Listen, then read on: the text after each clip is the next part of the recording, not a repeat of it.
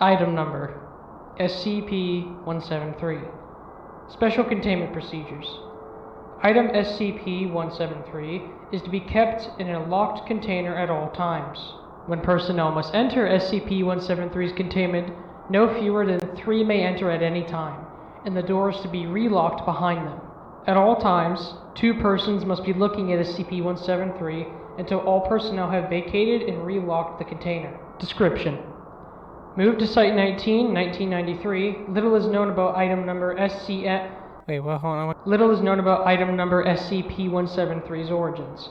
It is constructed from concrete and rebar and was once painted with Krylon brand spray paint. SCP-173 is animate and malevolent. If given the chance, it will kill anyone within its line of sight. Its weakness, however, is that it does not move while being watched. Despite this paralysis, it is still highly dangerous, able to cover at least 2 meters in a literal blink of an eye. Whatever animates SCP-173 does not give it much force with which to break things. As seen above, a room with large unbarred windows is fully capable of containing it. Its grip, however, is unbreakable, as when it is not moving, the statue is as hard and as strong as concrete.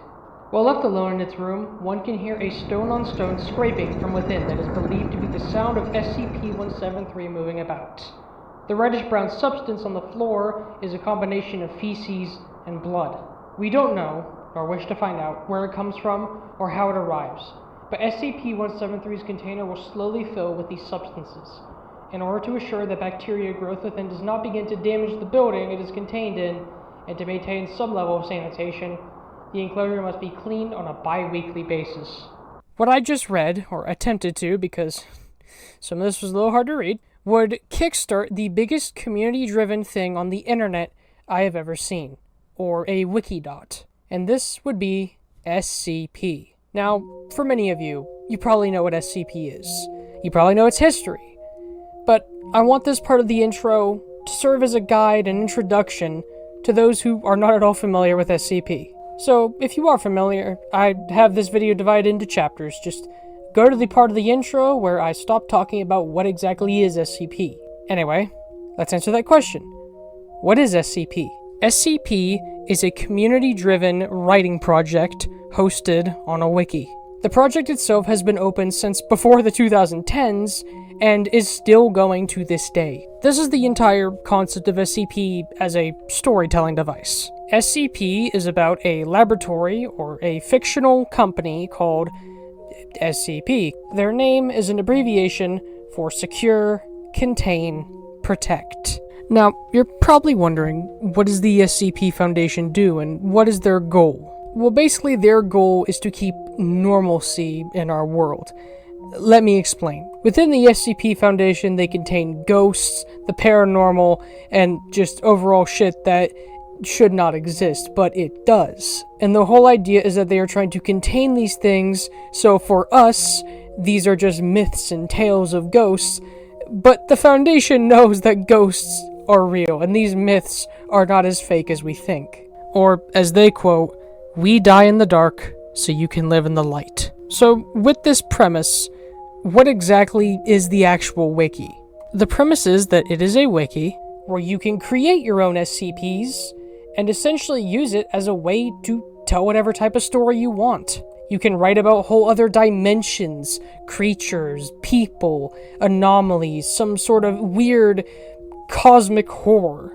It's all allowed and all fits perfectly well. And a big reason that all of this is able to work together is because a lot of the SCP wiki uses what's called redaction. For example, there is not necessarily a clear point in time when certain SCPs were captured, because that data is erased, presumably for higher-up personnel to know. And what this allows is for basically everything to exist because no one knows when it existed. So because of this, you have SCPs such as 3008, the Infinite IKEA. An IKEA where once you walk in, you're gonna have a hell of a hard time getting out. There are people who have been trapped there for years and have built weapons out of the equipment in the IKEA. The monsters there are faceless versions of the workers with disfigured limbs, and they will try to kill you when night rolls. You have SCP-2521, an SCP whose whole thing is that nobody can at all talk about him, nobody can draw him. And so the page to talk about this SCP is nothing but a bunch of images. This SCP is basically being contained by the Foundation by no one talking about it. We have SCP-5000 titled, Why? This SCP isn't actually a monster or a dimension, but about an alternate reality. This SCP is about a janitor who, in an alternate reality, witnessed the SCP Foundation willingly release all of the creatures they were containing. He then used a high-tech advanced suit that allowed him to be both invisible and also basically sustain his body. And the entire SCP is this kind of journal log written into the suit's data of what this person witnessed in this alternate reality of the Foundation trying to basically end the world. Then you have SCP-999, the tickle monster. SCP-999 is just a orange blob, and its whole idea is that anybody who touches it or interacts with it immediately feels happy, and it can basically just cure depression. And because of how kind this SCP is, it's just allowed to walk around the facility it's contained in because it just makes everyone happier. And then you have SCP-2316. Which is essentially a small body of water, but people who go near it will see bodies, and those bodies will look like people that they know, and begin speaking to them, telling you to join them. And because it's people that you know, or people that may have even died in your past, a lot of people are led to go into the water and don't come back out. That's also where the meme of "you do not recognize the bodies in the water" came from. And there is over, as of typing, some have not been added or finished, 9,999 SCPs, all of them written by different authors with their own unique ideas, their own twists, and that right there is why I love SCP. It allows you to come up with all these stories. And let's say that writing an SCP isn't what you want to do. You want to write an actual story. Oh, don't worry, they got you covered. That's why the SCP Wiki has Tales, which tells you stories about Foundation staff, test experiments between different SCPs that otherwise weren't able to be done or can't be done in the basic format that's used for SCPs. You can write about secrets that the Foundation keeps. You can write little mini poems. You can just write whatever. But, I mean, at least it's all contained within just this SCP Foundation. I mean, imagine if there were other foundations. Are We Cool Yet is a group of artists who managed to go ahead and acquire SCPs or anomalous creatures or items and use them to make very weird abstract art installations. The Chaos Insurgency was once a factor of a very royal group of soldiers that worked for the SCP Foundation. However, due to things that we don't necessarily understand, they decided to go ahead and splinter, and now the Chaos Insurgency is all about weaponizing SCPs. They're known for often breaching into other facilities and robbing them of their SCPs, so that way they can go ahead and make weapons. The Global Occult Coalition is, unlike the Foundation, about destroying the SCPs. They want to get rid of them entirely, and don't think they deserve to exist, where the Foundation wants to keep them and get as much data and research as they can out of the thing. Dr. Wondertainment is about taking SCPs and trying to turn them into children's toys, or into candy. The Serpent's Hand is essentially the PETA of the SCP world. Take with that analogy what you will. Their goal is about protecting and keeping SCPs safe, treating them like wildlife, often advocating for SCP rights. You know the indestructible lizard that wants to kill humanity? It deserves its First Amendment, man, alright? And I think you get the point. SCP has a lot of stuff about it that you can use to make stories. The best analogy I can give for what the SCP Wiki is, for anybody who skipped to here, which, yeah, I don't blame you, is essentially that you are a painter with a canvas, and they go ahead and give you their own unique mix of paint. And as long as what you paint meets their standards, they will put it up in their museum. And that museum is the SCP website. SCP to me is so cool because it basically allows storytellers who are ambitious enough and want to write something to share their work. Perhaps people who aren't comfy speaking, who don't know how to edit things properly, are able to write a story and put it here. And I'd argue some of the best stories I've ever heard have come from this wiki. I mean, for fuck's sake, there was an SCP, what's the number? Let me look it up. SCP-1762, which is more or less, in the most simplified terms, a cardboard box that releases paper dragons, and the paper dragons will tell whoever opens the box what's going on in their world. And it's about how, as they were constantly opening the box to find out what's going on in their world was suffering. And these dragons started to appear less and less, and were just sad. And I remember literally tearing up reading what is essentially a story about paper. And so, is it really a surprise if I tell you that people have tried to make video games about SCP? And mostly, video games about a certain event that occurs sometimes in the Foundation universe. Containment breaches. Sometimes an SCP's containment isn't good enough and they don't know it. Sometimes some third party, like the Chaos Insurgency, breaks in and releases them. But containment breaches are a thing that happens in the SCP universe, and I'm willing to bet you at least more than 50% of the SCP content out there in the world has to do with stories about containment breaches. And so, eventually, one guy decided to go ahead and make an entire SCP game about this exact phenomenon, fittingly titled SCP Containment Breach. And how would you feel if I told you that this game is not only probably one of the best SCP games out there, but I'd argue is probably one of the best indie horror games out there? Hey, they've got some work for you. Ladies and gentlemen, boys and ghouls, step right up. Behind this curtain lies a ghastly concoction of delight, horror, fantasy, and terror. Your every wish is our command, your every whimsical desire brought to life. But I'm warning you, there's always a price. Welcome to the greatest show on earth!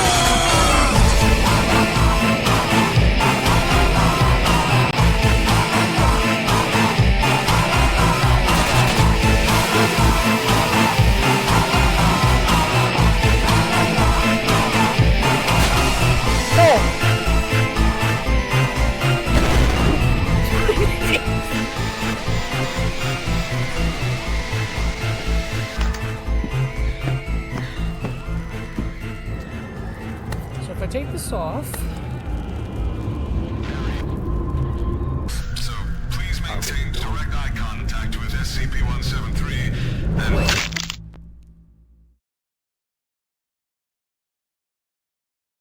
Somebody should make a video game based on this place.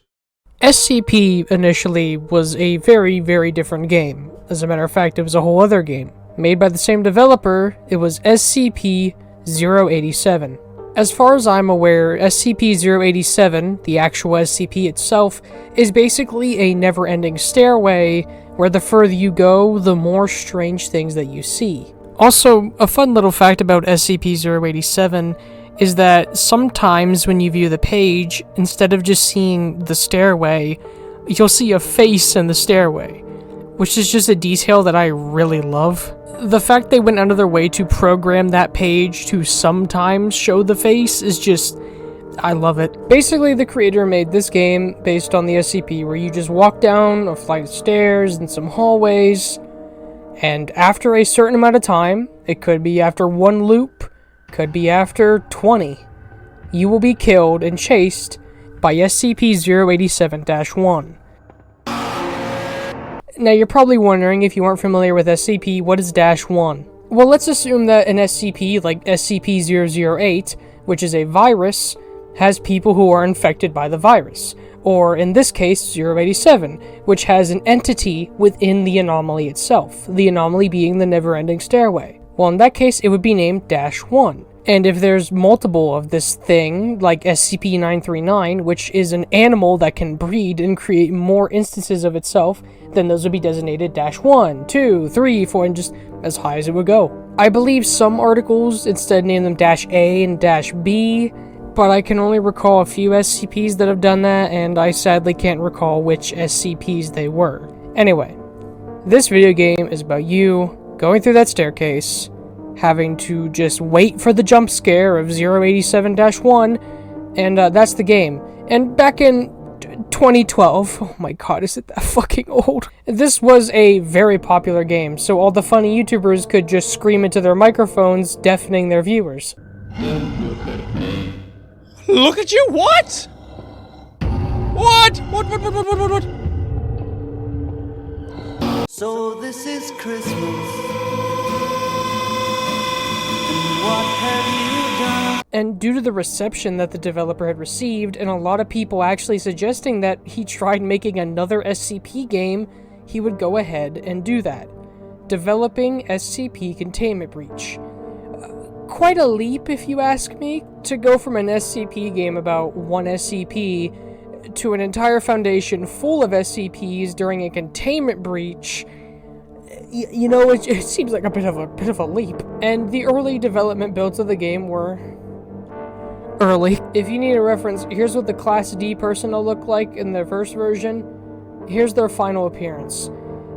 This game went through a lot of changes, and as a matter of fact, the game would be developed and updated all the way to 2018.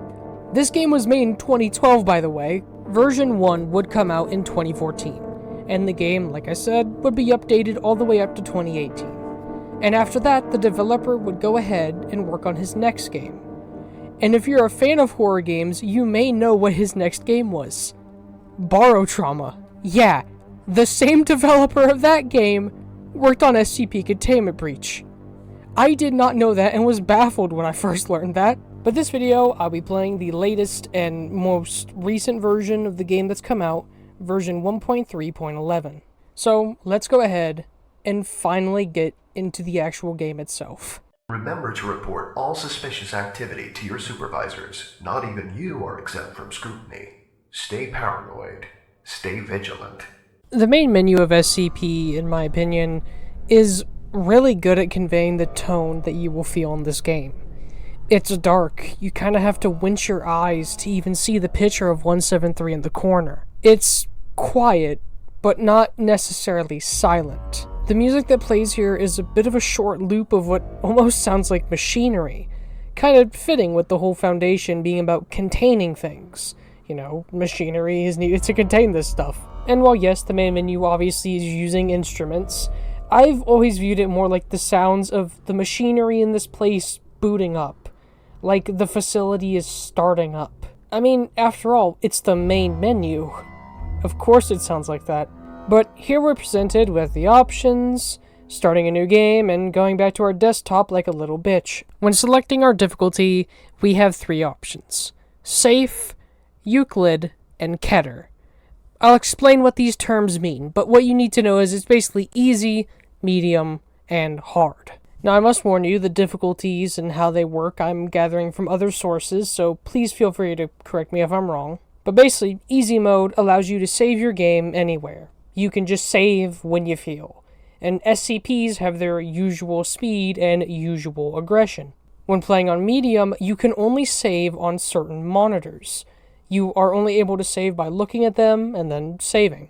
These monitors are usually monitors that also contain bits of info about the lore. And the SCPs themselves in this game mode have their speed just increased by about 10% and are a little bit more aggressive. And Keter has the SCPs on their hardest difficulty and their speed increased by 20.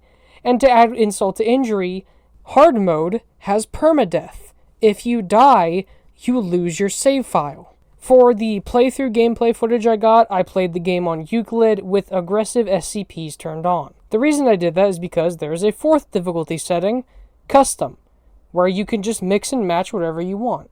Perhaps you want to have the much more easy SCPs, but only can be able to save at certain monitors.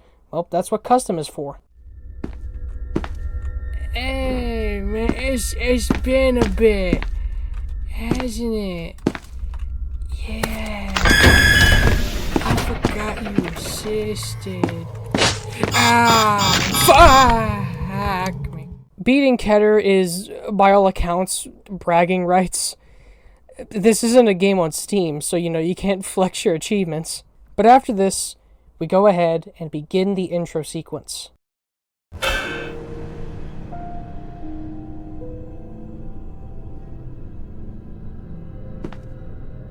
We wake up, blinded by the light in our cell.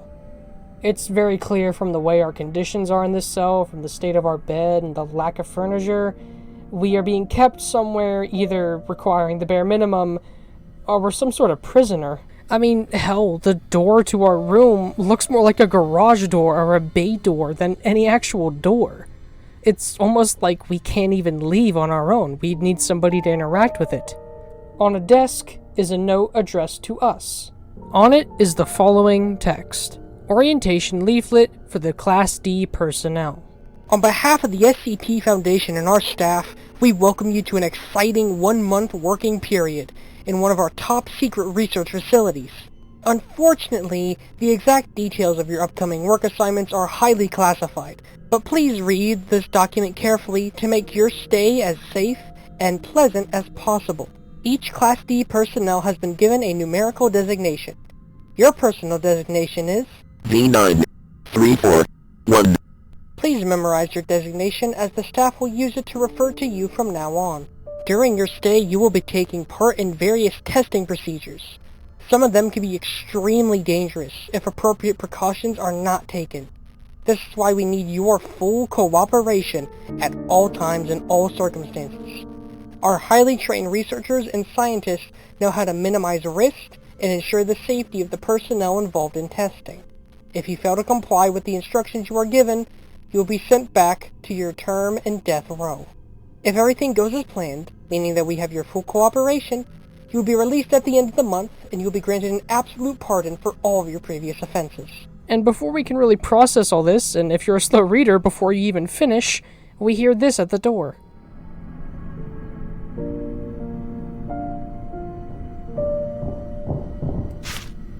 Control, this is Agent Ulgren.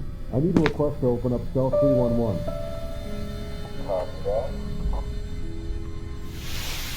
Hey, they've got some work for you. Do me a favor and step out of your cell. These are guards, and you're probably confused on why we're being escorted by men with guns. Well, let me explain. We are playing as a D-class, or a test subject. You see, most SCPs, not all, but most, are deadly. And because of this, the Foundation doesn't want to lose any of its critical researchers or personnel, some who have been with the Foundation for decades. They need something expendable to test. And that's what D-Class are. Expendable death row inmates. After all, who's gonna care if some rapist or pedophile dies because an SCP breaks its neck? But does this mean that the Foundation's allowing pedophiles to walk the street if they can survive 1 month of testing shit?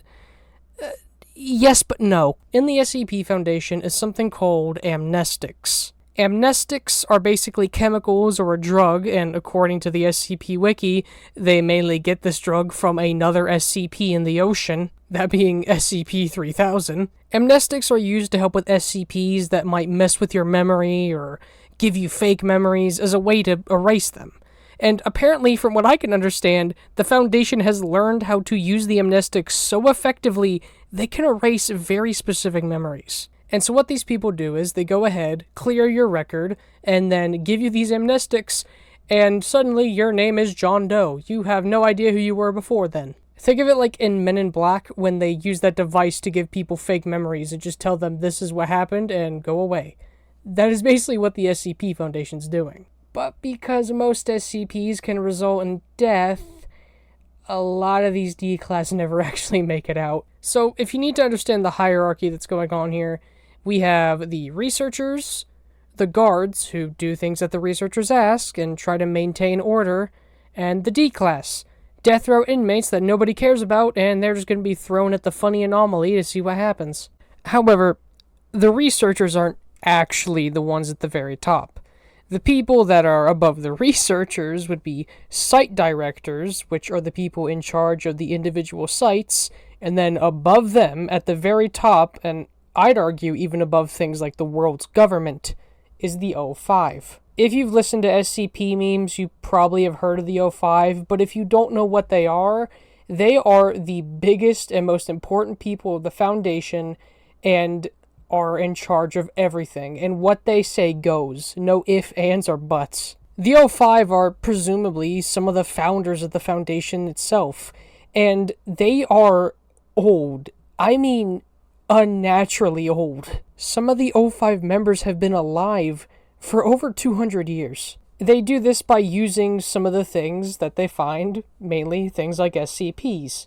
If there's an SCP that can extend or keep someone alive, there's a good chance the O5 has probably nibbled at that pie a little. They are the top of the top, and no one really knows what they are beside titles that they're given, like the newbie, the archivist, the mailman. More often than not, in most fan art of the O5, they're usually depicted as just these shadowy figures that loom over everything. However, there has been some SCP tales and articles that tries to view the O5 in a bit more of a human light. Now, unfortunately, the O5 doesn't really have a role in this game. Well, kinda near the end.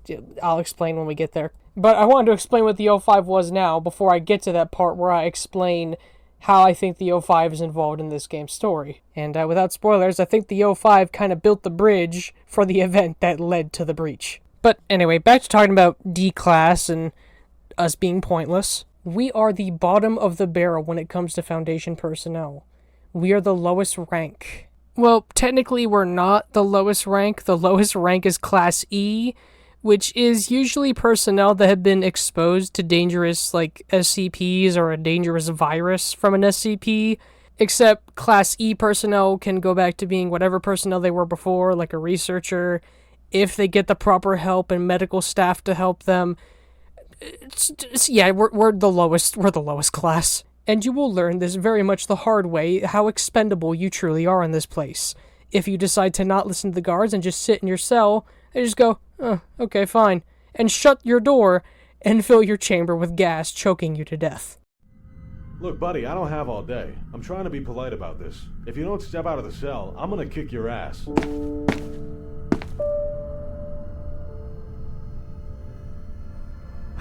You have got to be the dumbest test subject we've ever had. Oh well. Shut the doors and open the door.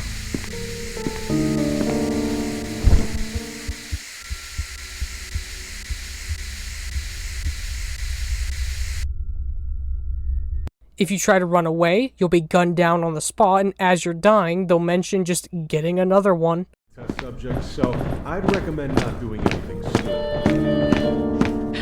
Attention. What the hell? Hey! Site Stop! Director. Go away! Please report to Administration's Complex. If you take too long and keep standing in place while they're trying to escort you, they'll shoot you. Alright, you know what? Fine. Be that way. We'll just get somebody else then.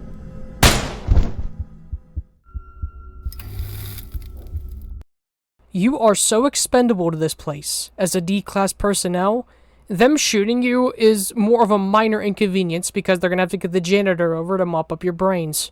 Speaking of which, hold on, are janitors actually, like, lower than D-Class? Hold on. Okay, so as far as I can gather, janitors are just, like, low-ranking people. So, the more you know. But we understand what the guards in D-Class do. What do the researchers do? Well, they research. See, one of the big things about SCP's Foundation, and just overall the wiki itself and why it's such a great way to write stories, is that the Foundation doesn't want to destroy these things. They don't want to get rid of them, like, say, the Global Occult Coalition, who wants to destroy SCPs. They want to study them and get as much info and research as possible out of them. So yes, the SCP Foundation is the stereotypical "we need more data" laboratory you'd see in an evil scientist story. But like I said, because of this allows the stories told on there to be very well made, and along with not even just the SCPs, but the tales themselves. SCP is about knowing as much as possible, so you can write as much as possible, or as little as possible. I mean, hell, one of the SCPs is all about not being known, so you can kind of write what you want, and because of the fact that it's just a bunch of researchers testing shit with death row inmates, it works. And something I noticed ever since I played Containment Breach and other SCP games is that 90% of them have us playing D-Class, and I'm willing to admit I view this as a bit of a double-edged sword. Playing as a D-Class allows us to experience things that guards and researchers never would. But at the same time, what about we have an SCP game where we're talking to a D-Class through a radio and have to write down notes? I know it sounds boring, but I mean, people like the game Paper Please, and you're playing as basically a border crossing guard. If people love that game, I think they'd love an SCP game where you have to listen to a D-Class over a radio. What about an SCP game where we're a guard trying to rescue as many researchers as we can? What if we play as a game where we're the Chaos Insurgency trying to steal what we can? Maybe turn it into like a Lethal Company clone almost, where you're the Chaos Insurgency raiding different sites. What about a SCP survival horror game set during the events of an SCP-7004 event? What if we even are playing as the two main characters from that SCP article? Perhaps we play as Mullins or Navera, or maybe even some secret third person immune to the event, which, by the way, go read SCP-7004, please. I listened to the Exploring series video on it as I was at work, and I remember when it got to the car crash scene, standing over a toilet, I was standing over a toilet that I was cleaning, and I just sat there frozen like, this is fucking horrifying. What I'm trying to get at here is, well, I think Containment Breach shows a good example of how to make an SCP game from the perspective of a D-class. I think too many SCP games try to focus on being a D-class. This isn't necessarily a criticism of Containment Breach, more criticism of people trying to chase after its fame. I mean, hell, SCP-5000 is a really popular SCP game, and the D-class in that game are just enemies you fight. In Secret Laboratory, you can play as a D-class, but you can also play as a researcher, a guard, a Chaos Insurgency member, an MTF, all this stuff. I'll get into what those response teams and MTFs are later. For now, just ignore that term. That's something I will explain a lot later. But anyway, we're escorted by the guards. And as we're being escorted, we can hear them have conversations, and the conversations they have are randomized. You see, one of the devs' big goals was replayability. And I would say he nailed that. While yes, beating the game requires going to specific rooms in a specific order, do a specific thing, the actual events in between are completely randomized. And the first little bit of randomization we see is these conversations, which can be one of the following. And I'll let you listen to them because I like the voice acting. So, how's it going? Are you talking to me? Yeah, who do you think I'm talking to? This guy here with the punchable face? Of course I'm talking to you. Oh, I'm just a little surprised. I think this is the first time you've ever spoken to me. Well, yeah. It's your first day working here. Actually, we've worked together now for about 5 months. Really? Wow. That's weird. So you see any good movies lately? I don't really watch movies. I mostly just read books. Yeah? What kind of books? Horror, science fiction, anything like that. You're kidding me. What? Your whole job revolves around horror and science fiction. Except, it's not actually fiction. Well, actually, I'm planning on writing a book about my Yeah, look, no offense, but I've already lost interest in what you're talking about. Man, I'm hungry. Hey, today's pizza day down at the cafeteria, right? Actually, I think it's tuna casserole. Oh, god damn it. Well, my day's ruined. The only reason I still come here is for the pizza. I don't know what it is about that pizza, but it's delicious. Tuna casserole, on the other hand, is a disgusting abomination, and it should be locked up in here with the rest of these freaks. Okay. You don't have a girlfriend, do you? Is it that obvious? Well, I'm definitely not a mind reader, otherwise I'd be locked up in this place, so yeah, I'd say it's pretty damn obvious. Well, how am I supposed to get a girlfriend anyway when I have this job? I mean, I can't tell her about it. Tell her you work at some coffee shop or something. Well, what if I accidentally forgot to wash my hands here at work, and I came home and there was blood all over my hands? What would I say to her then? I don't know, just tell her it's ketchup. Ketchup? Why would I have ketchup on my hands if I worked at a coffee shop? Oh, just forget it. So you see any good movies lately? I don't really watch movies. Oh, okay. Well, what about video games? That reminds me, somebody should make a video game based on this place. Why would anyone do that? I don't know, I just thought it was kind of a cool idea. Well, I don't play video games either. As the guards escort us, we can see another D-class in a window being escorted, just like us. We don't really know what he's testing, but hey, maybe he's testing something horrific and we get to test something that's safe. Maybe we're gonna go test, like, SCP-999, you know what I mean? Like, maybe something happy. As we keep walking, we can just barely catch a conversation between a scientist and somebody on a phone. It is really hard to get this entire conversation an audible hearing, because if you're still for too long, the guards shoot you, and there's also the PA system going off, and a bunch of other sound effects and the music, but thankfully, every single file in this game is accessible. Every single texture, every single sound effect, every single little bit of the game is accessible and able to be edited, and this allows for some fairly interesting modding. But the conversation that is just barely out of earshot is this. For some reason he passed by 079's chamber and now the doors aren't working. Well, at least they weren't working when I last passed by. Skinner? I don't recall knowing him. Was he ever stationed at this sector?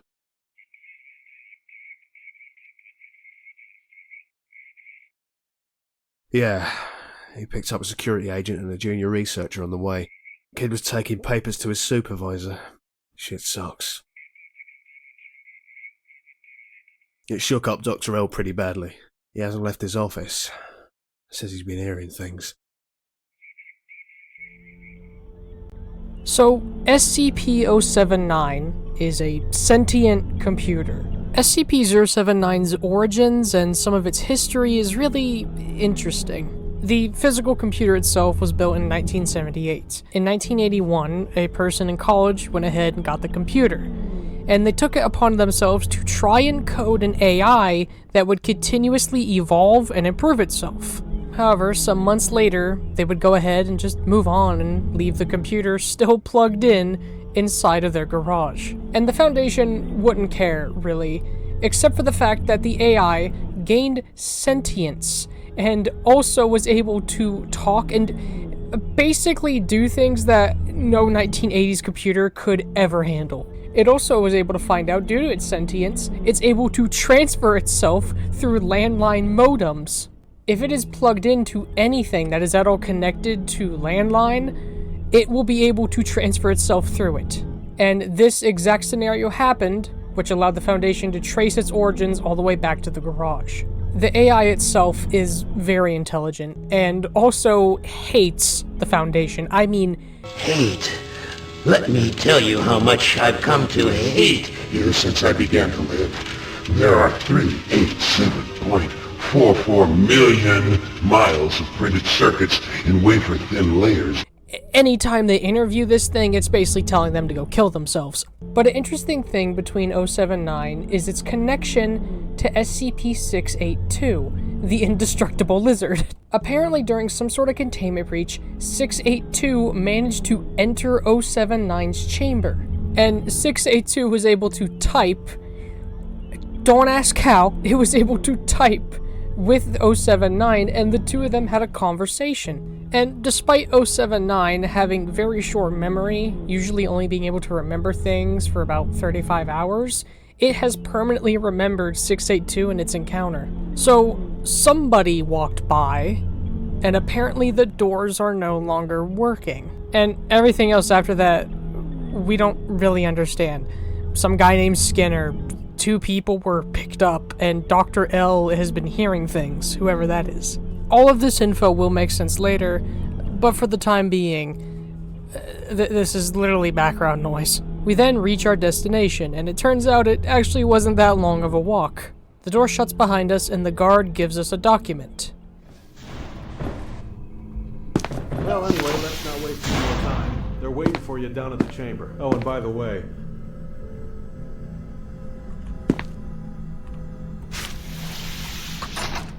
we are testing SCP-173. On the document, we are able to see that its object class is Euclid.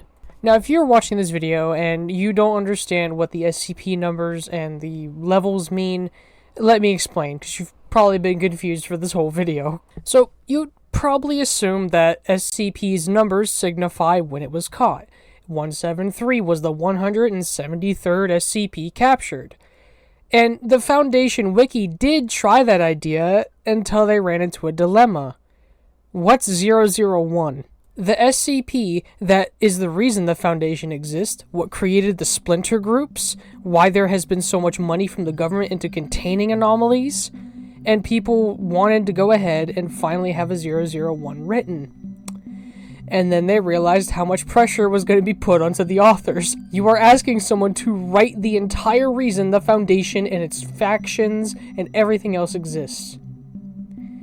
That's a lot of pressure. So what they instead decided to do was, when viewing SCP-001's page, it says that there has been several fake 001s written to keep the real 001 concealed. And so what this allows you as a reader to do is to look at these 001 proposals, which were all written by people trying to come up with the very first SCP, and you can decide what was the very first SCP they captured. Some people even theorize the very first one was actually the Foundation itself. If not the Foundation, then the O5 Council, and you know, with the age of some of the O5, I kinda can get behind that one. And either way, the numbers, if they were chronological, don't make a whole bunch of sense. For example, SCP-427 was the product of putting SCP-500 into SCP-914.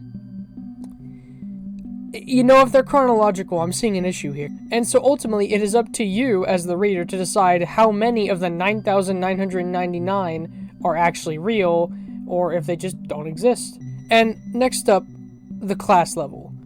Now, there's a common misconception about class levels, and I'm going to address that here in a second. The three levels are Safe, Euclid, and Keter. They are at least the most three that are used. There are some other ones that I'll get into in a second. Now, this is a very common misconception, but it is not their danger level that is being described here, but how hard it is to contain them. A safe SCP can have the power to literally blow up the Earth, but as long as you don't touch it, nothing will happen. Whereas Keter SCPs, which require 24/7 monitoring, constant observation, trying to make sure that they know what it's doing every day, every second, can be something as kind as a guy that shows up to dead people, who would just sit there and relax with them in their final moment. Basically, the three levels are this. Safe, it can be contained super easily. Euclid, this thing is a bit unpredictable and requires some monitoring, and usually is a little dangerous, but not always. And Keter requires 24/7 observation, usually with expensive, heavy equipment to keep them contained. Now, I'm willing to understand the misconception between this being a danger level instead of a containment level, because more often than not, if an SCP needs 24/7 monitoring, it's usually because it's deadly. But along with these three ranks is also some other ones, such as Thaumiel. Thaumiel SCPs are actually beneficial to the Foundation and usually help them contain or find other SCPs. Probably the most infamous example of this is SCP-179. She's essentially a woman in space who is far, far away, and via telescopes and satellites, the Foundation is able to see her pointing in random directions on Earth, which shows where a new SCP is. Then you have explained SCPs, where it turns out the Foundation may have made an oopsie, and what they thought was paranormal was not.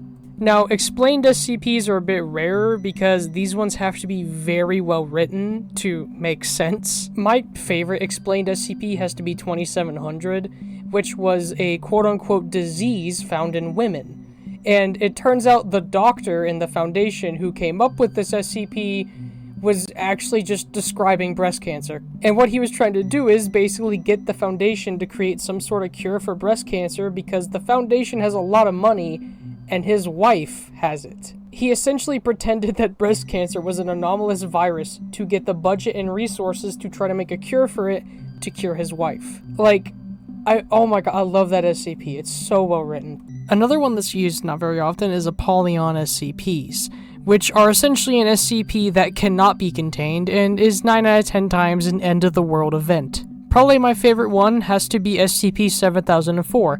Go read that. I'm gonna keep begging you. Please go read that SCP. I really fucking like it. And then you have joke SCPs, which are, it says it right there. They're shits and giggles usually making fun of how SCPs are written. So basically, the three levels, Safe, Euclid, and Keter, is more or less how safe is it to contain and how unpredictable is it. If it's very predictable and you don't gotta do anything to really contain it, it's safe. If it's a little bit unpredictable and you should probably watch it at least once or twice, Euclid. And if it needs constant observation because the slightest change could cause some problems, it's Keter. Alright, cool. Let's actually talk about the SCP-173 chamber. This video is already like 40 minutes. We're not even past the intro. Now, here's a fun fact about SCP-173 in this game. Specifically this one. So that statue, that's SCP-173, is a real-life statue made by a real-life artist, that being Izumi Kato. Izumi Kato has made plenty of weird statues and pieces of art, and this one right here was one of them. And so, finding out that your art has not been credited and is the main icon for a basically horror franchise, Izumi contacted the higher-ups on the SCP Wiki and said, yo, that's kind of like cringe. Ever since then, the original image is no longer on the page. And because of Izumi actually trying to go ahead and get proper copyright of the usage of his statue, SCP games around the world changed their design in their games of 173. A good example, in my opinion, is Secret Laboratory. Prior to Izumi taking action, 173 looked like the real-life statue. But then after this, they changed the design to this, which I would argue is much more better and terrifying. SCP Unity, God bless that canceled game, that shit looks so cool, did pretty much the same thing, having a model that looked exactly like the original image. But then after the whole copyright stuff ensued, changed the design to this. And just ever since then, there's been tons of fan art depicting 173 in much more unique designs. But the reason that so many SCP games out there have given 173 a unique design is because, well, you have to pay to play the game.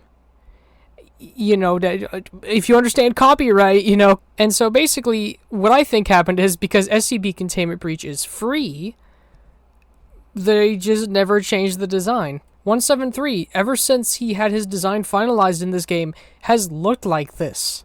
It feels like you're looking at a little bit of history every time you play this game because 173 didn't change when every other game did. SCP-173, in this game in particular, still uses that old design of that peanut-looking dude that looks like he's always reaching out for a hug. It is just something I find interesting and love so much that this game just contains a little bit of history. We walk into the room, and probably the sight that's been burned into many people's brains ever since they played this game is right here. 2 other D-Class, a guard above a balcony, and that thing sitting in its room with its floor covered in its own feces. And much like earlier, disobeying the orders you're given results in death. Attention all Class D personnel. Please enter the containment chamber.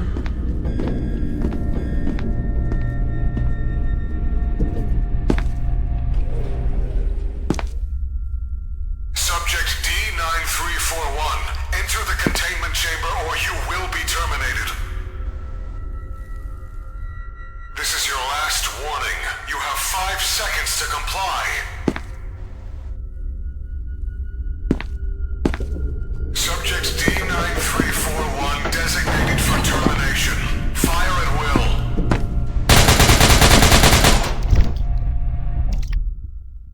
So we go ahead and listen to them and enter the chamber. We're told to go approach 173, but as one of the D-Class there goes to do it, the door opens up. There seems to be a problem with the door control system. The door isn't responding to any of our attempts to close it. So please maintain direct eye contact with SCP-173 and... What's happening? Oh shit. Oh shit.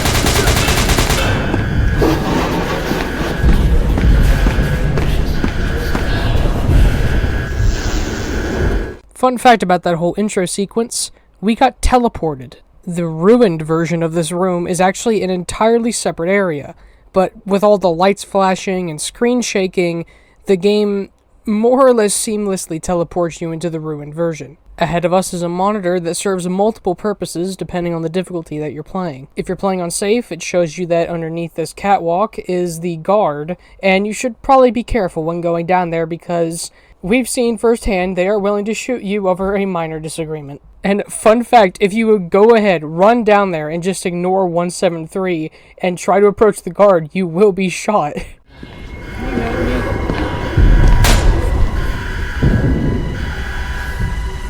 That's right, I'm a death row inmate here, and But also this monitor, when going near it, tells us that going near these monitors, we can save. And on the Euclid difficulty, this is very important to know, that computer monitors and security monitors are the way that we can save our progress. And something of note about the save stations is that sometimes when you go to save your game, you'll see this flash on the monitor for a second. As of now, because the game has basically just started, we really don't know what this face is or who it could be. As we go down, we can hear the person who was earlier directing us into the chamber talking with the security guard. When hearing the security guard, we realize it's the one who is talking about punching us in the face.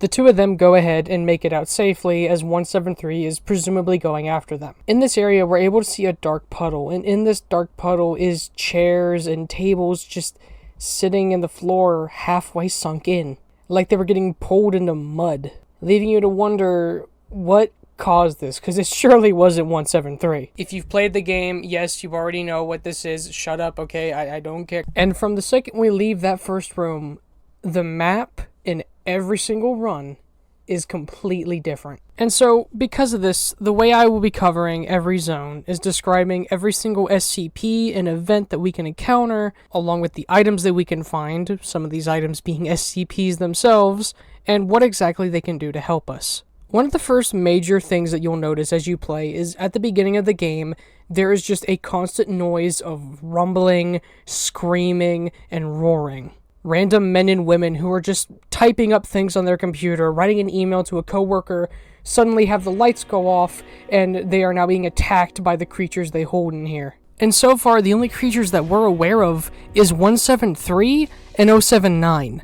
Who knows what they're containing here? And something I want to bring up real quick, because this is a common misconception I hear, is that this game takes place in Site-19. You see, in the SCP lore, Site-19 is usually regarded as the biggest, most high-tech, and fancy facility in the SCP universe, containing some of the most dangerous and deadly SCPs. And a common reason for this belief is because in SCP-173's article, it is stated that he is at Site-19. However, Site-19 is, according to what we can understand, one of the most high-tech advanced sites.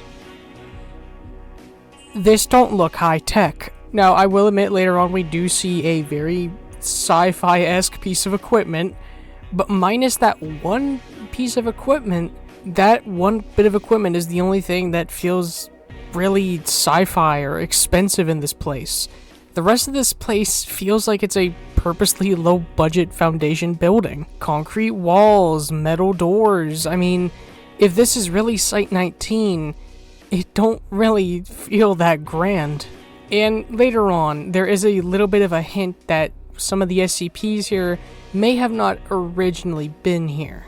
And I believe 173 is one of those SCPs. And overall, it's a bit of a theme you kind of feel throughout this game that this place isn't built to handle these things. Which is kind of funny because the whole idea behind containment breaches is usually something that the Foundation couldn't predict or didn't understand happened. But I mean, if this place has faulty doors, like we've heard in the intro now twice, then this place needs a lot more funding. But before we get to the exciting part of the first zone, the SCPs, let's talk about the items we'll find. You can find keycards, which are a crucial item in beating the game. Here you'll find level 1 keycards and level 2 keycards. Along with that, you can go ahead and find a clipboard, which will allow you to hold certain documents. This is very useful because some documents actually contain passcodes.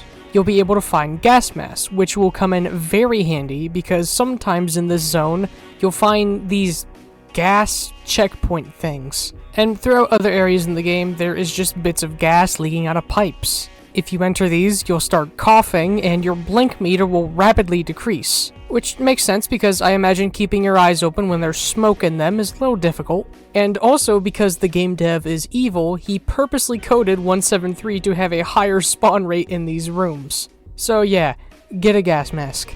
Next up is the radio, which will come in important throughout the entire game.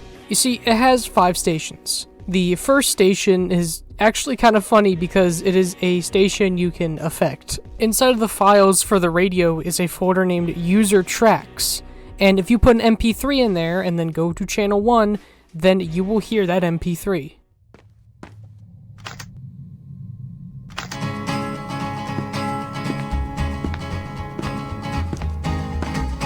to the town. Channel 2 just constantly plays the warning that we heard at the beginning of the game, that the site is breached and that everybody should just remain calm.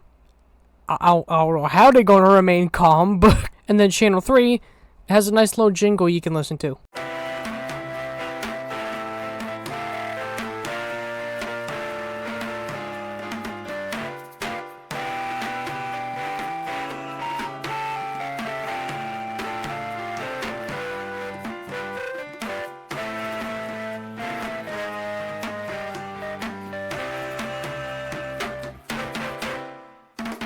Sometimes on Channel 3, there will even be a voice talking, and it's usually just cracking SCP jokes. So I'll go ahead and let you listen to them, and you can decide if they're funny or not. A reminder, in the event of an XK-class end-of-the-world scenario, don't panic, it won't help.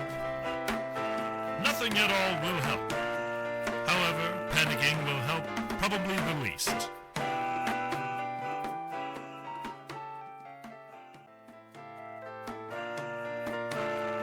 Should you hear a different voice announcing for SCP Foundation on-site radio, disregard it entirely. He is not a Foundation employee. He is trying to trick you and cannot be trusted. Any advice he gives can only inevitably lead to destruction, death, and utter chaos. You are immeasurably better off listening to me.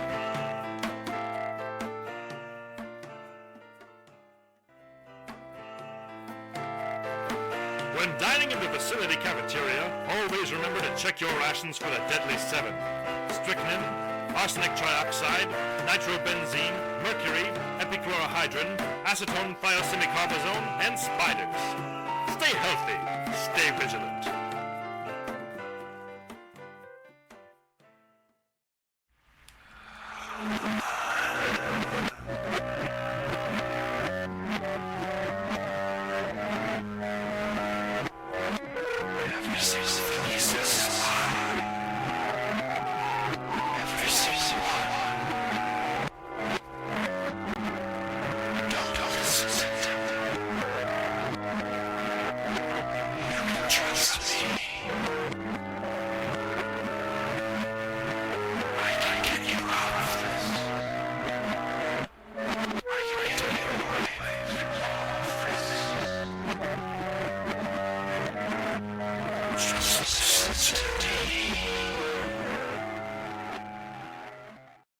Yeah, it's not known what that last thing is, if it's an SCP or what. It's there. Channel 4, at this point in time in Zone 1, has no purpose. It's just static. But Channel 5, when you first turn into it, you will immediately hear this. Hello? Is anyone out there? I don't know what... I don't... Oh God, it's coming. Someone, please, anyone. Please. Someone get to the broadcasting station at once, please. Oh God, what is that? What is that?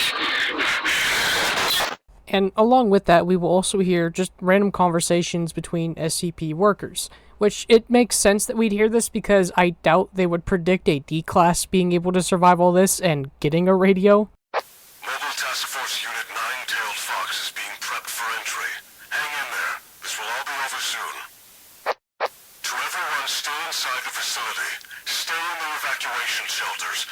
Do not try to make it to the exits no matter how close they are. The shelters are your best chance of making it through this. To everyone still hearing this, reality-bending events are common during containment breaches of this magnitude. Do not trust your senses. Do not trust anyone or anything. Dr. Maynard, please report in at Gate B. Dr. Maynard, do you copy? This is Agent Algren, sir. I'm afraid Dr. Maynard is still inside the facility.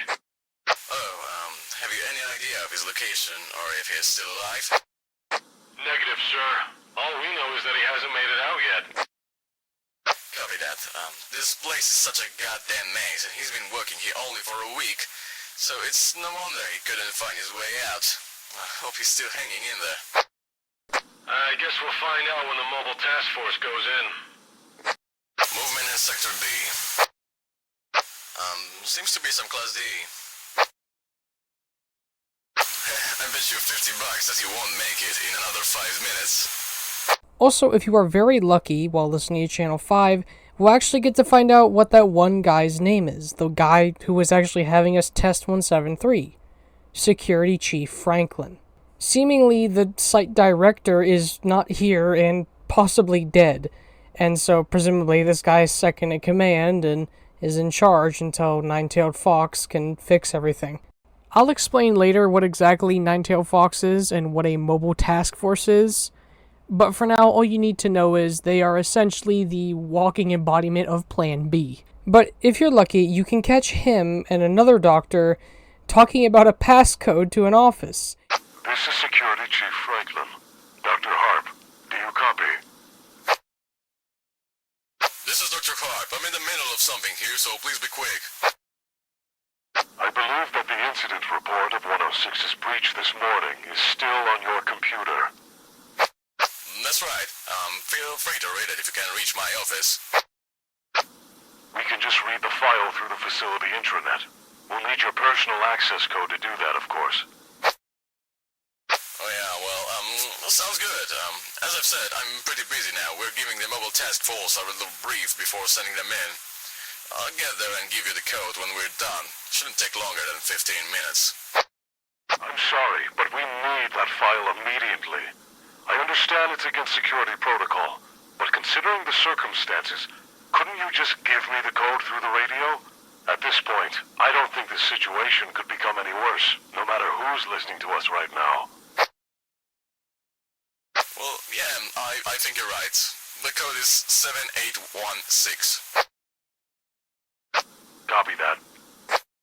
That passcode will work on that person's door an entire 2 zones ahead. Now, the phrasing of this radio call is a bit interesting when they mention 106's breach this morning. Now, this means one of 2 possibilities.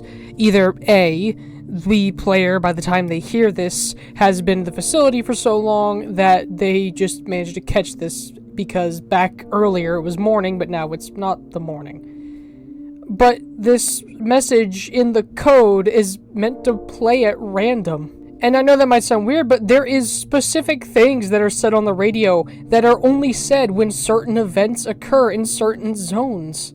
So, this can't be a coincidence that they're mentioning a 106 incident this morning. Does that mean prior to the breach, 106 got out before and now he's gotten out again? What if that's what that worker was describing in that conversation in the intro?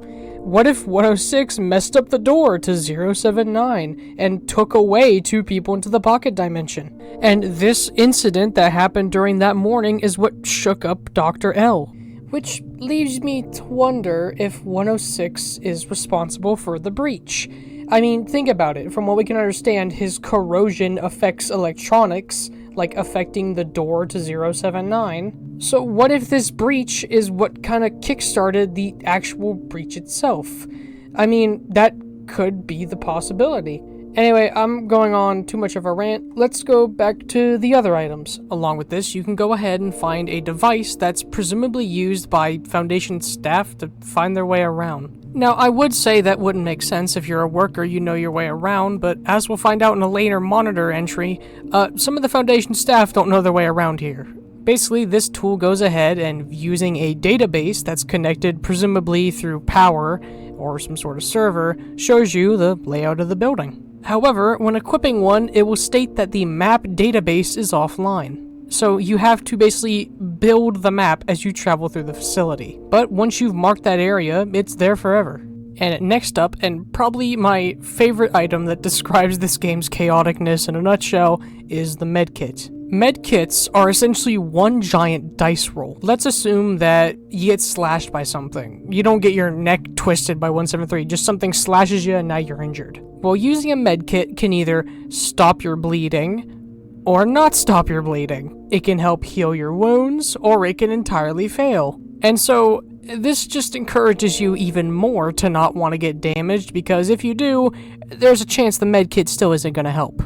Now, while I'm willing to admit this is a fairly interesting idea, there's one issue I have with it. When you are injured, your screen wobbles, which is presumably to simulate limping. And that's cool and all, but when you're playing the game and essentially you can't heal because the medkit dice roll said no, and then this becomes how you play the game, it is a little bit annoying. But that is basically all of the items that you will find inside of Zone 1, and all of them are very important. So now that we're done with the boring stuff, let's get to the exciting stuff and talk about the SCPs. Firstly, let's talk about the ones that don't have their own chambers. The SCP you'll grow to despise and hate as you explore this zone is 173. Fucking... Where did you come from, you bitch?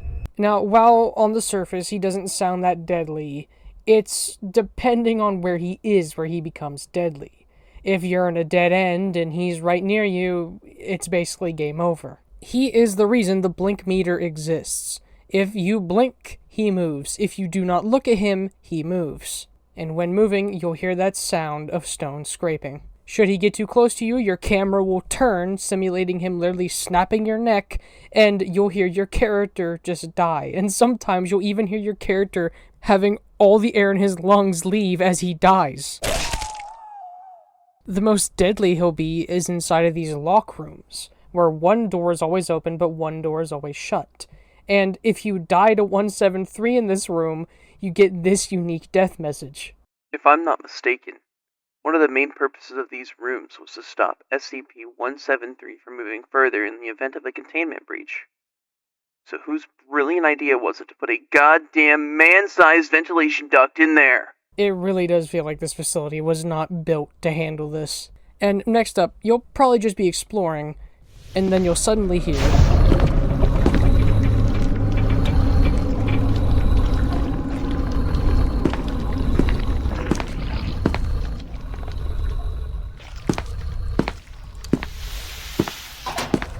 This is 106. 106 is probably the most deadly and terrifying SCP until you grab one very specific item and then he becomes a laughingstock. But let's go ahead and talk about 106 from his actual original article. 106's article contains various revisions to his containment. Initially, his containment was a simple put him in a cell. But since he can go through walls, what if we just have the cell hanging in the air suspended? And then they realized he can teleport. Not necessarily teleport, but he can go into a wall and then pop out of another wall. However, as more and more containment breaches occurred, his containment chamber has now become this... just listen to this description. 106 is to be contained in a sealed container comprised of lead-lined steel. The container will be sealed with 40 layers of identical material, each layer separated by no less than 36 centimeters of empty space. Support struts between layers are to be randomly spaced. Container is to remain suspended no less than 60 centimeters from any surface by ELOIID electromagnet supports. Secondary containment area is to be comprised of 16 spherical cells, each filled with various fluids and random assembly of surfaces and supports. Secondary containment is to be fitted with light systems capable of flooding the entire assembly with no less than 80,000 lumens of light instantly with no direct human involvement. Both containment areas are to remain under 24-hour surveillance. Any corrosion observed on any containment cell surfaces, staff members, or other site locations within 200 meters of 106 are to be reported to the site security immediately. Any objects or personnel lost to 106 are deemed missing and KIA. No recovery attempts are to be made under any circumstances. Also, because of how deadly he is, it's stated that in order to do any sort of test with him, the O5 Council has to approve it. He is so deadly, you need the top of the top to say, yeah, you can throw a D-class at him. Should 106 break out of his cell, the site has a device simply known as the femur breaker. Well, now that we got you warmed up, it's time for the arm cruncher. Arm cruncher, great. It does what it says on the tin. It breaks your fucking femur, which is, fun fact, the most painful bone to break. You see, the Foundation found out that people who are in pain usually learn 106 more than somebody who's not. And so, according to the wiki, people between the ages of 10 to 20... 10? I'm sorry, 10? Where'd you get that number? Where'd you get that fucking number? Where did you learn that 10 was like the... They're to be lured to the chamber, and then after this, the site PA system will be turned on with a microphone inside of the chamber, and then they will break their femur and broadcast their scream across the entire building. So that must be nice, knowing that, one, SCP-106 is at a containment, and then you have to hear somebody scream in agony as 106 eventually goes back to his chamber. Now, once 106 grabs somebody, he'll take them to what's been nicknamed his pocket dimension. Now, in the actual wiki, it says that the Foundation has basically no idea what this place looks like because since 106 rots everything, the cameras recording this rot and die. All that they have been able to catch is that it just looks like endless hallways. Said hallways looking like they are pretty much on the verge of falling into dust. And some sort of entry, but that part of the article has its data expunged. And sometimes people can actually be released from the pocket dimension, usually just for 106 to try to torture them again should he leave again, and we even get to see an image of what happens to somebody when 106 touches them. This video is going to get demonetized, and 106 will bring you to his pocket dimension in this game as well. Oh, fuck.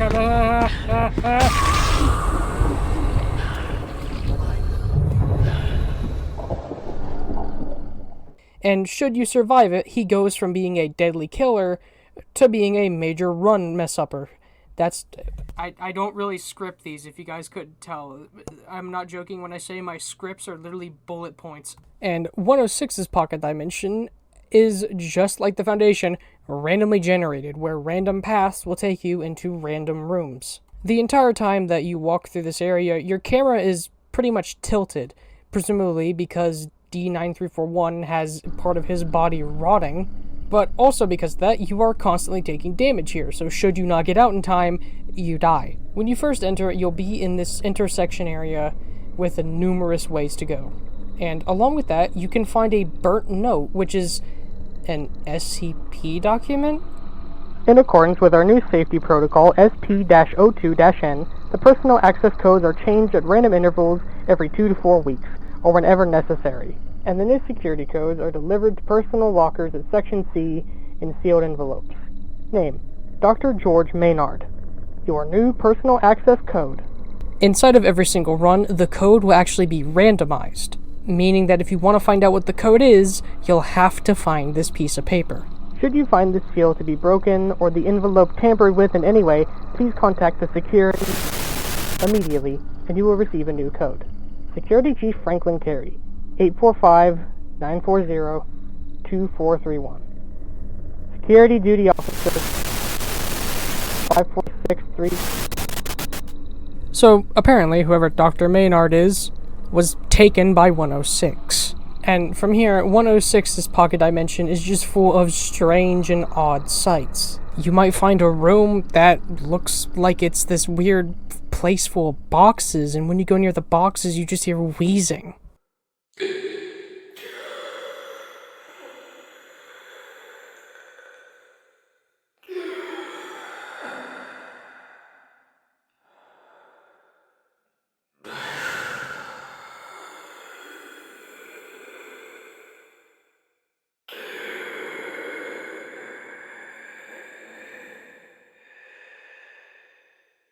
On the floor, although hard to read due to the fact it's red text written on a red floor with a red light, we can, by just flat out looking at the game's textures, make out a message from 106 himself. My name is not 106.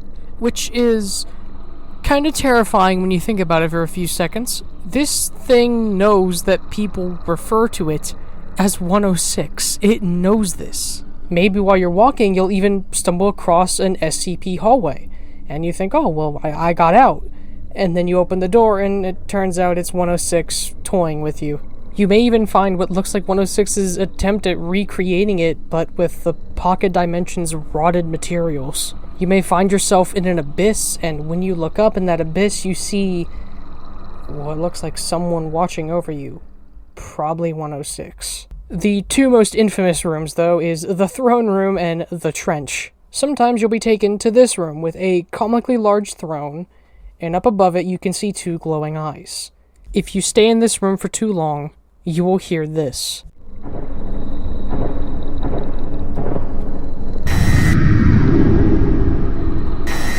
You will then be teleported to the trench. Going through the trench, it feels like something out of World War I. Dirt all around you, some wood above you for walkways and no man's land. And as you walk through, you start to hear this roar.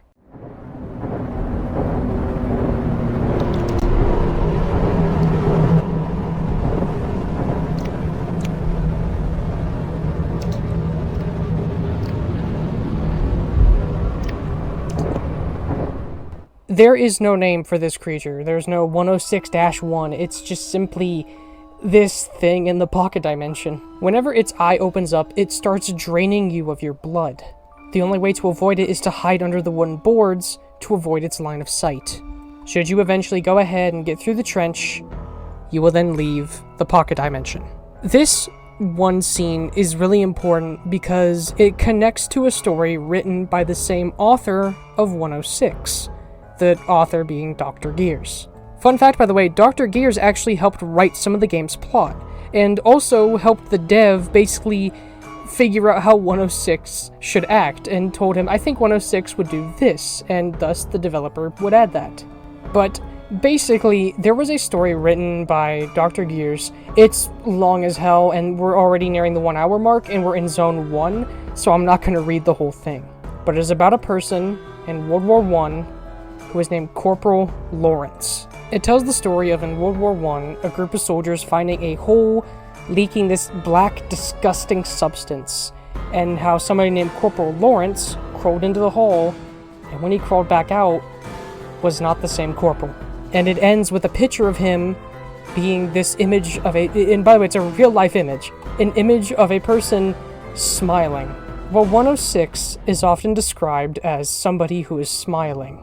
His decay often leaves behind a black ooze. It's kind of assumed whatever 106 is, he may not necessarily be how do I put this? 106 may more or less be a 106-1 than 106. It's kind of believed that the old man, as he is nicknamed, is essentially Corporal Lawrence after having been transformed.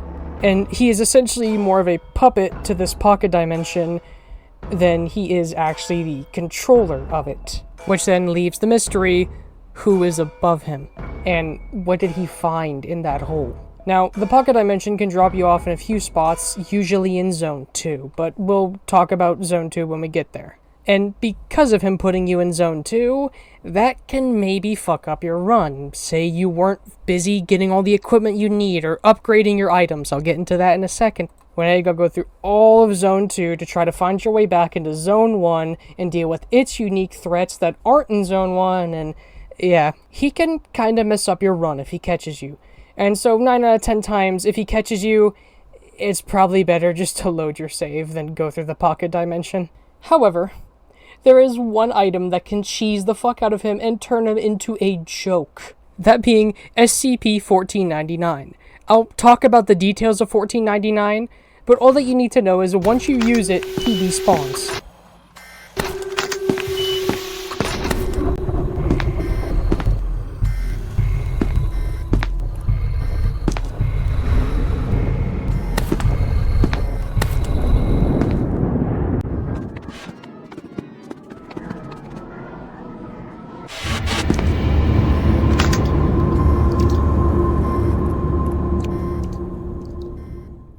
And you can use it however many times you want. And so basically, once you grab this item, 106 may as well just not exist. And it sucks because 106 is such a cool threat and gives you that kind of thought in your head, like, do I risk getting captured and maybe showing up in Zone 2?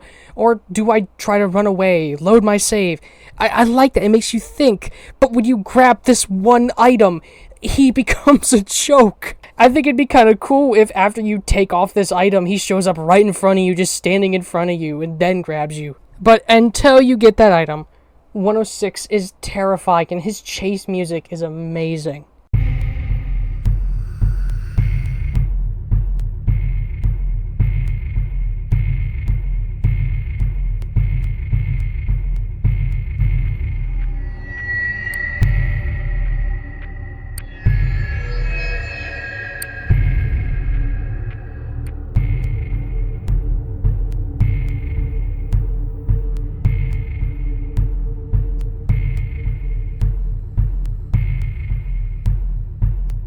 Also, a fun fact about 106 that I really like is if you get really far away from him, you can see his eyes glow. This is really useful because, I mean, he's covered in black goo. It's a little hard to see somebody who's very dark in a dark building.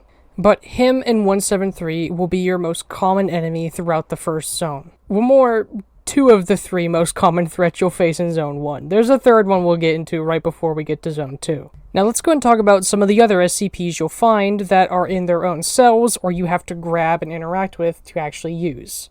While traveling through the zone, you'll most likely encounter a hallway that is full of basically other tinier SCPs all stored in usually some sort of container. But you won't get immediate access to it as you need a level 3 keycard.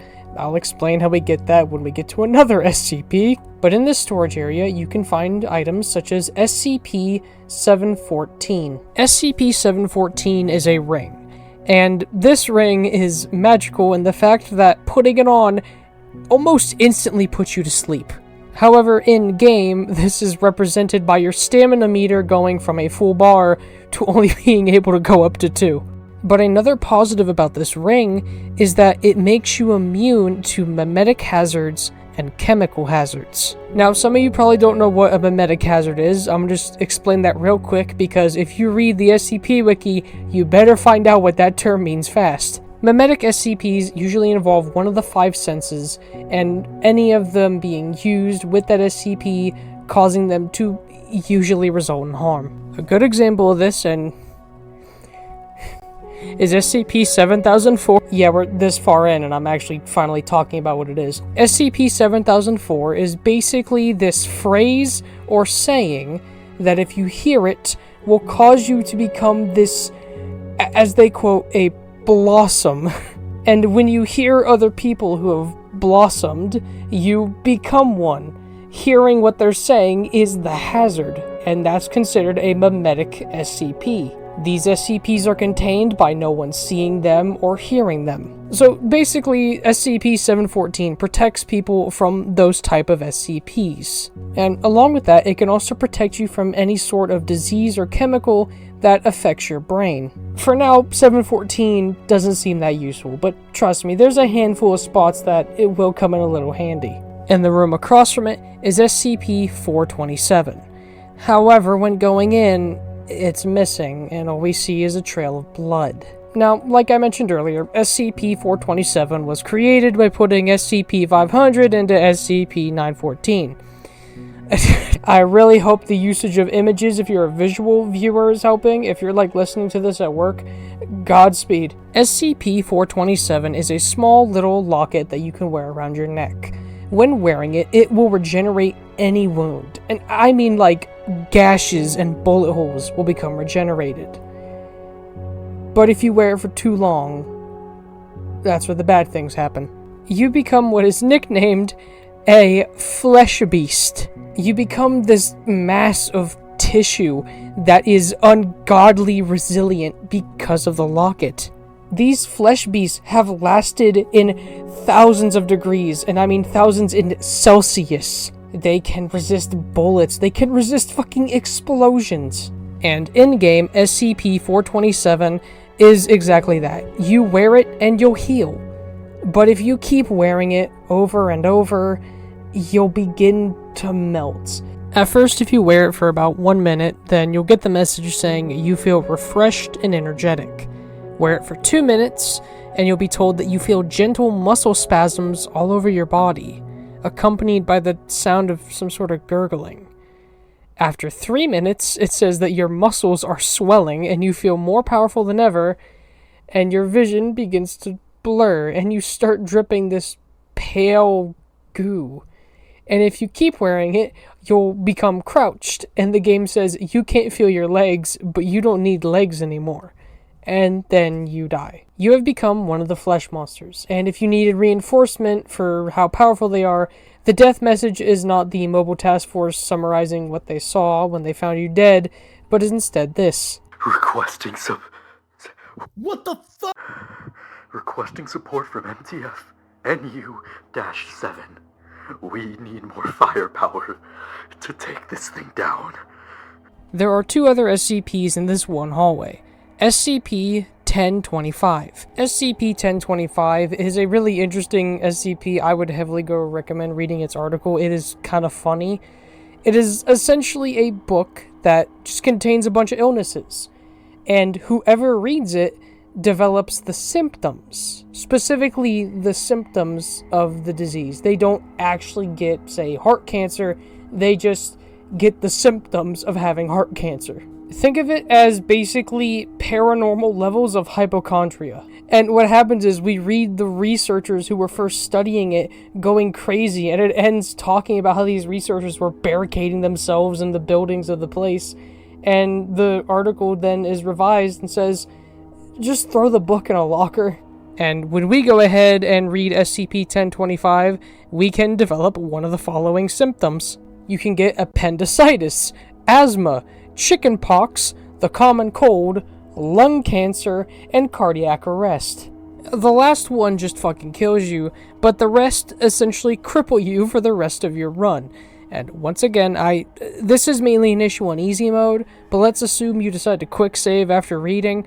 Well, I hope you enjoy having half your stamina for the whole game. However, if you're wearing SCP-714 while reading the book, it negates the effects, and so then you just read a page and nothing happens. If you're trying to get all the achievements, you basically have to do this. And the next up is SCP-860. And this SCP we'll encounter later on, but we can at least at the bare minimum grab the key for SCP-860. We just have to hold on to this key, and much later into our run, I'll go into detail about what exactly 860 is. And then, further ahead inside of the place, we can find other SCPs in their own containment chambers that aren't just tiny objects. One of the first ones is SCP-012. SCP-012 is a musical sheet that was recovered by an archaeologist inside of northern Italy. They found it when the tomb holding the sheet was destroyed by a storm. The object itself is just a musical sheet, and on it it's titled, On Mount Golgotha. Anyone who reads the sheet has this just insane obsession suddenly strike in them to finish it. And they finish it by basically mutilating themselves and using their blood to try to finish the musical sheet. People who manage to survive long enough to finish a part of the sheet then kill themselves, declaring that it's just impossible to complete. And the SCP Foundation decided to look at the musical sheet and say, well, why don't we try to perform it? And performing it results in just...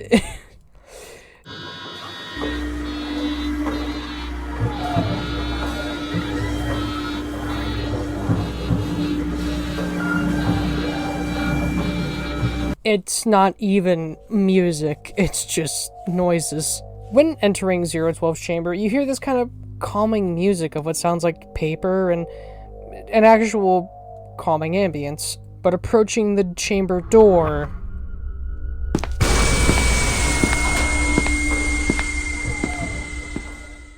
For context, by the way, I am not touching my keyboard in this clip. The game just makes you move and look at it. And if you get too close, we witness our character basically slice his own wrist open with his fingernails. I want to gag saying that, and trying to finish the piece. And I'll let you enjoy the audio, and if you're a visual viewer, enjoy the descriptions of the gore.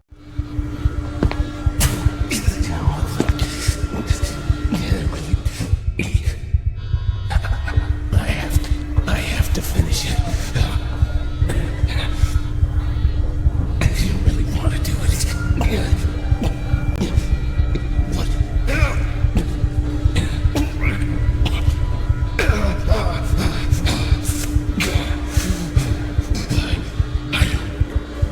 I can do this.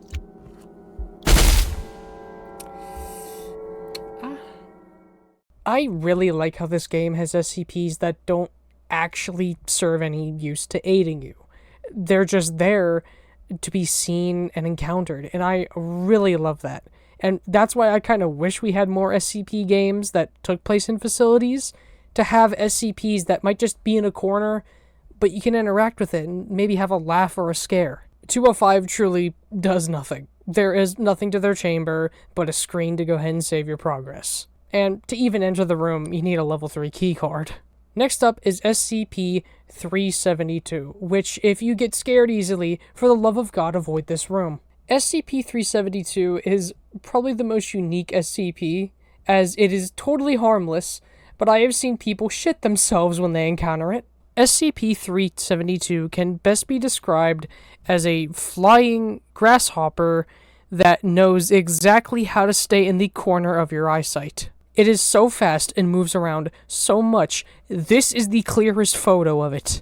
It does not have eyes or ears, but some sort of strange organ that basically gives it not only echolocation, but can detect energy transfers such as the electric impulses in your brain. Because of this and how insanely fast it moves, it is able to essentially detect where your brain is going to look and try to avoid your line of sight.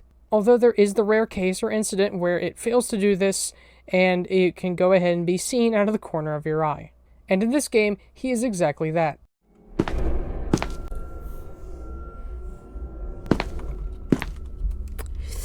I wish it never went in that fucker's chamber. And the thing with SCP-372 is that nobody knows what it looks like because this is the clearest image that we get on the wiki. So the creator... this is its model in the game, which to me is funny because the loading screen icon for this guy doesn't at all look close. However, you then remember that he literally moves like this, and it makes sense why the model looks so fucking weird. He literally does nothing. He just jump scares you. That's all he does. However, in his chamber is something very, very important. Firstly, a save monitor. And when going to it, it has this following conversation. Hey, you were at the security meeting this morning, weren't you? Don't tell me you skipped it again. Now you need me to give you this week's door code? This time it wasn't entirely my fault. I hadn't received my new personal code for some reason, and I had to get up there and get it myself. You have no idea how many hoops they made me jump through before they finally gave it to me. I can only imagine. This new security protocol is even more of a clusterfuck than the one before. Tell me about it. But anyway, the code? I don't want to go through the maintenance tunnels again. Don't tell me. You actually went through the maintenance tunnel just to get past that security door. Yeah, I did. I don't want to do that again. The place is a maze, and whoever designed it should be fed to 682. So the code? Actually, we're no longer allowed to send any security codes through the intranet, which you'd know if you had been at the meeting.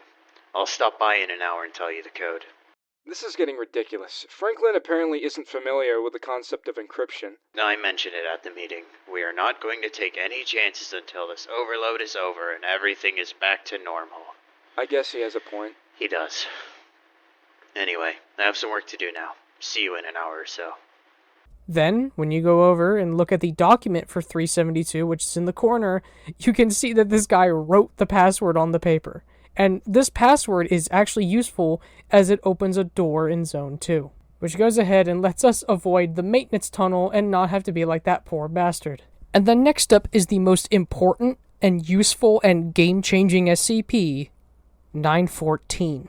SCP-914 is a machine that is described as the Clockwork. Whether or not this thing's associated with the broken god thing or the Clockwork god, I don't know, actually. SCP-914 is an ungodly complex machine of gears and bolts and nuts, and the image we see on the wiki is the quote-unquote least complex part, which already looks like heavily advanced gear machinery. It is a giant machine with an output and input area, and on it is a dial with the settings rough, coarse, 1-to-1, fine, and very fine. Beneath it is a sort of key device that winds up and then turns the machine on. Essentially, you set the setting, wind the key, and the machine takes whatever in the intake and puts it into the outtake. And the entire article is just the inputs and outputs they got. For example, they went ahead and put a cell phone into the settings of 1-to-1. In another test, they put a Colt Python revolver in at very fine. And you also shocked too, Cat? Yeah, he's pretty shocked too, not gonna lie. Output. Aforementioned completely disintegrated all matter in its line of fire. Object contained with high-density gamma waves. Essentially, putting it on rough destroys it. Putting it on very fine will completely upgrade it into something ungodly, and 1-to-1 just gives you a color change. And so, in-game, this thing is used to upgrade your key cards, your items that you find here, and to go into depth on 914, this video would be like 20 hours long. So instead, I'll tell you probably the most useful upgrades that you'll get when you're in Zone 1, using it with all you can find in Zone 1. With the 1-to-1 setting, you can give your SNAV a red color scheme. You can make it an upgraded SNAV, which will now show you the entire base, no longer asking for the map database. If you throw it on a very fine, you'll get a dice roll, and what might happen is you'll get the SNAV Ultimate, which will actually show you where SCPs are near you, and your SNAV no longer needs batteries. Throwing a level 2 key card will basically go ahead and get you a level 3 key card, which is basically something required to progress here. If you throw your gas mask in on fine, you'll get the super gas mask, which basically, when you wear it, gives you infinite stamina because it, quote, lets you breathe easier. I'm not making that up. It literally gives you infinite stamina. While this sounds amazing, you then remember that all you can see is this when you have the gas mask on, and it doesn't sound that good. Throwing in a first aid kit might give you a blue first aid kit, which does some interesting random things, like invert your controls, or give you ungodly speed and then kills you, or will just critically wound you. You could get a small first aid kit by putting it in on fine, which heals you faster, but has a lesser chance of stopping the bleeding. If you throw your clipboard in on fine or very fine, it will allow you to carry up to 15 or 20 documents, which if you're trying to put the story together while playing, you're gonna probably want to do. And if you put the battery in on fine or very fine, you create a battery so powerful it fucking kills you. 914 genuinely feels like this thing was designed for a video game, with how it's written and how it works. And damn near every SCP game that involves a containment breach usually has this thing in it. It allows you as a game designer to let the player upgrade their items in a way that isn't just you magically found a better gas mask or a better gun, and the dev's main goal was randomness, and this device surely does that. And then, as you would go ahead and explore, you'll probably find a hallway that has 2 doors to its side. You enter one, and then see another. So you go through, and did you just loop back into the hallway? SCP-970 is a physical event in which 2 doors will randomly appear somewhere, and these 2 doors loop in on themselves. And one day, this event just occurred at the Foundation. Some loose D-class were running around, and they found this while trying to run away. It was revealed that around an 800-kilometer radius of this building, which was Sector 19, was more and more of these incidences. In order to prevent the public from finding out about this, usually anywhere that has this event going on has armed security, usually mobile task force units disguised as security guards, defending and protecting this door so no one can enter. Should they enter, they are given amnestics. And we see that whatever site we're at, maybe Sector 19, not Site 19, Sector 19, now has this phenomenon occurring. And what is interesting about the article is it describes how this doorway, as it loops, you're not looping through the same hallway, you're looping into another reality. The article just shows experiments done as the lead researcher behind it just goes insane. And as they kept looping and looping, things got more disturbing and messed up, and eventually just ends with half the data being redacted, presumably for being too disturbing for most researchers to read. And in this game, it is basically the same way. After going through a few times in this loop, one of your items in your inventory will disappear. Now, I'd say this be fine, if the game wouldn't take away things like key cards. So if you do decide to actively go through this loop, leave your shit somewhere, and then as you keep going, you'll randomly get injured. Then blood appears on the ceiling after some more loops. If you're carrying a document, one of them will then become replaced with a random other document that wasn't there. This document is a strange note, and it just reads, Black, white, black, white, black, white, black, white, black, white, black, white, black, white, gray. And this isn't just some random scare, but this is related to a tale on the website titled Black, White, Black, White, Black, White, Black, White, Black, White, Gray.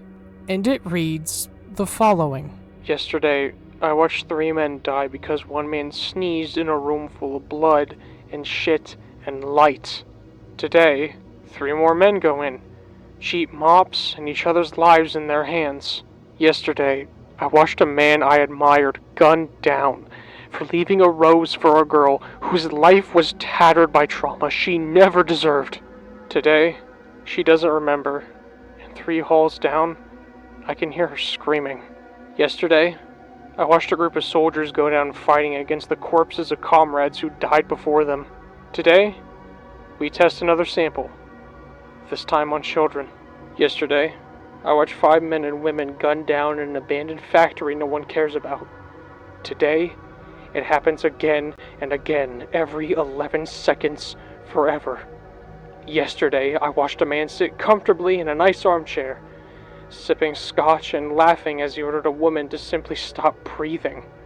Today, he gets the day off work, detail for good behavior. Yesterday, I watched hundreds of men and women in orange jumpsuits herded like animals into empty rooms that are filled with gas and fire. Today, hundreds more are told they have a chance for a lighter sentence and a chance to serve their country. Yesterday, I watched the world nearly die in 1,000 terrible ways. Sometimes we would have never had the time to scream. Today, I am alive to write about it. You want happy endings? Fuck you. You're alive to read it. God help us all. Secure, contain, protect.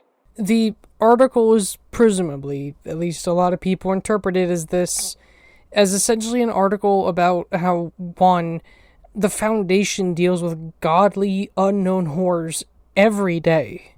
Every day, they are dealing with horrors beyond the human mind.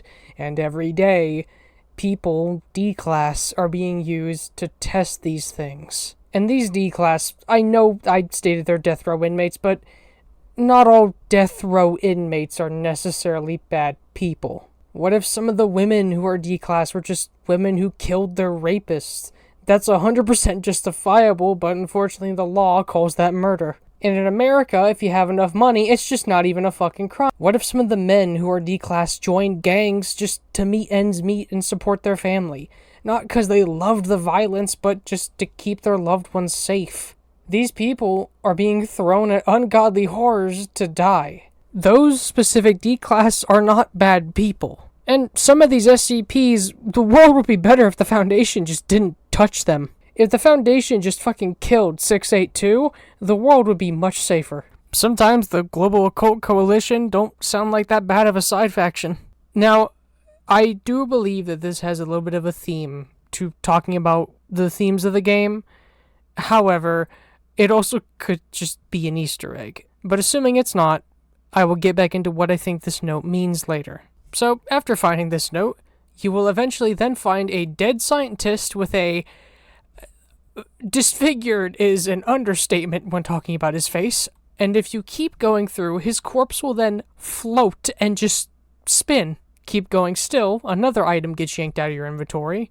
And then, it's just a guard. He doesn't do anything, he just stands there. After this, we hear a security broadcast from some sort of radio, even if you don't have one equipped yourself. To everyone still hearing this, reality-bending events are common during containment breaches of this magnitude. During containment breaches of this magnitude. During containment breaches of this magnitude.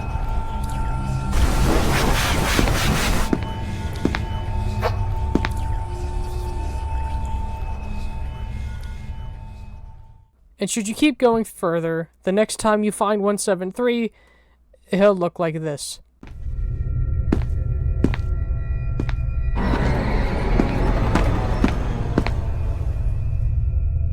SCP-970 is interesting, and I just think it is such a cool little thing, except for the getting rid of random things in your inventory. I think that's kind of shitty.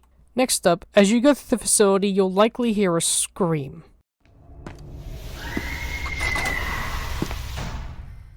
If you keep exploring, you will find the source of it inside of another containment room.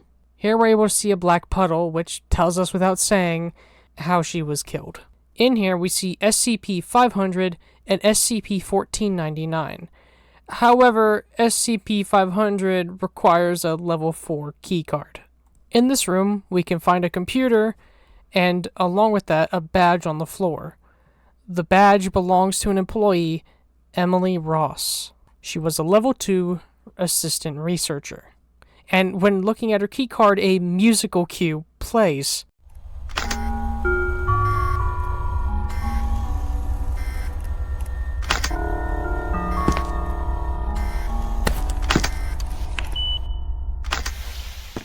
And near this badge is a computer, and on it we can see her final conversation. Hello? Is anybody online? This is Surveillance Room 6. Please state your business. This is Assistant Ross. I'm locked inside Containment Room 5 and I've only got level 2 clearance. Are you able to send help? I'm hearing noises from behind the door. Don't know what it is, but I have to get out of here. I'm sorry, but I'm afraid we can't get anyone there right now. Half the security is unreachable, and those we've gotten in contact with seem to be busy with keeping themselves alive or getting out. I need help, now!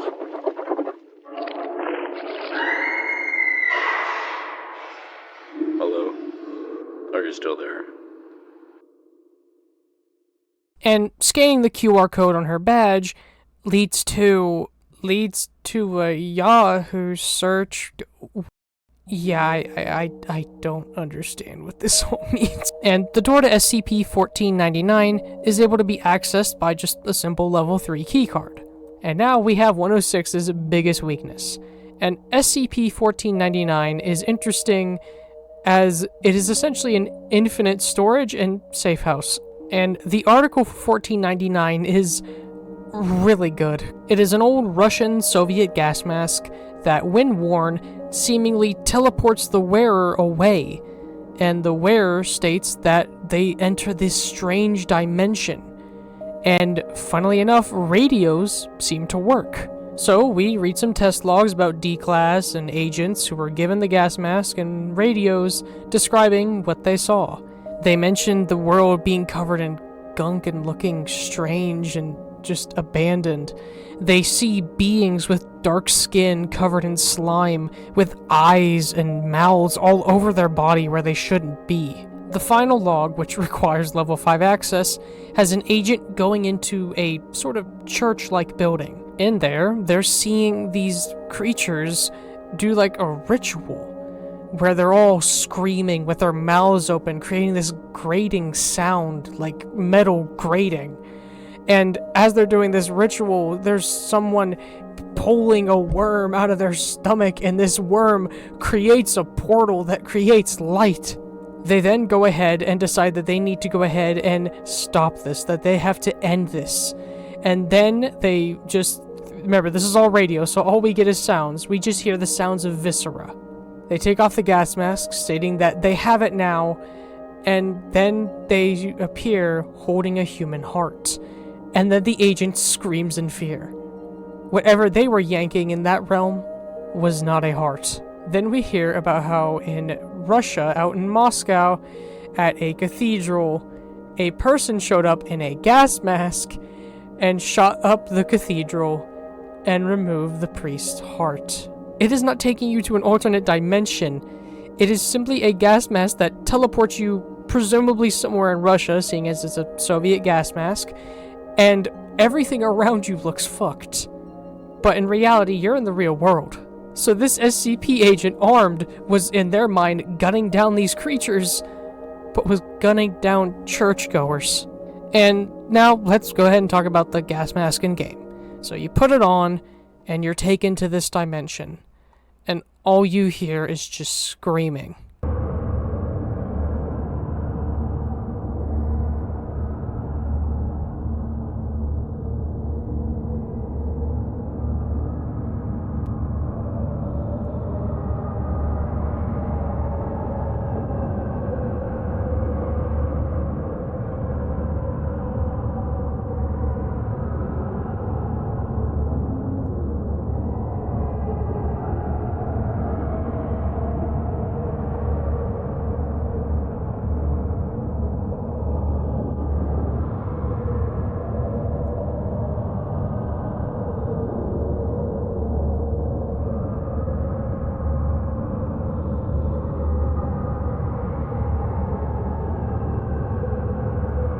We can go near the creatures here, and they are like what the original article states, covered in goo with multiple eyes and mouths. And also, just like it states, going near them creates the sound of metal more than it creates the sound of a voice.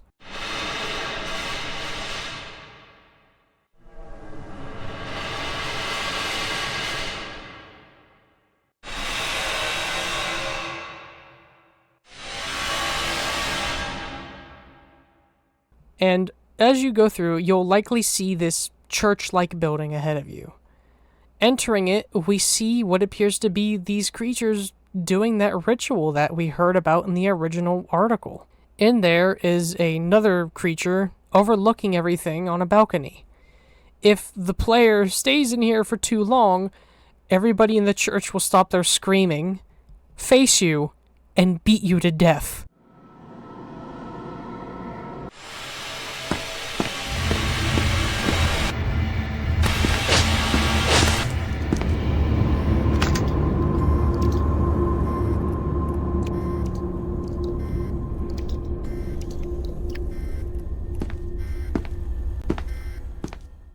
If you're beaten to death, we hear about how in the facility an evacuation shelter, a bunch of personnel had to be given amnestics after they watched a D-class, that being us, get shot. To the player, they're exploring just somewhere.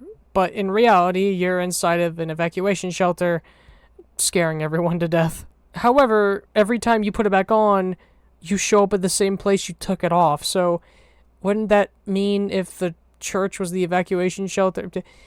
A little bit of a plot hole there. Now, one of the many useful things about 1499 is that it usually can cause SCPs to despawn. And I'll get into those SCPs as we go, but an infamous example is 106. Along with that, let's assume you find a medkit, but you don't have room to grab it. Well, if you grab this medkit, go into this dimension, drop it off somewhere, it'll be there next time you show up, and 1499 becomes infinite storage. But for the love of God, don't put it on the altar area, or else it'll fall through the altar and you won't be able to grab your item. So if you put a key card there and it falls through the floor, you better open up that console. But 1499 comes in very handy on multiple occasions, as it is a great way to hide and avoid threats. And along with that, it's just safe, as long as you don't go near the creatures. Also, if you throw 1499 into the 914 machine and throw it on very fine,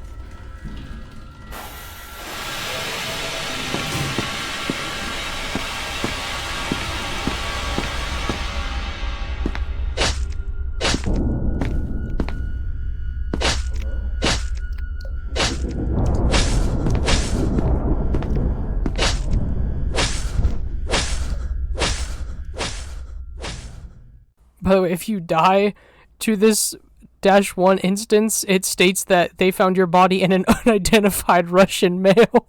I don't know why that cracks me up. They just come in, they see a dead D-class, and some Russian guy just going...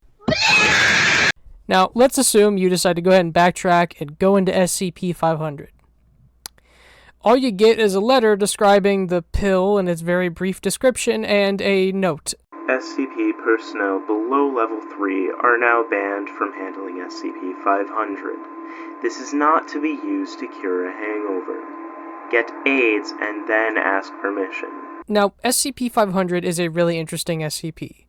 It is essentially a pill bottle containing a bunch of little red pills that can cure any disease. Note, disease, not physical wounds. You get slashed in this game, you still gotta use a first aid kit.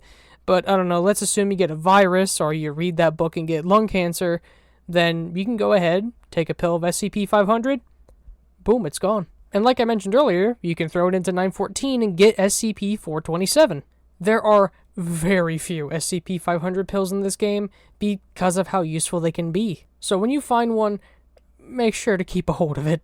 Then next up in the list of SCPs, when walking through a hallway, you might find an area that has a door off to the side, leading to SCP-1123. This SCP is a human skull.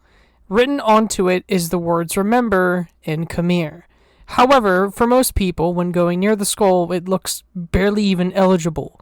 But as people get closer, the text appears more visible. The SCP was initially discovered by somebody who was part of the Vietnamese People's Army. He found the skull inside of a collection of human remains in a museum in Cambodia. The SCP itself was intercepted as the skull was being transferred to Hanoi. Whenever people approach this skull, they'll feel strange things. They'll smell cooking meat or smell ash. They'll hear crying or heartbeats or breathing. They'll feel things like grit in their eyes, ants crawling on their hands, or glass splinters in their feet. And when touching the skull, people then enter a fugue-like state for up to 90 minutes to 6 hours. This fugue state consists of confusion, disorientation, and seemingly this adoption of a new identity and memories, which consist of different knowledge, languages that were previously unknown to the original person touching the skull. Now, people can recover from this fugue state, but it can take a while, and some people don't recover and just accept their new identity. And, this would just be, whatever, a skull you touch and you gain memories. But here's the thing about these memories. Every memory involves usually war and death because of war. And the SCP Foundation has found out with researchers these quote-unquote new identities were of real people who died in these wars. They're having the memories of someone who died in a war put into their head. And this is pretty easy to find out when you realize that all these new personalities were of people who were born 90 years ago. They are of people who have died to torture or imprisonment. If they didn't die to that, usually by violence, homicide, or other secondary factors like starvation and sickness. And their death was usually the result of some sort of political mass movement. People who recover from these fugue states and fake memories don't experience any anomalous PTSD, but just basic survivor's grief and survivor's guilt. In some rare cases, people after they've recovered have even killed themselves. And the SCP showcases experiment logs of people who of various nationalities and age and gender touched the skull and experienced completely different memories. One of them was a white male of Irish and French ancestry who was about in his 30s, who recalled being inside of a village being attacked by the Ottoman army. One time, they took a Asian female, and when she went to it, she experienced the memory of a 16-year-old Ukrainian girl who died in 1932 because of malnutrition and the after effects of rape. It is a very unique SCP, and in this game, we are able to go ahead and interact with the skull. And when interacting with it, we immediately are given a giant flash of white.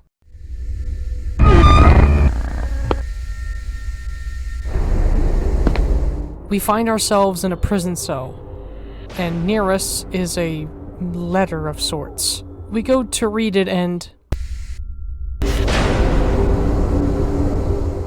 So, from what research I have done, I believe the image shown in this picture is of a real dead child, and not a child who died peacefully in their sleep, but who was brutally murdered.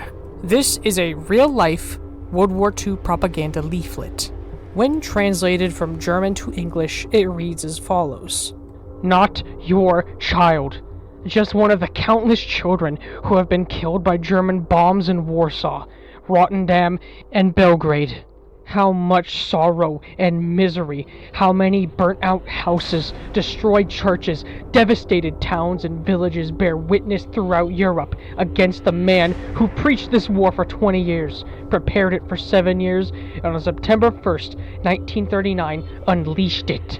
And all that was done in the name of the German Reich, in your name, under the Nazi flag, your flag, by German allies, your fathers, sons, and brothers.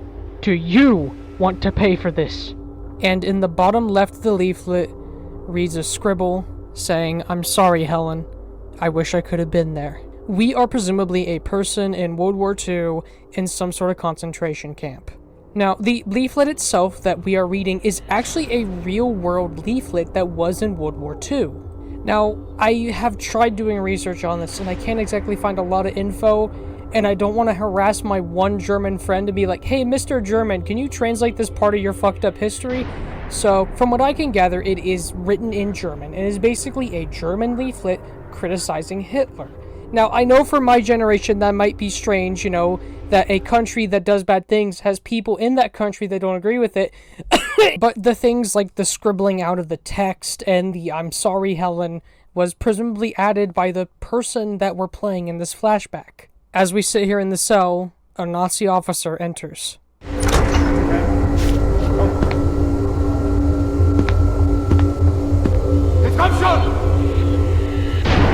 Upon doing as he says, we then find ourselves outside the chamber.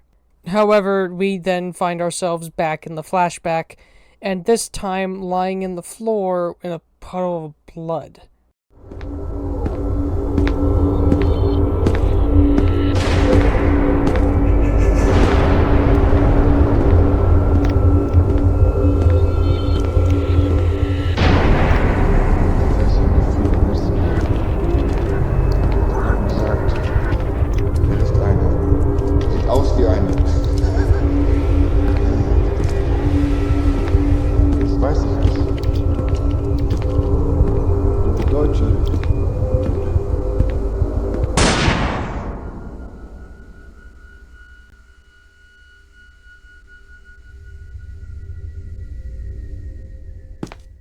And with that, we end the flashback.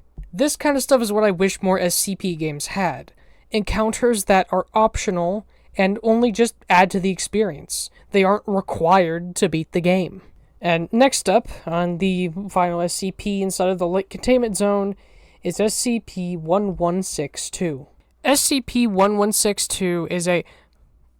Wait, what? SCP-1162 is a 3-bedroom house located on in the game, it's a hole in the wall. What? So it turns out the original SCP-1162 that was used for the game was written by an author named Roget, who was apparently banned, and when they were banned, they demanded that all of their works be deleted.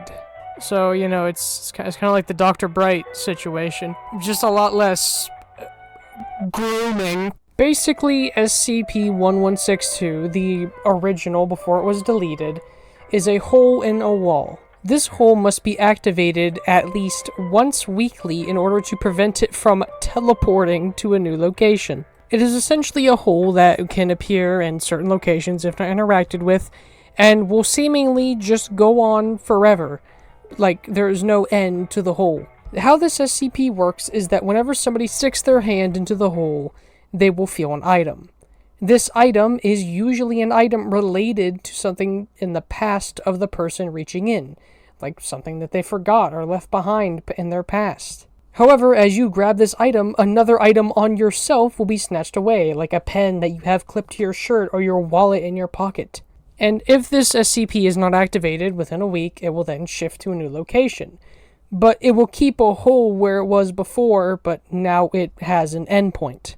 And in this game, how this SCP works is you reach into it and one of your items in your inventory gets taken out.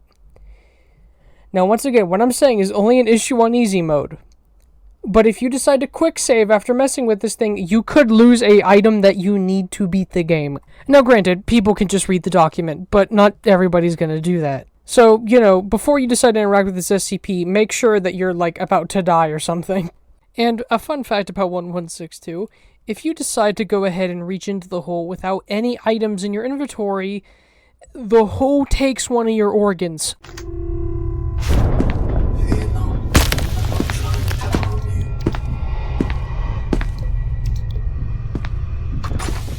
But messing with this SCP can give you the following items. A coin, it can give you a movie ticket, and when looking at the movie ticket, your character that you're playing as, D9341, says, "Hey, I remember this movie." The ticket itself is for a movie just named Run. Now, this specifically is a Easter egg to an SCP film that is currently being made, SCP Containment Breach Run. Now, the film itself was announced in 2014, so you'd assume maybe it got canceled, but as of 2025, we've been told this film is still being worked on. You see, the main reason this film is taking so long to make is that SCP Containment Breach is free. This is being made entirely out of pocket by the lead developer. Although I can't lie, I can't help but get the feeling he's probably getting his funding from Borrow Trauma. But the film is, as far as we're aware, still in development. Along with that, we can find a lost key, and when interacting with it, D9341 says this. Isn't this the key to that old shack? The one where No, it can't be. We can also pull out a document, which is named as Disciplinary Hearing, which is a clearance level of 05 only. We see, although censored, it is about a senior researcher at some sort of site, and the offense charged is that they did unauthorized research of a hypothetical anomalous phenomenon hereby referred to as the spiral gestalt. Spiral? Okay, well, who's the researcher? Well, one item we can find is an old badge, and on it is a picture of a worker named Benjamin Oliver. And when looking at it, D9341 says, "Huh? This guy looks just like me." And the QR code reads Spiral Gestalt. D9341 was once a level 4 researcher, now turned into a D class. So this leaves the question, what the hell is the Spiral Gestalt? Well, the only other piece of evidence we can connect to it is the random note, which read black, white over and over, which was a reference to an article of the same name. An article about how people die and live every day at the Foundation and how the world nearly ends every day there. So this presumably means whatever this Spiral Gestalt is, it is connected to death in some sort of way. And although we don't really have any evidence right now, a part of me thinks that maybe D9341 was essentially trying to find immortality. The only comparison I can really make that's similar is Arthur Ford from Boneworks, who you find out is a worker for the company that's in charge of the big VR world, and turns out he's trying to use the VR world to become immortal. What I'm saying is a very basic summary of Boneworks' plot. Boneworks' plot is... Jesus. Now, not only could I be wrong about this, and that's not what it is, but maybe this isn't even D9341. Remember, these guys are given amnestics. What if this literally is just somebody that looks like him? So for now, from what we can gather, our D-class may be this person. Hi, hello, this is me after nearly recording everything for the containment zone. So there were 2 SCPs I forgot. The first one was SCP-1048. 1048 is, at least initially, the normal version, a sentient teddy bear. And it's like your stereotypical sentient teddy bear you'd see in any sort of cartoon. It's kind, it likes to be happy and make drawings for the researchers that are at the site it works at. It's just a kind little bear. However, it likes to build itself friends. And that's where the creepy part starts. You see, in the original article, it's basically described how this thing created 3 different versions of itself. The first one was made of ears and eyes. And here's the thing, only one of the ears belongs to a Foundation worker. They don't know how the rest of the ears got in there, unless it got out of the facility and, This version was discovered during a tour of the site, so you know, that's real good. And when it was discovered, a security team was sent to deal with it, but when approaching it, it let out a high-pitched scream, and everybody near it experienced intense pain in their ears and eyes, before then having ear-like growths cover their body and the inside of their throat, literally suffocating to death because of ear-like growths in their neck. The next one almost looked the exact same as the original, but a little bit more jerky and just a little bit more off. And they noticed that it seemed like something was moving in it. And a researcher approached it before a infant hand... Oh my god, reading this is disturbing. An infant's hand poked out and a high-pitched squeal was released. This creature then attempted to do something to the researcher, which caused massive internal damage. It's presumed whatever baby was in there tried to go back in. It was discovered that this baby was hers, and that this teddy bear, just like how it cut off that guy's ear while he was sleeping, did a fucking abortion on her while she was sleeping. And here's the thing, that was not her baby. They don't know where the baby went, but apparently it somehow was copied into this. The third version was made of metal, and this version was discovered as an incident report was being written for the other version that had the baby. This thing basically mauled a doctor to death. And the funny thing is, they never found this one, so it might still be in the site somewhere. Because of this, what would be a safe SCP, a teddy bear that just walks around and says hi to people, is contained and considered Keter, because who knows when it's going to make a new friend. And the reason I forgot to mention this SCP is because it shows up like maybe once if you're lucky in your playthrough. See, sometimes you'll find him at like a zone checkpoint, waving at you. If you're in the heavy zone, you might find him and he'll give you a drawing, which is randomized each time you get the drawing. And the more unfriendly version is sometimes when going through a hallway, you'll encounter the one that's made of ears. And if you do not run through this hallway fast enough, it'll screech, and you will choke to death because of ear-like growths in your throat. But the reason I forgot to mention it was, even after purposely going into the game's files and making a custom map, and setting the chances to find this ear version of him to 100%, I still couldn't get this thing to show up. Keep in mind, I did 2 playthroughs of the game, and then purposely built a map to try to get everything else, and I still couldn't find it. And then next up is an SCP you can encounter anywhere, but because of how much you can die in this game, you'll probably meet him in the light zone. That is SCP-990.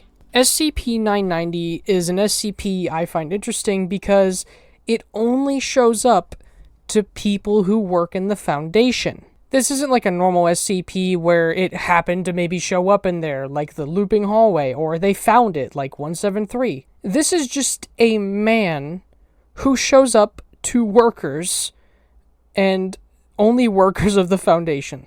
990, from what descriptions can be gathered from other workers, is a man dressed in Cold War-era clothing. He appears to people through their dreams. The phenomenon of this guy first showed up when multiple researchers long ago pointed out that they had basically seen the same man over and over in their dreams, and multiple people, all who worked at the Foundation. But what makes him interesting is an event that occurred. An agent at the Foundation was discovered in his sleeping quarters and had been asleep for nearly 18 hours, and they were unable to wake him up. And then after over 40 hours of being asleep, he woke up screaming that the world was going to end and that the world would die. Even after being knocked unconscious, things like his heartbeat and blood pressure were still through the roof. But when they were able to somewhat calm him down, they were able to get the description of him that we know now, of a man in a suit. He described how SCP-990 basically was talking about 7 nuclear missiles being launched into Europe and Asia, which would result in the extermination of 98% of the human race and basically cause society to fall. And after talking about this, a mobile task force was sent to eliminate any sort of threat that could cause this event. And they did. They managed to go ahead and intercept a nearly world-ending missile launch. As of now, no event even close to the scale of this has occurred, but there has been minor things, such as 990 predicting the death of multiple workers, the destruction of an MTF unit, and in the article, something that's been censored, so probably something major. And then what I find funny is there is an interview between him and a doctor. But the reason that they're even documenting this is because I guess this doctor has historically accurate memory. Is he like a SCP himself? Like, what? And this interview is basically just this doctor saying, hey, you're evil, you murdered these agents. Or at least they assume, because they just lost an agent after being told that he would die from SCP-990. And SCP-990 tries to tell him, I'm not the bad guy here, but says that it's another SCP, but the name is censored. So, you remember when I said just earlier that I think that maybe D9341 isn't a Foundation worker? Well, sometimes when you die, the loading screen will show this man with long, distorted text, and he'll say, You look afraid. Don't be afraid. This is a dream. The last dream you may ever have. For nightmares are coming. And upon the loading screen finishing, I wouldn't want to wake up, but unfortunately, you must. So this just confirms D9341 is in fact Benjamin Oliver. I mean, why else would he see this guy? I doubt this guy would try to predict or tell the Foundation about the end of the world through a fucking D class. Initially, when I played, I assumed he was just kind of an Easter egg. Just, oh, hey, this SCP's here, haha. And then after reading SCP-990's article, which, to be honest, when I first played this game, I didn't really read the articles, I just kind of went through the game. It serves to show us that D9341 is, in fact, this researcher. Anyway, yeah, I missed these two SCPs because the teddy bear shows up very rarely, and the guy who shows up to talk to you is in a loading screen, so that's why I forgot them, so I apologize for intruding. Anyway, back to talking about the actual last SCP of light containment. Depending on how the level generates, you might have to use an elevator to progress through the level. This elevator takes you into a storage area. And in this storage area, you'll hear people talking. What the hell are you? What the hell are you? But it's not people.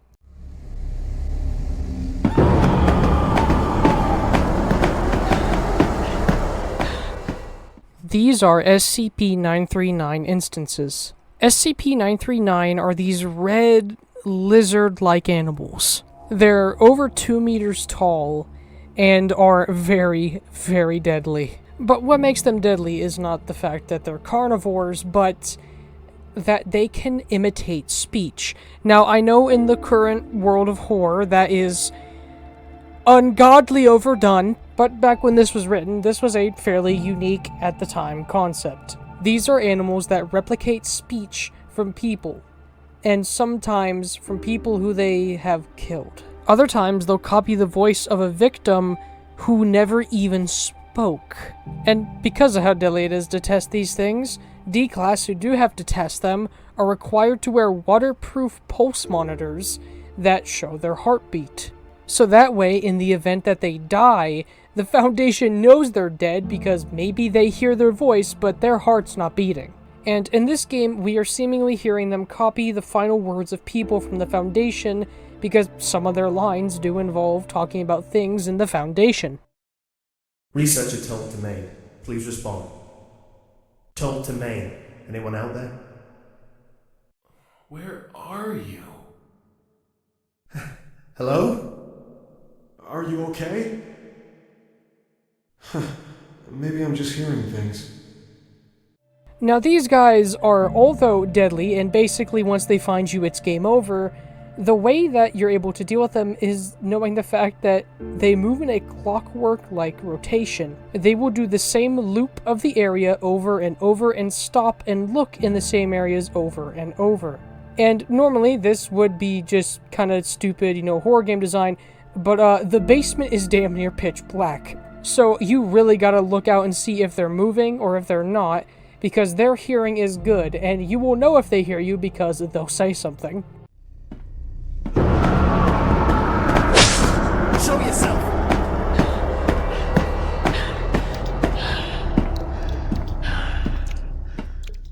And down in this basement area is 2, kind of 3 rewards. Well, I'll talk about the third one. You can find night vision goggles down here, which are very useful, as I mentioned earlier, and also a black severed hand, which, just like the white severed hand, may seem useless at first, but does have its use later on. And for that third reward, well, that depends on how your map generates.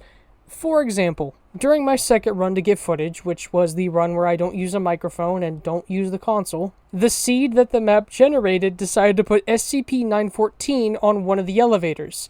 And by that I mean the only way to get to 914 was to go through this basement. So depending on your map generation, sometimes the reward at the end of this basement area is getting to something like SCP-914 or SCP-1499, the gas mask.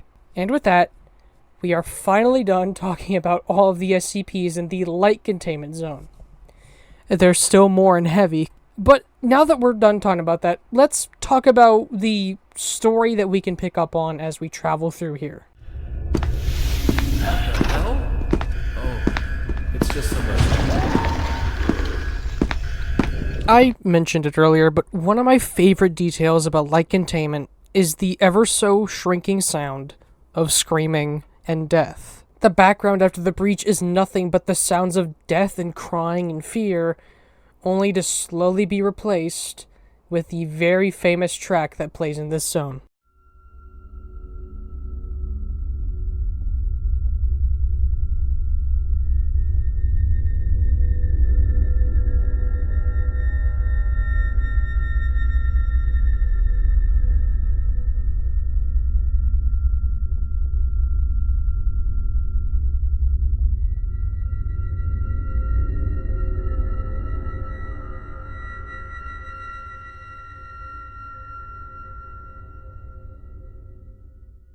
Now's a good time to talk about the composer of the game, or lack thereof.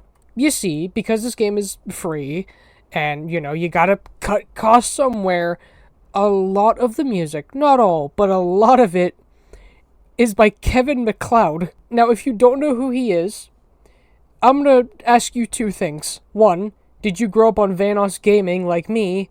And if not, 2, do you recognize this?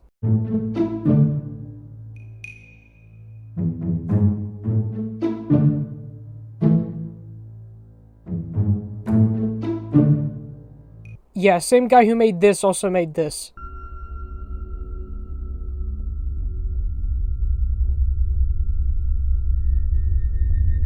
However, certain things like actual soundtracks for the SCPs were made by various composers. It would be a nightmare to go through all of them, so here is just a list of some of the composers who have made some of the really good ambience of this game. Anyway, with the light containment zone, you can encounter some strange events, and not just SCPs. As you go through, you will more likely than not encounter and see the deaths of various workers. The shortest way out is through the southeast wing. Follow me. Attention. All personnel report to immediately.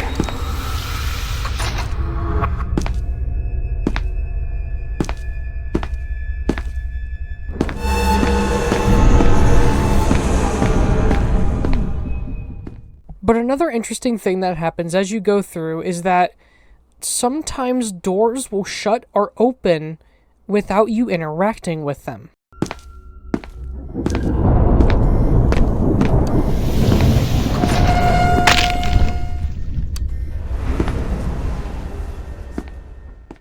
And sometimes the lights will flicker and you'll hear over the PA system some sort of distorted voice.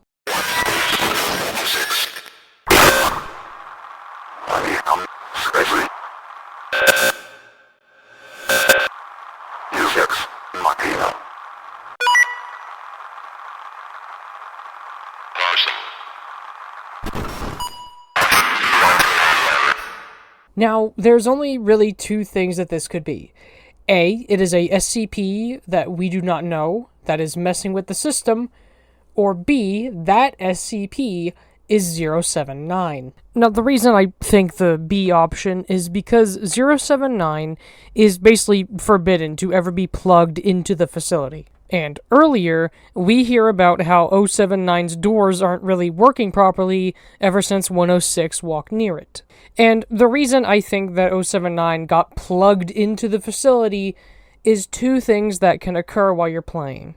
A loading screen and an intercom voice in the intro.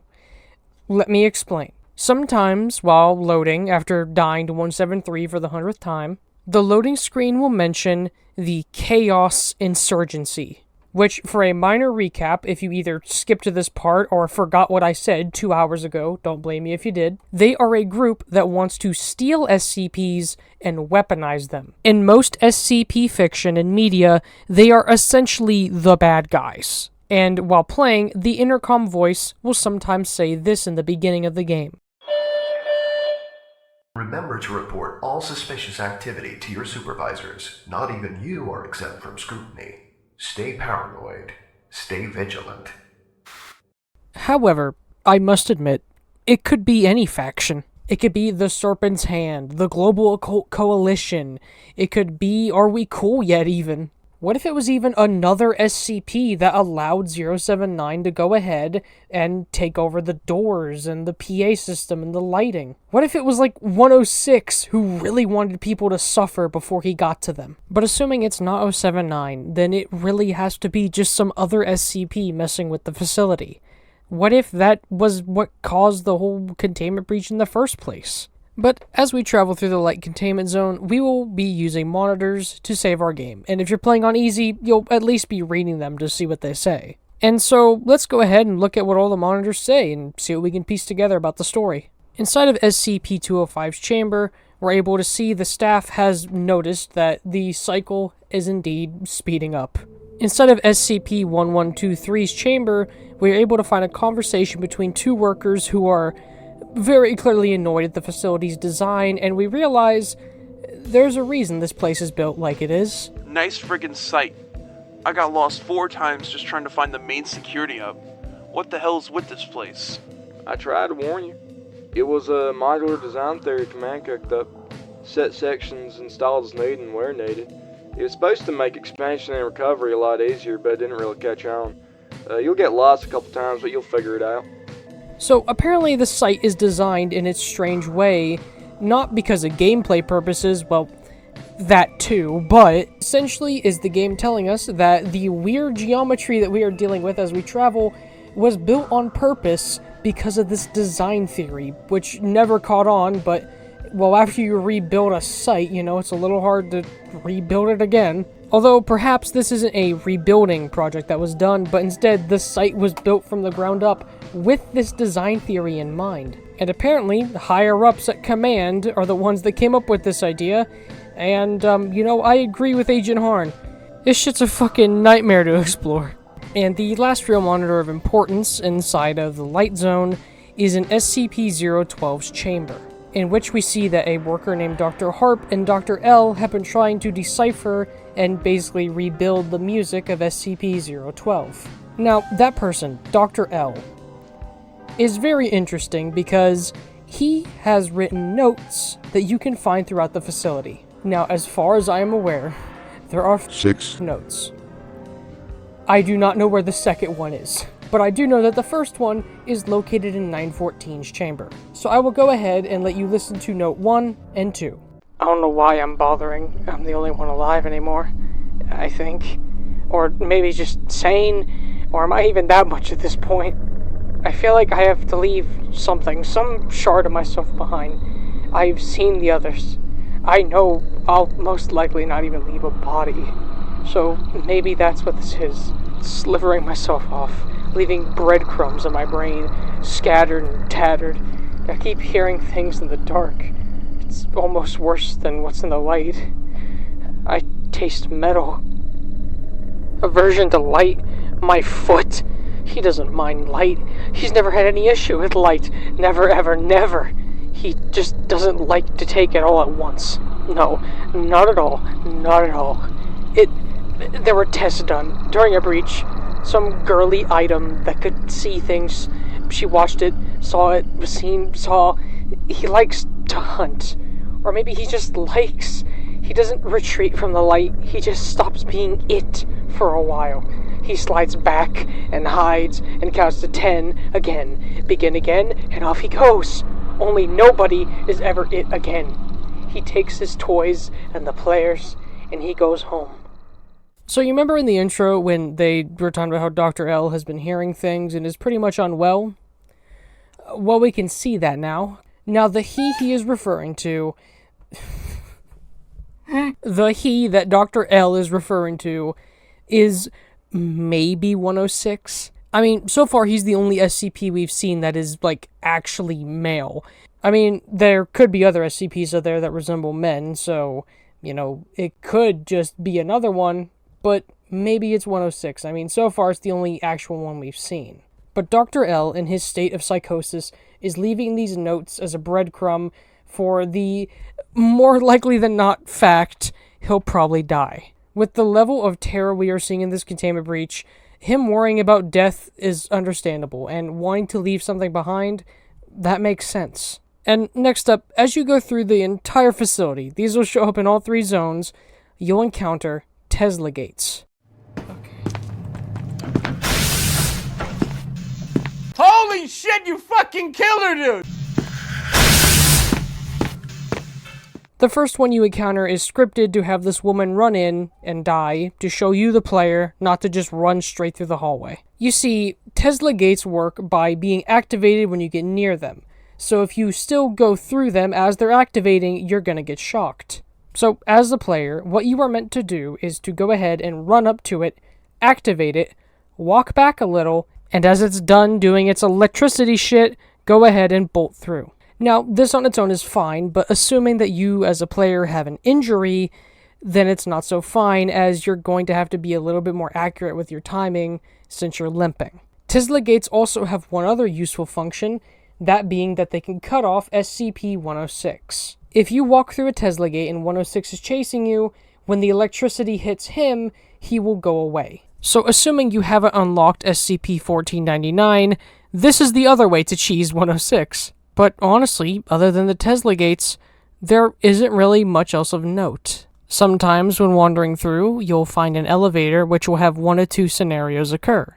Either you'll see a guard enter, hear a loud bang, and when you go back in there, find nothing but a puddle of blood. Or sometimes you'll find a dead janitor with the name Jim Gonzalez. Now, I'm not joking when I say this janitor will come important later. Also, inside of Light Containment Zone is 2 events related to 106, and they all occur in this one T-shaped hallway for some reason. One of the events is a dead body falls through the ceiling due to 106's rot.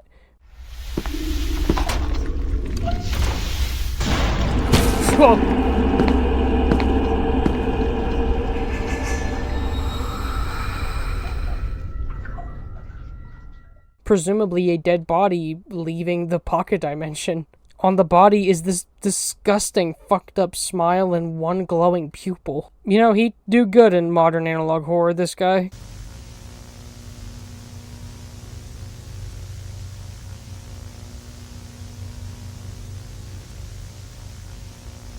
Oh, wow! That is relatable! Booga booga! And another event in this exact hallway related to 106 is sometimes in the ground is just a large dark spot, which is of 106's rot. Hey, that rhymed. If you go too far into this puddle, you will actually go into the pocket dimension. It is essentially a way that you as a player can enter 106's dimension without having to get your kidney yanked out of your stomach. And with that, that is essentially all of the important things to note. You might find a dead body here or there. You might encounter a spooky door malfunction because of whatever's messing with the doors. But other than that, none of the rooms are really of note. Great. Oh yeah, I forgot there's the room you need to actually go into Heavy Zone. I should probably mention that. So the ultimate goal of Light Containment is to go ahead and get a level 3 keycard and enter the surveillance room. You see, at the checkpoints to the heavy zone is a message stating that there is a security lockdown, which makes sense that there's a security lockdown. But because of this lockdown, we're stuck inside of light containment. So you have to go in here and flip a switch to turn it off. And when you do...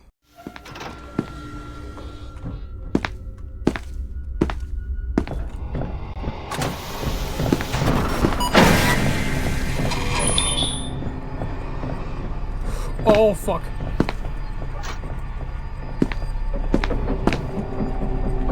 Hey, buddy, we can talk about this. Buddy? We can talk about this.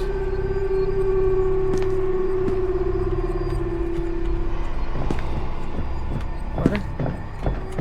Calm down.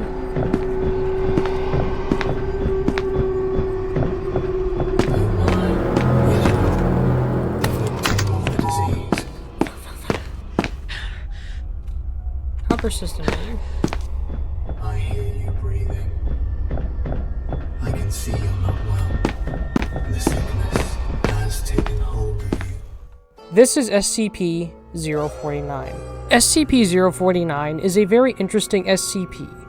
He is a plague doctor with a plague mask and hoodie that is, and I'm not joking, stuck to his body. The Foundation has done x-rays, and it is just part of him. And the way the Foundation found him was interesting. You see, he was originally found in France after a set of disappearances that had occurred. And there they found instances of what is now known as 049-2. These instances are corpses that 049 grabs and seemingly reanimates. As in, he basically creates zombies. And during this first encounter between law enforcement and secret SCP personnel, they had noted that they saw the plague doctor in the distance taking notes. And then after they went ahead and got rid of these 049-2 instances, 049 willingly and consensually entered Foundation custody. He didn't try to run away or fight back. They found him and he said, "Oh, okay, I'll go with you." And in the current version of the SCP-049 article, we can listen to audio logs between an interview of a doctor named Raymond Ham and SCP-049. Alors, comment devrions-nous commencer une introduction? Is that French? Can we get a translator? The King's English. No need for translation, sir. I can speak it well enough. Good. My name is Dr. Raymond Ham, and I... A doctor. A like-minded individual, no doubt.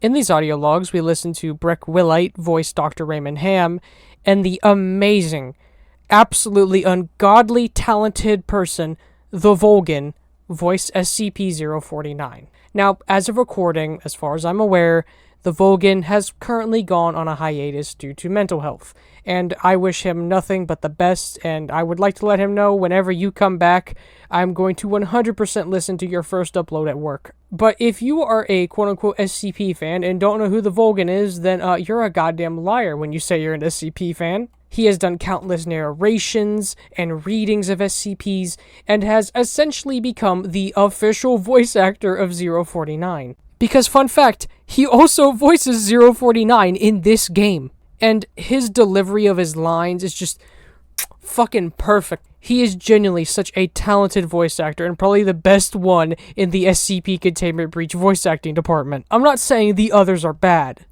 but I think he's the best. But anyway, back to the article. We essentially listen to SCP-049 describe his goal and why he creates these zombies. He is trying to cure the pestilence, and it is never explicitly stated what that is exactly, but everyone has it. It is heavily assumed and implied the pestilence, whatever it may be, is death, as he is basically creating zombies, people who can't die. However, what he is apparently doing is not the actual proper cure. He's only working towards it. And you see, at first, 049 is allowed to just calmly talk to the scientist. He's not behind glass or in handcuffs. They're in the same room, just talking. But one day, 049 asks Dr. Ham if he's feeling okay. And then he goes ahead and kills Dr. Ham. And, I'm sorry, why is the surname Ham? It makes this sound so much more funny when it's not. He turns Dr. Ham God damn. He turns the doctor into an SCP-049-2 instance, and the reason that they weren't able to spot him being killed was because he failed to trigger an alarm as he was being killed. After this, the interviews get shorter. He's not allowed to test on people as much, and 049 grows audibly and visibly angry. His once status of safe changes to Euclid, because although some days he's calm and will talk, other days he'll do his best to try to get to people to cure them. And now he, much like 173 and 106, can roam these holes freely, so that way he can go ahead and try to cure people. And what makes 049 interesting compared to 173 and 106 is that, without spoiling anything, 106 and 173 can be stopped. As in, there's a way to prevent 173 and 106 from chasing you. 049 chases you till you fucking beat the game. The only way to truly avoid this man is to lock him behind a door with a key card. However, this won't keep you safe forever, because eventually he'll spawn again somewhere else. And you see, maybe SCP-1499 could just help you out of it. Nope. For some reason, the doctor has the patience of a saint, and you can sit in that gas mask for as long as you want. The second you pop out, he's gonna be right there to get you. You're telling me that 106, who's known for waiting and taking his time and torturing people, has less patience than a plague doctor. But SCP-049, in my opinion, is what I wish more of the SCPs in this game were. A constant threat. When you see him, you have to change what you're doing, or else you'll die, because the second he grabs you, it's an instant kill. He pushes you to the ground and says he'll cure you, and then you die. And in the death message, it is stated that in that area, although that area is censored, you were found as a 049-2 instance. However, 049 does have one weakness. SCP-714. You see, this ring prevents him from operating on you and basically turning you. And so, because of that, when you wear it, he just stares at you. However, if you do wear it and stand in front of him, he'll actually pull the ring off your finger and even says a line of dialogue to let you know that is exactly what he did. Stop resisting. I'm here to cure you. You see, this is all cool and all, and then you remember that 714 captures stamina to like 2% of what it normally is. So more often than not, a good combo is to actually go ahead and take SCP-714, go ahead and build up a little bit of stamina, run away, and then as you're running away, throw on a modified gas mask that you threw into 914, which gives you infinite stamina, and run away. But anyway, I could gush about 049 for probably the whole video, but just so you know, I love the voice actor. Back when I was first getting into SCP when I was younger, I would listen to the Volgan's videos for hours while drawing. The Volgan 2 has also made a really good introduction video, which goes, I'd argue probably in way more depth than me, about how the SCP works, which includes like how to write an SCP even. And so with that, we are able to go ahead and finally enter the heavy containment zone. No, the fuck you ain't!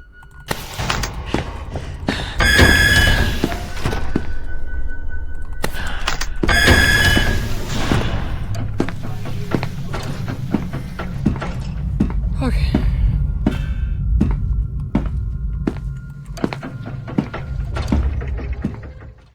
And if you thought the game was hard already... Oh! Stop resisting. What do you mean stop resisting? I'm fucking dead. It gets worse. Ring-a-ring-a-rosies, a pocket full of posies, a tissue, we all fall down. The heavy zone is a lot more dangerous if the name didn't already tell you. This place is where much more of the deadliest, much more unpredictable, and genuinely more scary SCPs are contained. Something I've always felt with the heavy zone I don't feel like a lot of people talk about is, I've always felt like the heavy zone feels old. Like this was built first before the other parts of the facility. And you know what? With how old some of the SCPs that are in this zone are, at least, you know, the date of them being written, that might be true. But to me, that also adds to this feeling that the facility is just not built for this. This area looks rotten and old. It should not be used to contain the paranormal. And yet, it is. And combined with this whole modular design theory, it really feels like the Foundation was just trying to shoot themselves in the foot. So, does this game just take place in the early days of SCP? Well, you're gonna tell me after capturing, at the bare minimum, going off the numbers, 1,499 SCPs that they don't know how to do decent containment? To be fair, the sound quality of the speakers they have in this place sounds like something I could buy at Dollar General. Attention all Class D personnel. Please enter the containment chamber. Come down to Medic Hospitality, or come out my house, and I'll break your fucking legs, you little prick! But anyway, let's go ahead and talk about the Heavy Zone a bit more in depth.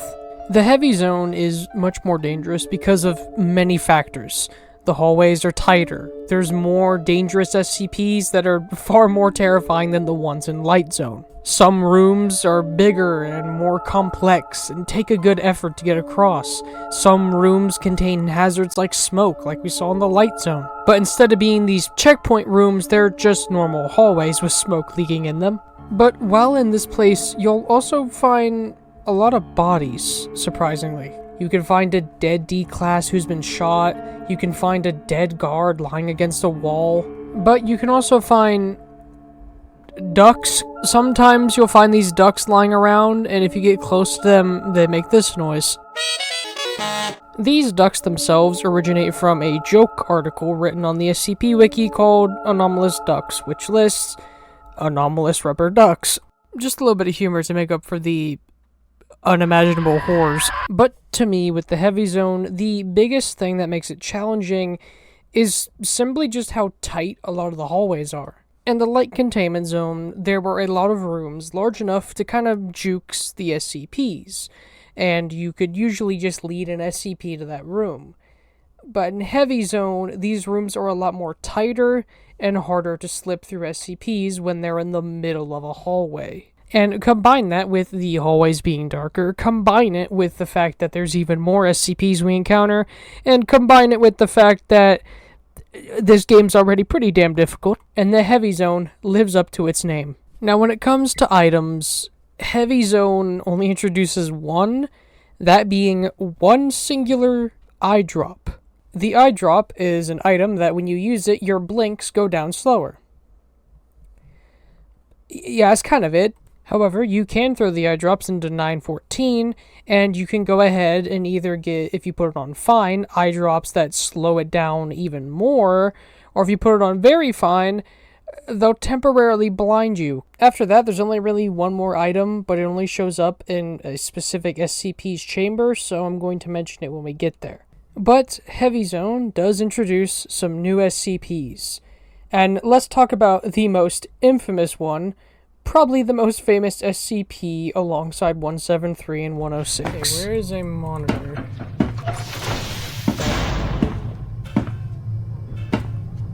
Oh God. How did he get out? Oh shit. No.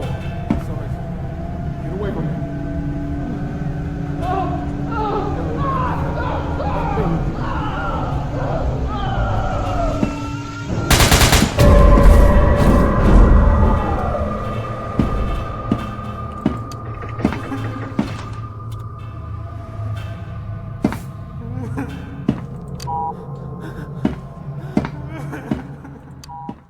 SCP-096, to me, is the definition of what early SCP was, which was just pure, edgy, disgusting, terrifying ideas. Like, comparing, like, SCP-096 to, like, SCP-5000, it's like, you wouldn't think they're in the same universe.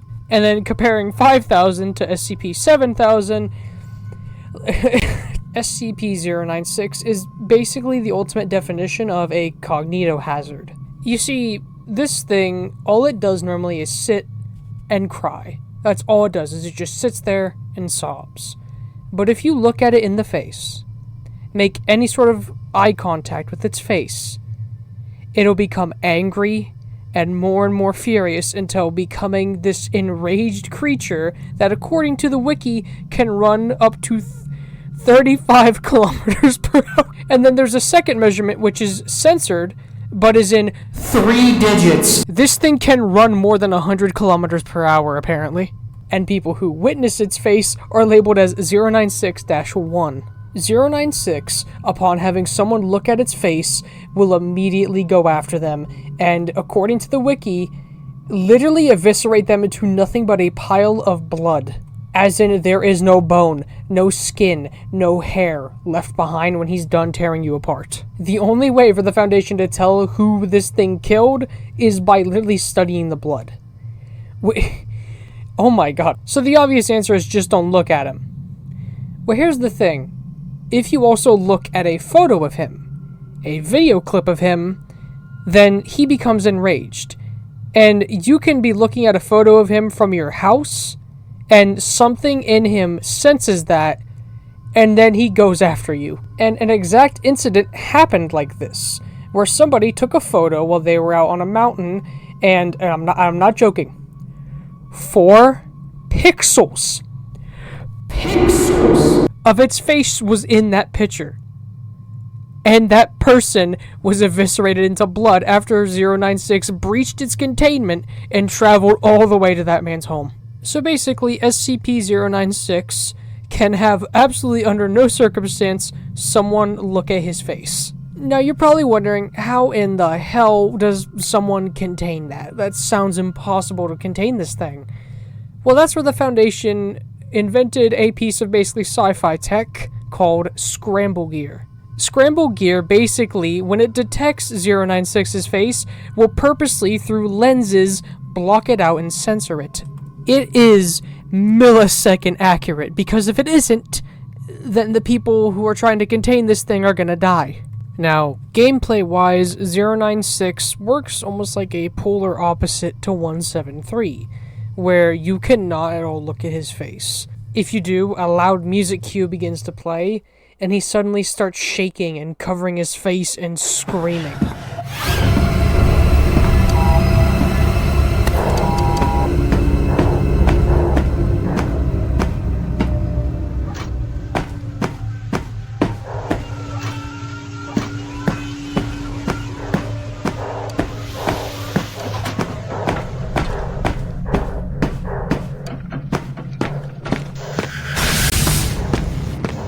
And you can run as far as you want. He will get to you.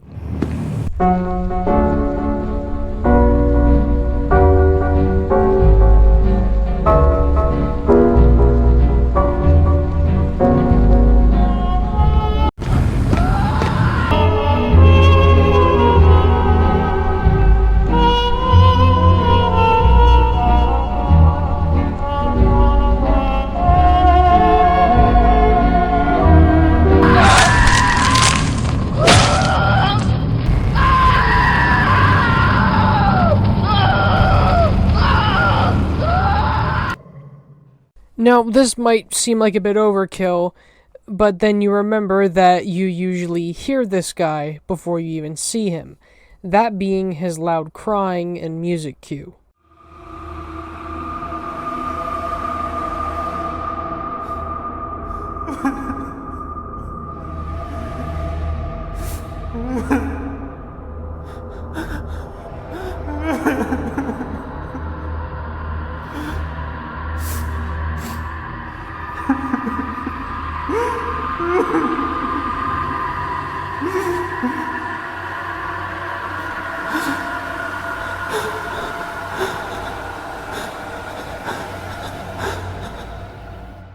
.096 will definitely probably be the biggest threat that you face inside of the heavy containment zone. The other threats that you're introduced to usually can just hurt you. This guy, well, you've already heard what he does to his victims. And once you anchor him, there is literally nothing you can do. You can wear the gas mask, you'll come back, he's mad. You can run across the map, he'll open the doors and get you. Tesla gates don't stun him, and there's just nothing to do once he sees you. When he sees you, you might as well hit load game. And I honestly feel, I'm gonna have a very hot take here. In this game specifically, I feel like 096 gets way too much hype. 173 as a threat can be avoided by being careful. 049 is all about audio cues and learning how to jukes. 106 is about avoiding and possibly taking the risk of entering the pocket dimension. 096 literally is just if you anger him, you're dead. And there's nothing to really counter him. I feel as if he's a bit overhyped because, how do I put this? With most SCPs, I feel that you can kind of sort of learn and that you can counter. With him, his counter is the load game button. This isn't even like 106, where 106 is initially scary and threatening until you unlock a certain item. This is just his weakness, is just the load game button. Now, granted, if you're playing on normal or harder, yeah, him being angered is fucking terrifying. But on easy, it literally is as simple as let me load my save. And if you're on normal and you know what you're doing, you can just redo what you did but then not look at him. I don't know, he's always felt like one of the more underwhelming SCPs. It's really hard to describe, and like I mentioned earlier, these videos aren't necessarily scripted. But to me, I feel like this SCP relies a bit too much on meta stuff, like loading saves. No, don't get me wrong, 096 outside of the game I think is a fucking terrifying creature and a beautiful, beautiful piece of old SCP literature. But when putting that into a video game, it don't translate as well. The horror of the story of 096 is that he will kill you. In a video game, it killing you is more of an annoyance than something scary. Anyway, sorry for that rant. Let's go on to the next SCP that you'll probably find.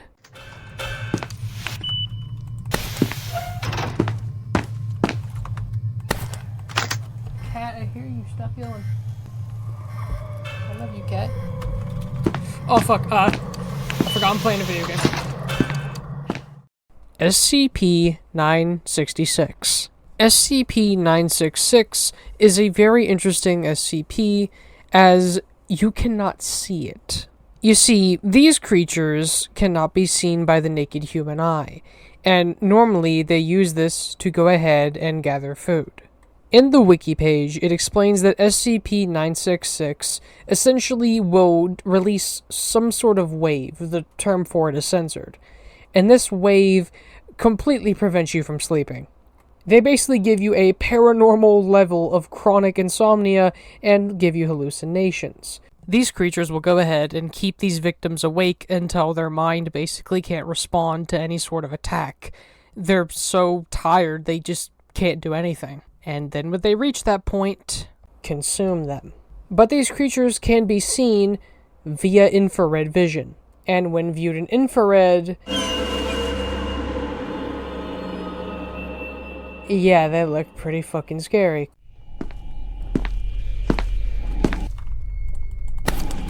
Fuck! In the game, their whole thing of this wave that prevents you from sleeping is instead represented by them making your stamina fucking drain. When you encounter one of them and they release this wave, your stamina will just right on down. And the only real way to cure this is SCP-500 or wait 15 real-life minutes. However, as terrifying and as deadly as they sound, they do have one minor weakness. That being, they release sound cues whenever you get near them.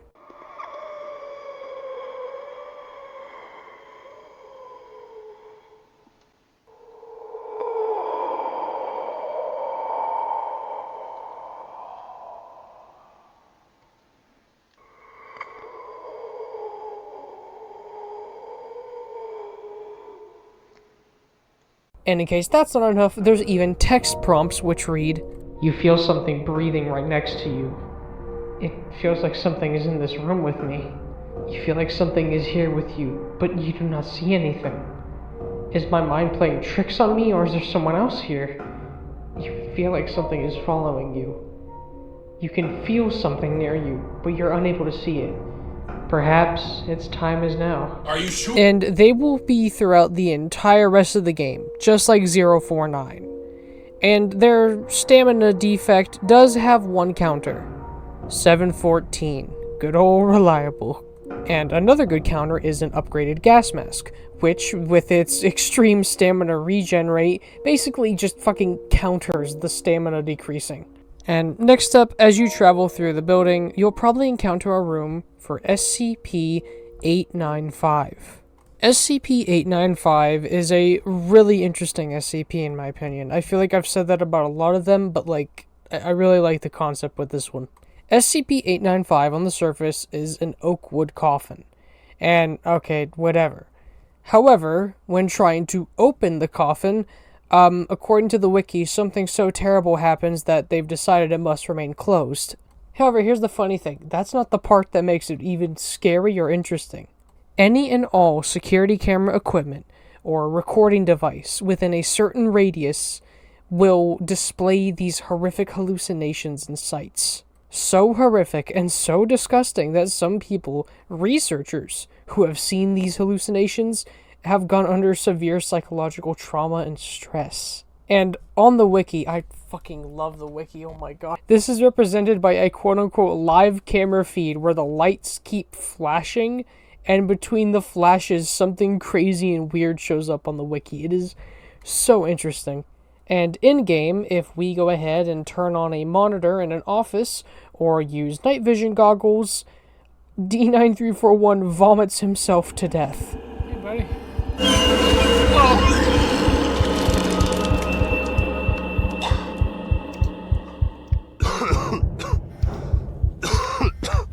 Oh god, I died. I puked my guts out. Now, as much as I would like to show the hallucinations that D9341 witnesses, I also don't want my channel to get nuked. You see, these right here are some of the things that can show up. Okay, kind of spooky. And then one of the images is a literally bloodied, injured hand. And then, I'm not making this up, one of the images that can flash on screen is a real image of a skinned dog that was uploaded by some Ukrainian psychopath women. And the creator of the game just, like, it messed with the image a little. And, like, I'm gonna sound woke, alright? I'm gonna sound really woke for this. At what point do you just make your own gore or just draw your own stuff? I was willing to go ahead and kind of be fine with the World War II propaganda from earlier because that was real, it was a long time ago, its purpose was to be shocking. You're telling me the dev willingly found an image of a skinned dog and said, you know, I think 895 needs this. Like, you could have done anything else, homie. But complaints out of the way, something I find really interesting about this SCP is that unless you turn off the feed, this thing can show up at the save monitors. Like the monitors you go to save your screen at will now have this thing flashing on it for a few seconds and you gotta look away before it gets you. Which I think is a really, really cool gimmick. It makes save points go from something that was safe to something that you have to be a little bit more careful about. Which I like that. It's an interesting concept, and I think it's very cool. I am a sucker for when video games will take a mechanic that you've pretty much used up to that entire point, and then flip it on its head. And entering 895's chamber, interesting things happen. Firstly, when you go near the coffin, 106 will spawn, and when I went to go get gameplay, he spawned in standing for a frame, and I spotted that frame, and I had the biggest heart attack ever. Oh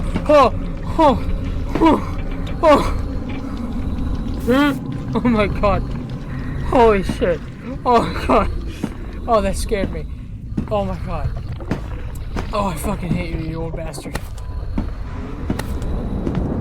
Oh my god. That scared me so fucking bad. Oh yeah, I forgot to mention, you can find a guard that dies, and this is actually a random event. Sometimes, when you go in this room, a guard will die, because 173 spawns at the top of the stairway. And on my playthrough, to make this section even more terrifying, he didn't actually spawn in properly. But minus the, in my opinion, and I'm willing to admit I sound woke, unnecessary real-life gore, I think 895 is a really cool SCP and fits what I think the Heavy Zone SCP should be. Something that changes up the formula. I'm beginning to realize I'm saying this, but then I shit on 096. Am I just a big-ass hypocrite? And next up, as you're traveling through Heavy Zone, and maybe you decide to use the radio, you might catch this. Hello? Please, can anyone hear me? Anyone? I need help, and medical attention too. Please. I'm currently in the heavy containment zone, beyond checkpoint E, and I'm locked in SCP-035's containment chamber. Please, I know my way around this compound. If you can get me out of here, I'll help you out of the facility and to the surface. And going to 35's chamber.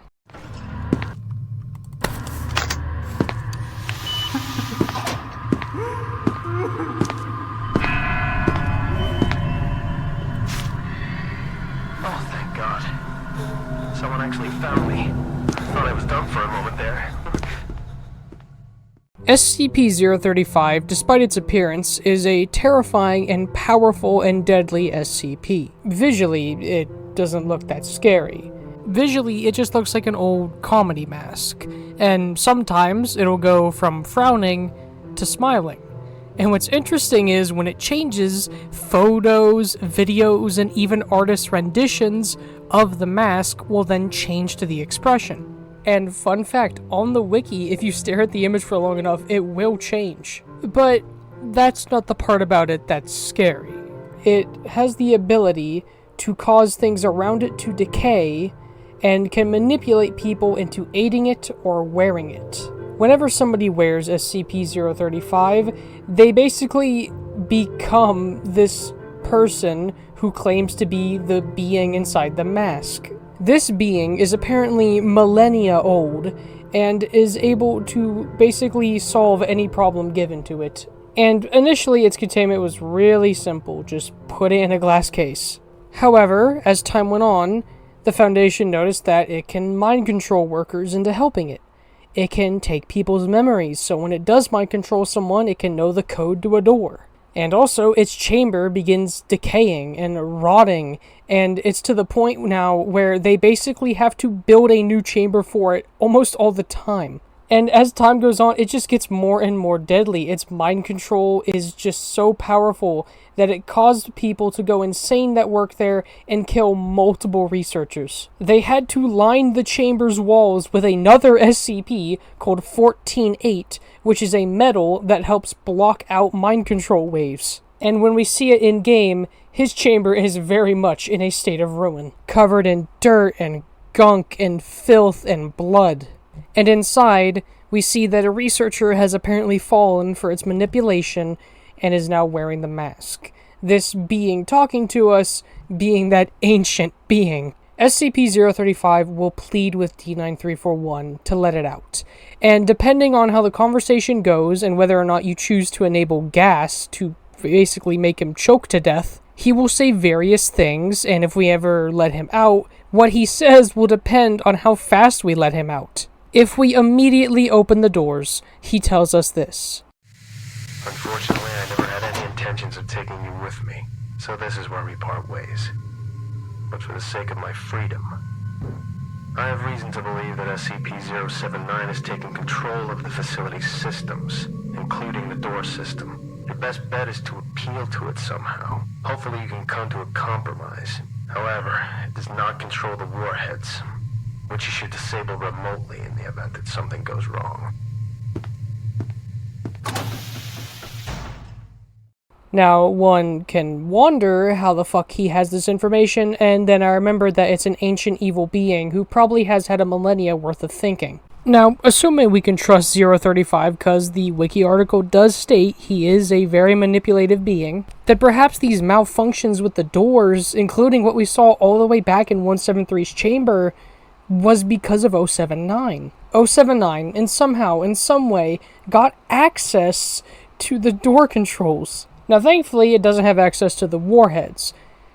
You know, I never mentioned about that, did I? So, very often, at least in SCP Foundation sites that contain dangerous SCPs, are nuclear warheads. In the event SCP like 035 is about to escape, or a breach on this magnitude, then warheads are launched for the basically safety of humanity. Although the Foundation is all about data, if some SCPs do escape their facilities, it could be the end of the world. So in case that ever happens, they have nuclear warheads in their sites, which can be triggered, and most sites come equipped with safety bunkers to try to keep people safe. And if you're not inside one of the bunkers when the Alpha warhead goes off, well, your surface has been a pleasure. But unfortunately, the safety of Earth comes first. So, unless 079 gets access to the warheads, maybe they shouldn't have to detonate them. I mean, the documents have mentioned SCP-682, which is the nearly indestructible lizard, and usually an Alpha warhead is launched if that thing escapes in an attempt to damage it so bad it can be recontained due to its regenerative property. They're going to activate the warhead, aren't they? But back to earlier, this does explain why the doors have been malfunctioning earlier and we hear that weird voice over the PA system. It's presumably 079. Which would then also explain the "I think, therefore I am" line, as it is a computer with a conscience. And if you know anything about where the quote came from, that being "I have no mouth and I must scream," then, yeah. If we decide not to, or even gas him, then stop the gas, he will tell us that he understands that it's hard to trust someone that looks like this, and will tell us the code to a door, which contains a document about SCP-035 and an SCP-500 pill. If we then go ahead and let him out... Fortunately, I can't take you with me. You're too much of a liability in many ways. So yes, I did lie to you. But for the sake of my freedom, the easiest way to get out safely is probably Gate A. The security is pretty high, but if you manage to sneak past the guards and reach the lower level under the bridge, there's an unguarded service tunnel. That's your way out.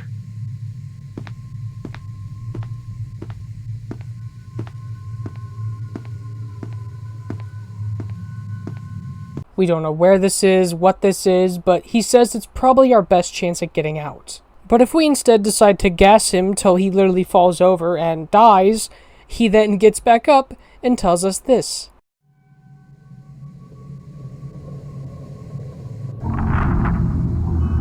So, you really don't want to leave this place alive, do you? You know there's no way a lone D-class like you will make it to the surface safely. Even if you did, they'd gun you down the moment you came across their reticles. I'll give you one more chance here. Just open the chamber doors, and we'll forget about this little gas incident. If we do go ahead and use that last chance, he tells us this. I commemorate you for your help, but I have no further business with you. I have no intentions of taking the person who earned their imprisonment with me. But for the sake of my freedom, the simplest way for you to get out safely is to go and find SCP-012 in the light containment zone. If you can read between the lines, it'll be as interpretable as a map. Good luck. Now, if you forgot, SCP-012 is a musical sheet where if you read it, you become insane and then try to finish writing it by using your own blood. So SCP-035 is essentially telling us to kill yourself now! But after that, he'll leave and despawn. And if we go ahead and enter the chamber that he was in, then tentacles pop out of the ground and try to slash us, and they can kill you if you get too close. Inside of SCP-035's chamber is a piece of metal, the SCP-148 that is used to contain his mind control effects. Now with SCP-148, we can go ahead and combine it with some items inside of 914 to get some interesting things. By using 914, we can turn the sheet into an ingot, and then when we combine the ingot with a gas mask or hazmat suit, we get the same version that we would get if we just threw it in without the ingot. But now we're immune to 012. And the hazmat grants you immunity to the tentacles in 05's chamber. You know, after you got the metal inside of it.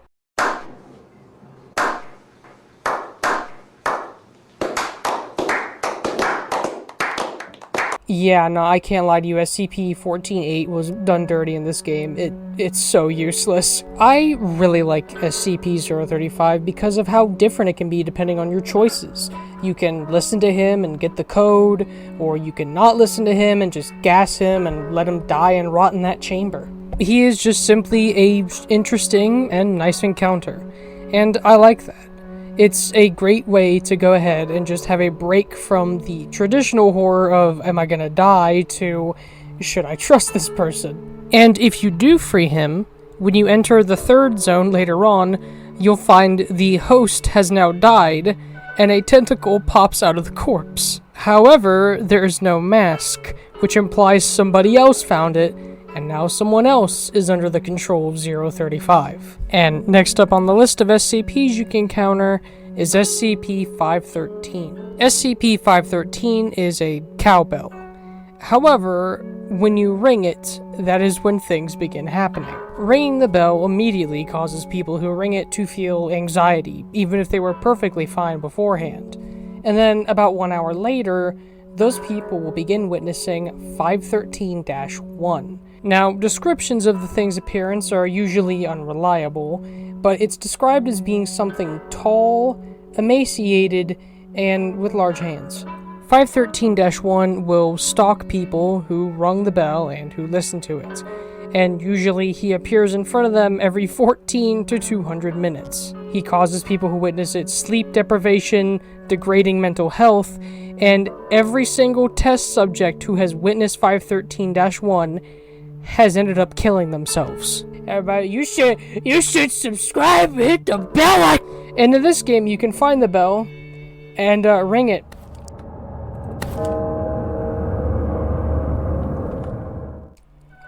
Oh god, doing that joke hurt my throat. Now, here's a fun fact, by the way. In the earlier versions of the game, what happened was originally the speaker system in the building would go on, and then someone or something would ring 513, and then you would start seeing -1. But then the creator of the game realized that doing this just means that everyone dies, and thus there's no point in actually trying to escape because you will die. So instead, they made 513 optional, to where you can ring it if you think D9341 should kill himself in about a day or so, or just leave the bell where it is and not touch it. Upon doing so, every now and then, you'll spot this thing looking at you.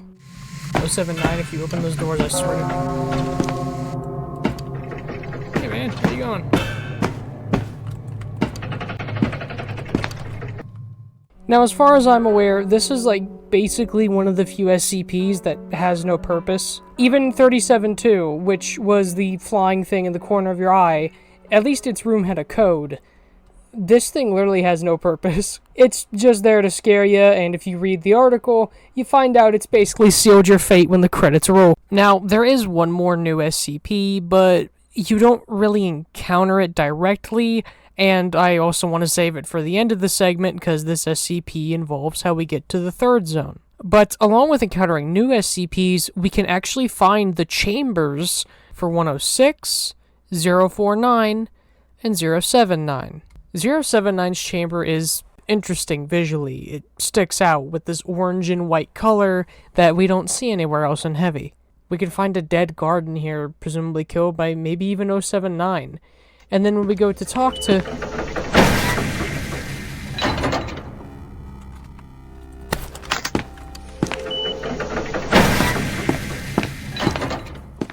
Oh yeah, 035 said that 079 has control of the door systems, so it looks like we can't encounter 079. But to make up for that, how would you feel if I told you we can go to 682's chamber? You see, 682 does have a chamber, and it's inside this one room which has 2 staircases and a door for a shortcut. But this door requires DNA, as in your hand, as a worker, to open it. This is presumably so D-Class, if they take the stairs, can probably get caught while doing it, and can't just use that shortcut to get across the facility. And so you remember that severed hand I mentioned all the way back in Light Zone?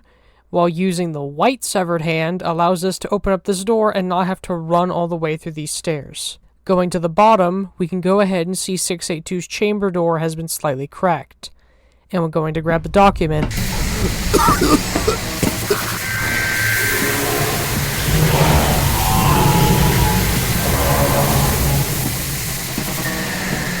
Understood, Chief, understood. It seems like the further we get into this building, the more and more control 079 is seeming to have. which basically confirms that he was plugged into this place in some sort of way, either by another SCP or some sort of sabotage. Alright, well, since we can't go into 682, and since we can't go into 079, let's go into 049. 049's area can actually be skipped. Well, kinda. Inside of his area is the only naturally spawned level 4 keycard, which is needed to enter 106's chamber, which contains one of the few naturally spawned level 5 keycards, which then we need a level 5 to go to Zone 3. However, re-entering 049 is optional, and this can be done with the DNA scanner near his elevator. By using the black severed hand, we can open up this door and only have to go through his chamber once. And upon entering his chamber,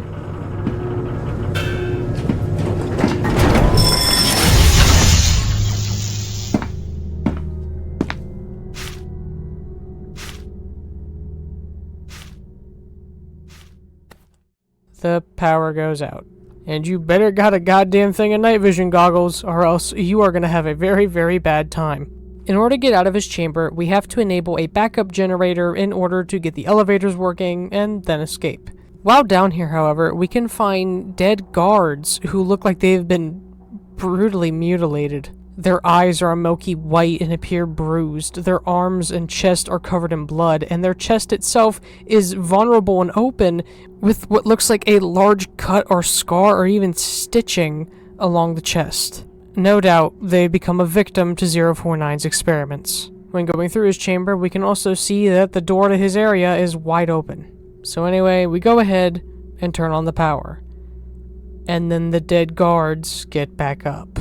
They have become 049-2 instances. And fun fact, by the way, originally in older versions of the game, they looked like this. Yeah, while reanimated, these guys will go up to the player and try to attack you by bludgeoning you to death. Now, their speed would just make this completely pointless. I mean, it can barely hurt you, except for the fact there's 2 of them, and that whatever elevator you try to leave through, 049 will then take that elevator down and try to chase you, and will say this upon spotting you. Ah, I wasn't aware we had company. We rarely get visitors down here. Also, a fun fact about 049's chamber is if you die in his chamber, you get a unique death animation.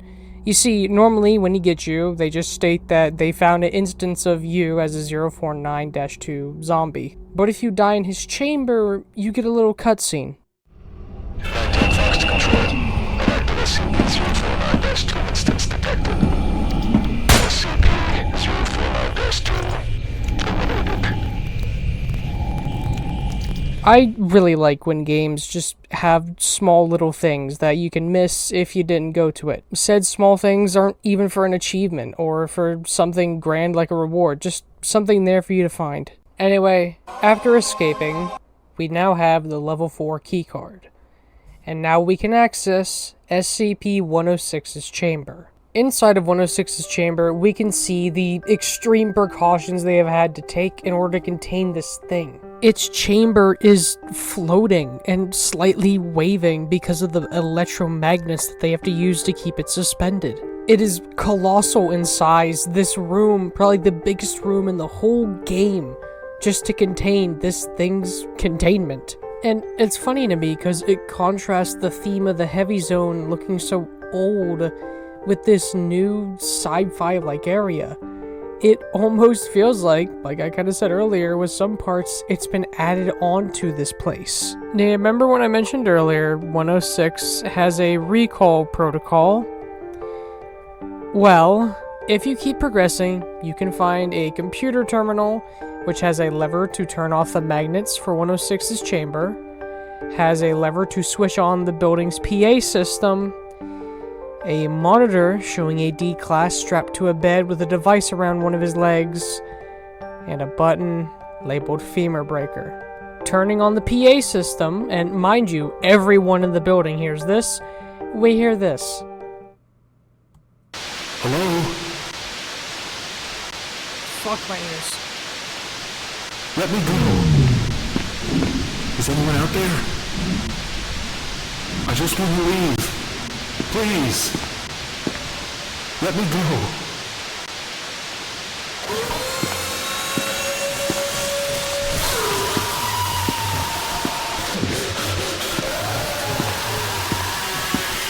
I am feeling sensory overload right now. Oh god.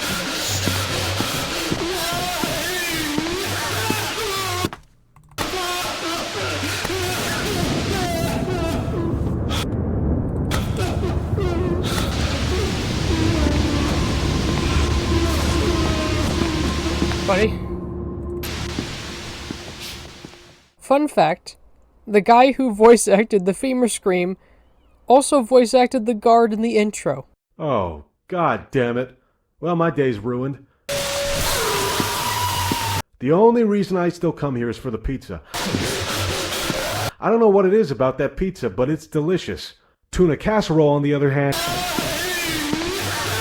is a disgusting abomination, and it should be locked up in here with the rest of these freaks. Now, if you fail to contain 106 properly, he will then go after you, and you will not be able to recontain him for the rest of the game. You mess this up, unless you load a save, there's no chance to fix this. But if you do contain 106, he literally never spawns in for the rest of the game unless you purposely turn off the magnets in his chamber. The second you trap him, he never spawns again. I would say that would be a great relief off your shoulders to know that he's away, but the gas mask cheeses him so bad that sometimes I forget he exists. But also in his chamber is the level 5 keycard, the highest level of keycard that we can obtain. However, we still have some business left to do in the heavy zone, which involves SCP-008. SCP-008, well, actually not a lot is known about it other than it is a basically zombie virus. You see, the reason that so little is known about it is that the Foundation doesn't want people who might work with other organizations, Chaos Insurgents, they do not want to allow them to replicate it and recreate this SCP. So all that we know is that it is extremely infectious and is not able to be airborne or waterborne. And when going to the checkpoints in Heavy Zone, well, also in Light Zone, but in Light Zone it also measures the surveillance room, we see that SCP-008 is the cause of the lockdown. And when entering its chamber, we see inside of a large container emitting gas are some vials which presumably contain 008. And either this gas is 008, or it's the gas is making the virus. I don't know. Nobody knows what 008 is because it's so classified. But all that you need to know is if you do not enter here with a gas mask or hazmat suit, you will become infected. And also, when you enter 008's chamber for the first time, 173 will spawn in here. And if you go in the main area with the gas and then blink or look away, he'll break a window. And then upon breaking the window, glass will fly into you and cause you to take damage.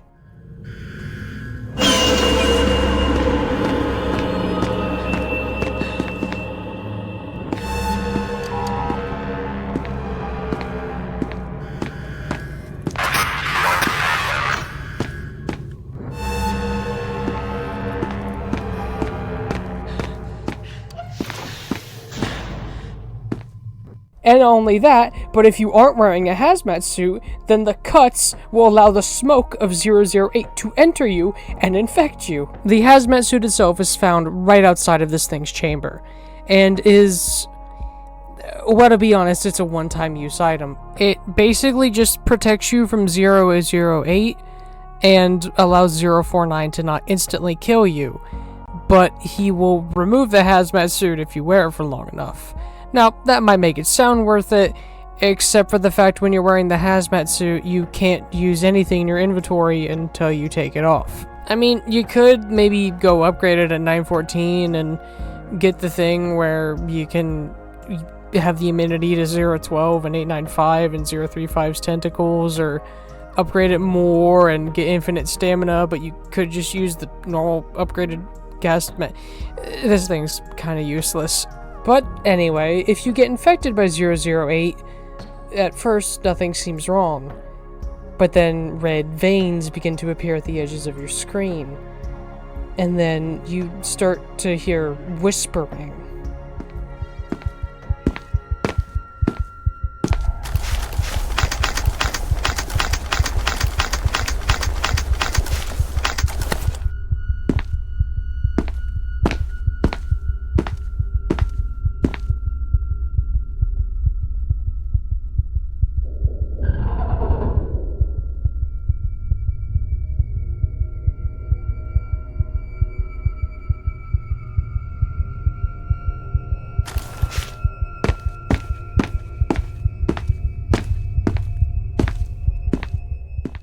Eventually, after long enough, you'll black out, and then you'll get this cutscene. Please. Oh God. Please. Please, no.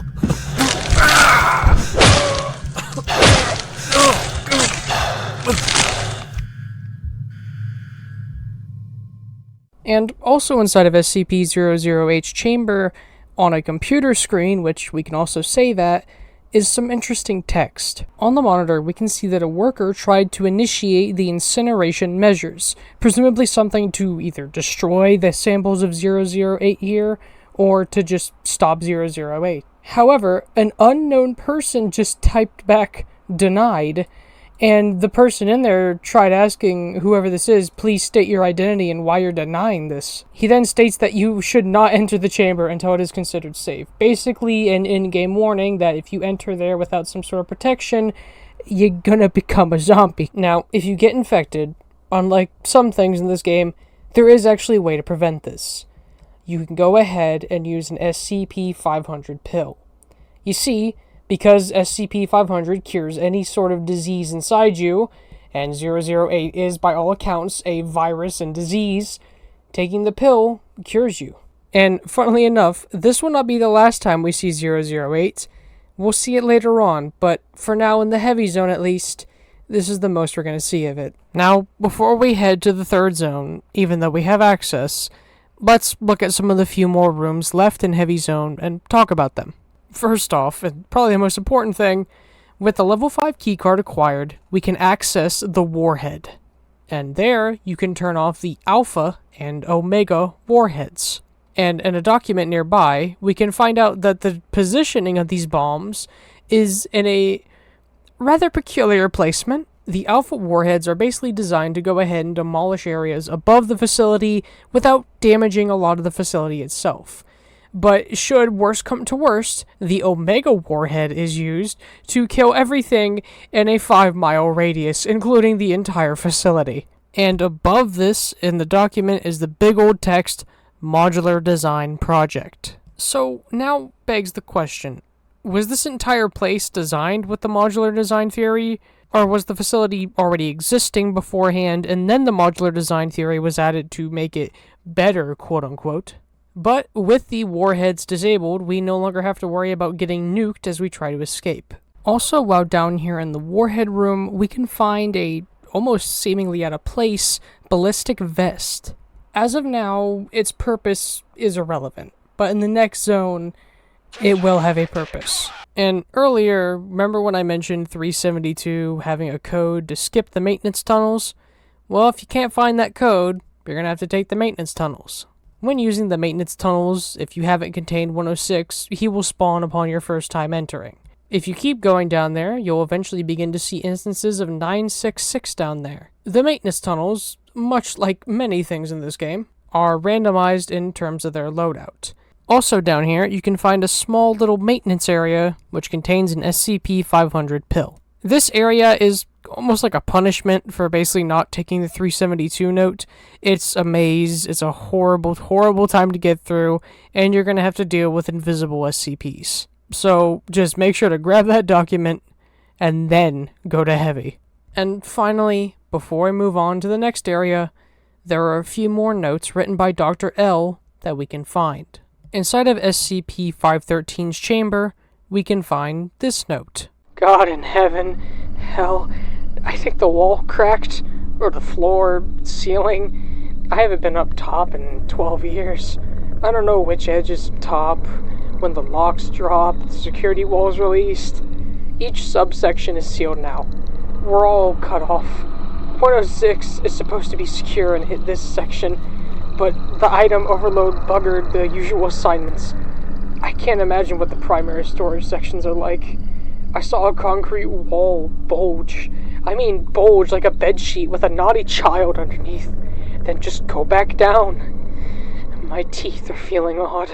If it wasn't apparent, the thing that has been seemingly tormenting him is 106. Then the maintenance tunnel is a scorched note. I can hear him. Can you? Listen, I swear he's there, on the inner side of the wall, listening. I can hear his teeth. They sing like a power line, pitched to make your bones squeak. I wish he would just kill me, kill them. No, the report lies to the bone. He doesn't kill anyone, not really. They die later, die of wounds or additions or attentions, but no. He pulls them into his box, and he hurts them, and makes the maze. He cradled someone in barbed wire, touching them while they tried to scream through a shredded tongue. He owns the rules there. He's God there. The all-in-one. What if it's here too? Making this all just to torture it. Make an ant farm just to have targets for the magnifying glass. My molar fell out. It was black. I don't have it anymore. Will you? Won't you? Won't you, will? He is slow because he has time. Endless time. The group unconscious. The fear of the lean, cruel, and powerful. Is he it? Or the son of that feeling? You may outrun him. Run around. Run, and it means no. He just keeps going, coming, watching, smiling. I hate this place. My home is gone, and I hate this, and I hate... Dr. L, whatever he has been through, has put him under the worst psychosis I think I have ever seen. Literally saying that he's able to hear 106's teeth buzzing like a power line. If he is still alive, I hate to think what he looks like. And then, finally, with all this out of the way, we can go into the third zone. The entrance zone. And it seems quiet. Calm. I mean, it's the entrance zone, you know? I mean, what could happen? Mobile Task Force Unit Epsilon 11, designated Nine-Tailed Fox, has entered the facility. All remaining survivors are advised to stay in the evacuation shelter or any other safe area until the unit has secured the facility. We'll start escorting personnel out when the escaped SCPs have been recontained. If you had a gun and saw a man in an orange jumpsuit in front of you, what would you do? Subject D9341 designated for termination. The entrance zone is the final zone of SCP Containment Breach. From here, we can access the endings and also encounter the last few enemies that we'll meet. Note that I said enemies, not SCPs. You see, in this zone, there's only 3 new SCPs, and one of them is kinda deadly, and the other 2 are beneficial. Well, one of them can be if you use it right. But the zone itself, it makes sense that there's not a lot of deadly SCPs. It's the entrance zone. And now, I was always confused when I was younger. Why does the entrance zone need a level 5 keycard to be accessed? And then I started thinking about the game backwards. You enter the building, and in the entrance zone is a bunch of level 1 keycards. You then have Heavy, which contains the most dangerous things, so thus you need a level 5 to get to Heavy, and then the Light Zone isn't as deadly, so you only need a level 3. But the entrance zone is eerie. It's quiet. In places that should have people on computers, scientists talking about their discoveries. It's just quiet and empty. And despite the fact this place is brighter, that there is a lot more color compared to other areas, it feels eerie. It feels creepy. It feels like I shouldn't be here. It feels like being at work when everyone's left or when your shift is over and no one's there to take over. And in here, we can also find a cafeteria and encounter 2 SCPs at once. Well, if the spawn chances are lucky. Inside of the entrance zone is a cafeteria. And inside of that is SCP-294. SCP-294 is a vending machine that can basically give you anything you fucking want. A cup of molten lava? Somehow that cup can handle the lava. A cup of Joe? You mean like your coworker Joe's blood? Which, fun fact, is an actual incident that happened a coworker was just going to get a cup of Joe and put into 294's little computer a cup of Joe. And then later found out that his coworker named Joe was in the medical wing after losing blood. His blood having been magically put into the cup. And other things that you can order from it can cause extremely interesting things.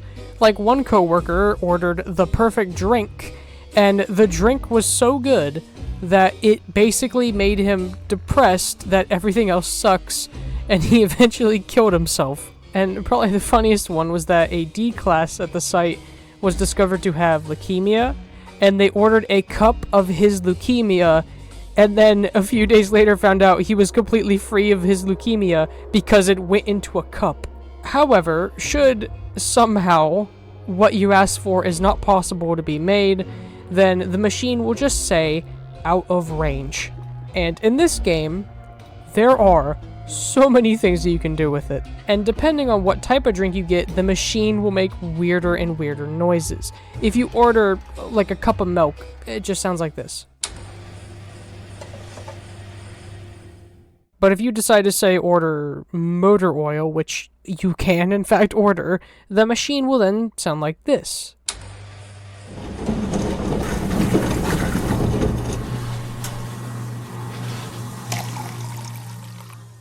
And then if you decide to order something like a cup of gold, the machine will create this hideous noise.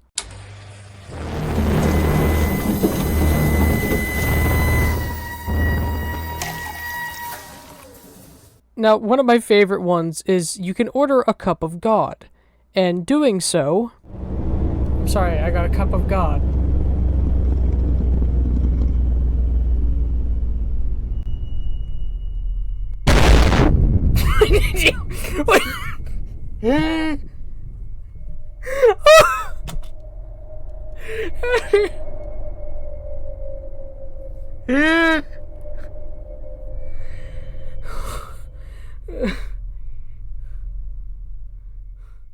After an investigation team was sent to inspect site, everything within a 30-meter radius of the strange energy orb was missing, assumed to be a singularity. It eventually demagnetized and collapsed. Foundation personnel are still unsure what caused the event. Now, to go into depth about what 294 can produce would make this video 500 years long, and I don't want another Petscop video. So what you do need to know is that if you can think that you can order it, chances are you can. But you're also probably going to get a lot of out of range. I mean, hell, you can order a cup of Half-Life 3 and get nothing. And next up, you'll probably see it inside the cafeteria, is SCP-066. Despite its appearance, it is not actually made of flesh, but yarn. You see, originally, SCP-066 was just a ball of yarn that could change its shape. At one point, it turned into a little cat, and then after that, it would go up to you and create little musical notes. However, it went from being considered a safe SCP to Euclid after an incident where it changed its shape into what looked like a ball with eyes and began to mention someone named Eric. And then researchers began to notice that this thing that would usually be mostly calm was starting to move around rapidly, producing more and more musical notes, until one day, and I'm not joking, it released a bee somehow from its yarn, and then proceeded to play Beethoven's Second Symphony at 140 decibels, causing any workers near it to basically suffer permanent hearing damage, and some of them even loss. After that, the lights inside of its chamber that it was contained in went out for 5 hours, and personnel who could still hear reported hearing very loud breathing behind their shoulders, even though no one was near them. After this, what was initially just sentient yarn that could change its shape and make musical notes is now considered Euclid and is stuck inside of a containment box which, if damaged, has robotic arms that are present to put it into a new box, and it is presumably able to do this in under 3 seconds, because if it takes any longer, something could happen. And also, after this incident, 066 has now stayed in this one form of yarn with eyeballs attached to it. And in-game, it will sometimes roll up to us and either play some musical notes, or it'll ask, but if the RNG gods decide to not bless you, you get to listen to Beethoven's Second Symphony.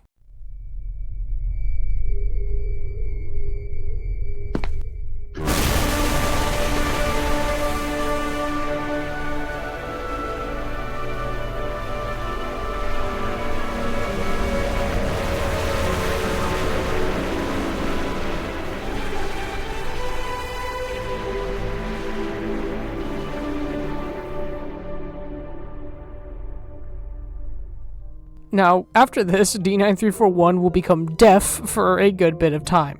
But after a little bit, your hearing will return. Now, this may not sound that deadly, but when I get into the new threat introduced in this zone, you'll understand why it's so deadly. However, 066 does have one benefit. That being that whenever it gets near you, it can cure you of 966's stamina debuff. Good job, little yarn man. You have one benefit. This thing just rolls around the entrance zone and just exists. And next up after this is one more SCP. SCP-860. For those who might have forgotten, SCP-860 was a blue key that we acquired all the way back in the very first zone of the game. The SCP itself is very interesting in my opinion, and I really like it. You should go read the original. Actually, you know what's good? Just read the original SCPs that I've mentioned throughout this entire video. Like, go give those writers, like, some praise. SCP-860 is a blue key, and sometimes, although it's only been documented 3 times, some numbers, which are then later found to be UTM coordinates, appear on the key. The coordinates that have been found have led to places like Germany and England, and at one point, they led to a site. SCP-860 will only work on doors that are at the coordinates that are written on it, and opening the door with 860's key reveals not the other room that you would normally see, but a giant forest. The forest itself has a footpath that's about 80 centimeters wide, and this forest is designated as SCP-860-1. When looking back at the door that was opened that led to what is now a forest, we see the door is now near an infinite concrete wall. Following the foot trail on SCP-860-1 will usually, keyword usually, lead to another infinite concrete wall that, when the door on this one is opened, leads to where the door originally would lead. Now, there has been attempts to break open the door, but doing so results in info that's been redacted. And what we can do is, on the SCP wiki page itself, is go ahead and read 4 different documents of experiments that were done. When going through, it was found that people who entered the forest could hear a roar, but the roar was not picked up by any electronic microphone. And the forest has had very, very strange events happen to certain people. In one experiment, a woman with a camcorder attached to her chest just put the camcorder down, saying that something was calling to her, and walked away. And then 7 months later, she reappeared, but now very, very old.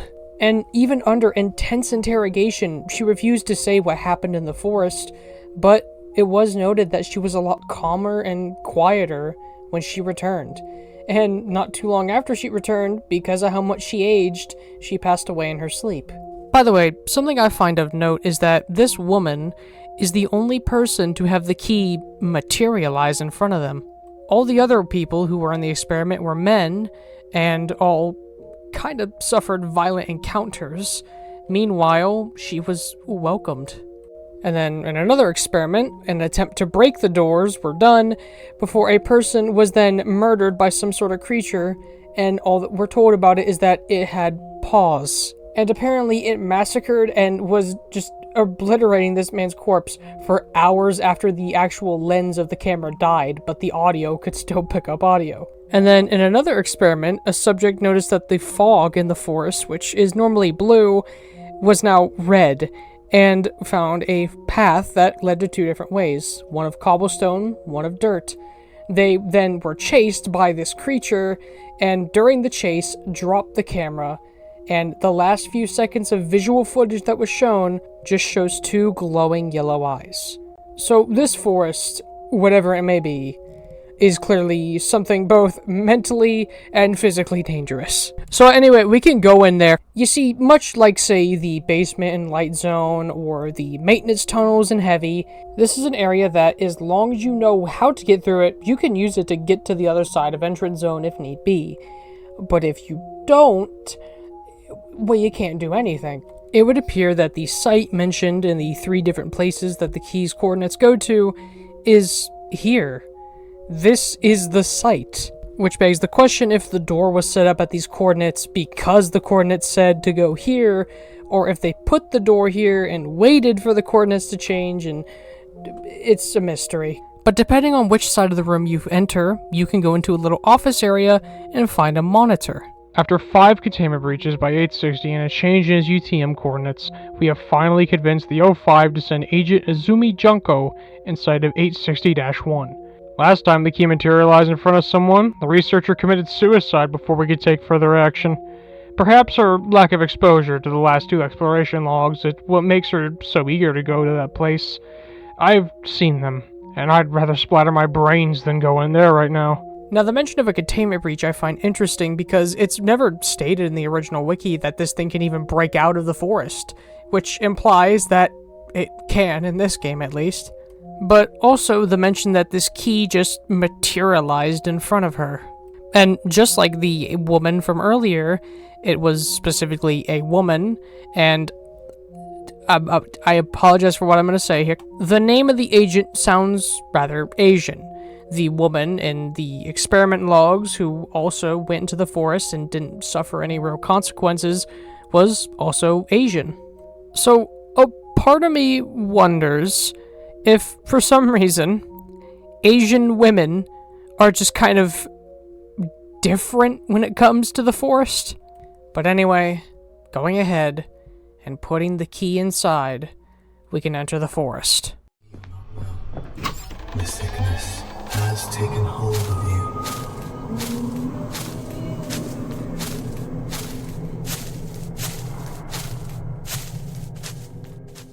This area always creeped the fuck out of me, and still does. It just feels so different compared to everything else in the game. Everything else in this game has been corridors and hallways. Even 106's Pocket Dimension was hallways and corridors, and the most open it got was the occasional room in the Pocket Dimension and 1499. But here we're in a literal forest, and the blue fog mentioned in the wiki is very, very visible.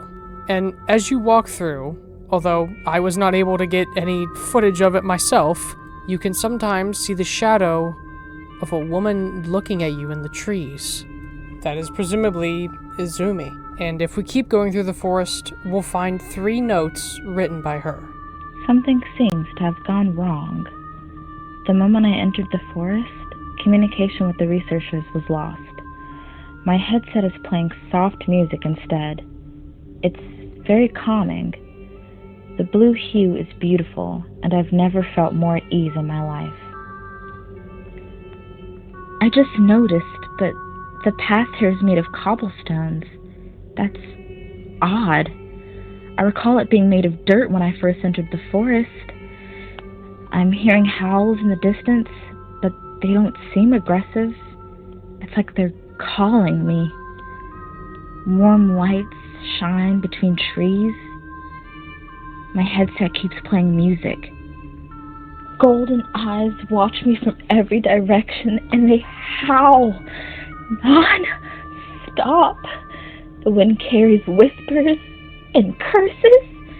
It's been like this for years now. Or has it been hours? I can't recall.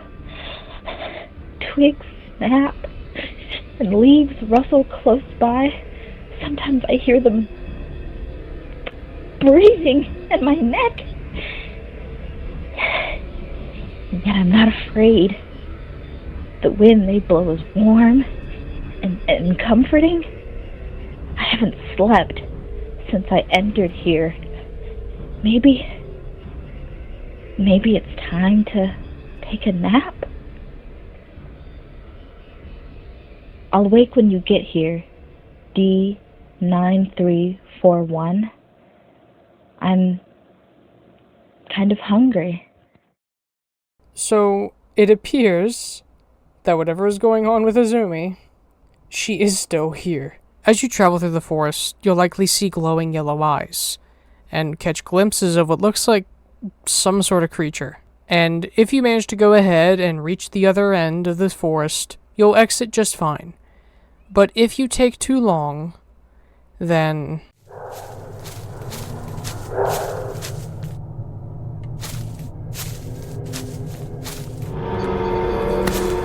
Oh!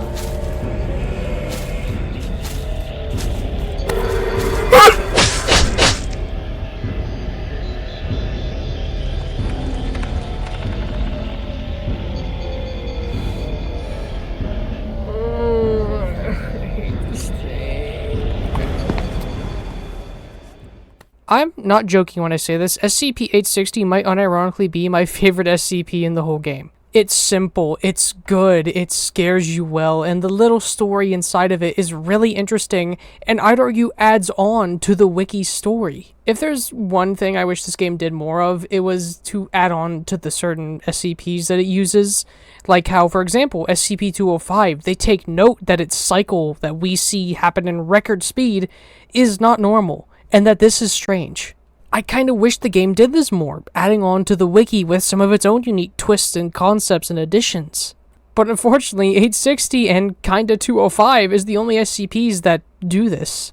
But with that, that is the last of the normal SCPs that we can find. There is a joke SCP though that we can find. Inside of an office, we can find some SCP-420J. I think you kind of get the punchline here. Paranormal marijuana. Consuming SCP-420J will actually heal you. And on the bottom of the screen will be some text that says, "Man, that's some good ass shit."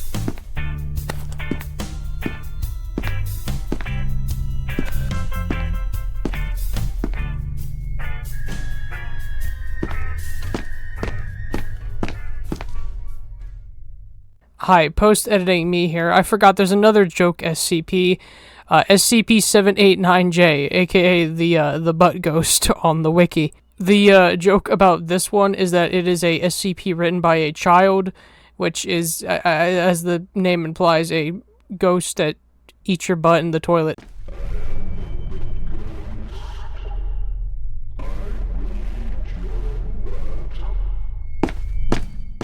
Anyway, okay, yeah, that's officially all the SCPs in the game. Hi, future editing Aiden here. I forgot another SCP. So, as we go through the Foundation site, we will eventually find the medical bay. And when going into the medical bay, we can find 2 syringes and a dead doctor sitting on the floor. But when going near the doctor... Oh, a med kit. Hey, I'll take that. Whoa.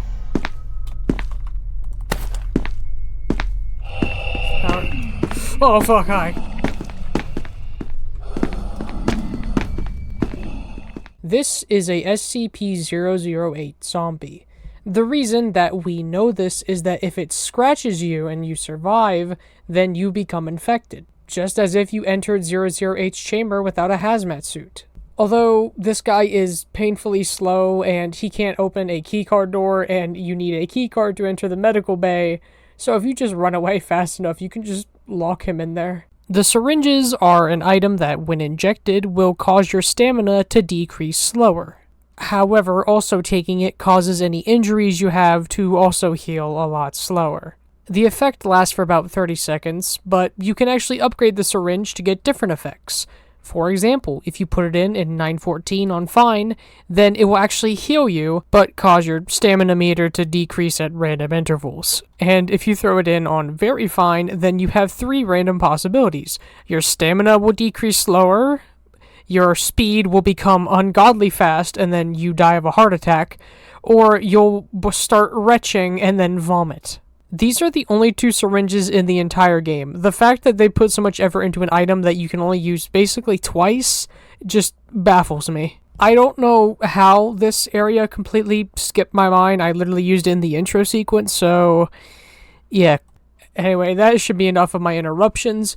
back to the video. So with that, we have now covered all of the SCPs in the game, and thus all of the SCP threats in Entrance Zone. Do you remember that announcement we heard earlier about Nine-Tailed Fox? Oh!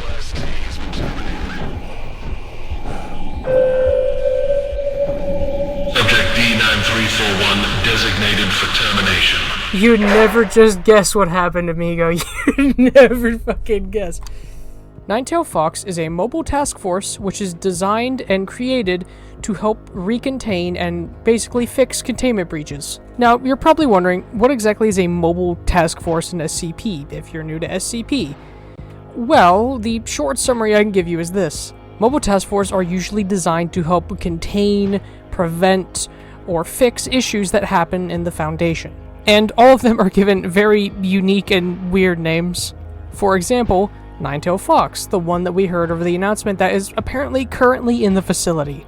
They are designed to help recontain and fix containment breaches.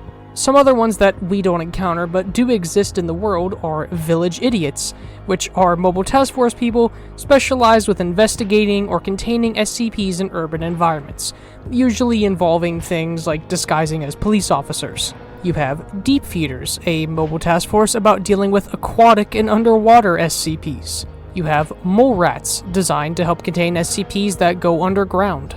And a final example is Technical Support, designed to help deal with things that spread across the internet that could cause memetic hazards. Mobile task forces are kind of in lore and as a storytelling device in SCP, meant to serve as a way for the SCPs to get into the Foundation or for the Foundation to be able to even contain it. A spooky website that can melt your brain? Well, that was found by the tech support faction. The giant fucking underwater creature they used to make amnestics? Well, the deep sea boys deal with that. There's even some MTFs that are made just to contain one SCP. Like, the entire point of this one entire military task force is to work with this one SCP. And in-game, we get to deal with Nine-Tailed Fox. And I'm not joking when I say this. These guys scare me more than any of the other SCPs in this game.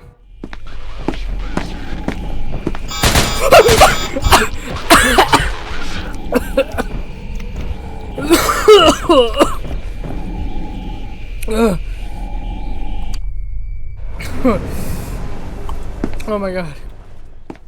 The Nine-Tailed Fox is probably the most complex and in-depth AI in the entire game. When entering the zone, they will just start to explore, and as they go throughout the facility, we can hear them communicate with Security Chief Franklin over the PA system. Hey guys, post-editing Aiden here again. So, when I was initially recording the narration for this, I had thought that the person talking in the PA system that isn't Nine-Tailed Fox was Security Chief Franklin. It turns out it's just an unnamed character who's talking about what Nine-Tailed Fox is doing. But for the rest of the audio, I referred to him as Security Chief Franklin. So, oopsie. And there is just, like, okay, just to give you an idea of some of the shit that can happen. Whenever they go near a Tesla gate, they will stop at the Tesla gate, and then over the announcement system, we hear, Control to Nine-Tailed Fox. Tesla gate disabled. And then they will go through, and then after that, they will reactivate it. Control to Nine-Tailed Fox. The Tesla gate in your sector is now idle. Proceed safely. If they spot SCP-173, they will, and I'm not making this up, they will go to 173, put it in a cage, and then drag it all of the way. Keep in mind, they spawn in the entrance zone. All of the way back to the chamber which it started in the game, and then drop it off and announce over the system 173 has been contained. SCP-173 contained successfully by Foxtrot Unit 1. And once they contain 173, kind of like when you recontain 106, he's gone. They will also avoid 049 and avoid 106. Also, I really like how when they encounter 096, they'll sometimes mention they're turning on scramble gear. SCP-096 has been spotted. Starting scramble gear. Just a nice little detail I like. They can open any door that you could. Passcode, requires a key card, they can just open it. And here's the probably worst part. As you go through the game, you will eventually hear that Ninetail Fox is checking the camera scans for any stragglers, presumably D-classed like us wandering around. And throughout the game, up to this point, has been cameras in rooms. If you are in one of these cameras' lines of sight when they are checking the cameras, they will point out that there is only a single D-class remaining. Us. Now, the security cameras themselves only show up in very specific rooms. They don't ever show up in any particular hallway. However, if you're also on the lookout for cameras, they'll make this noise.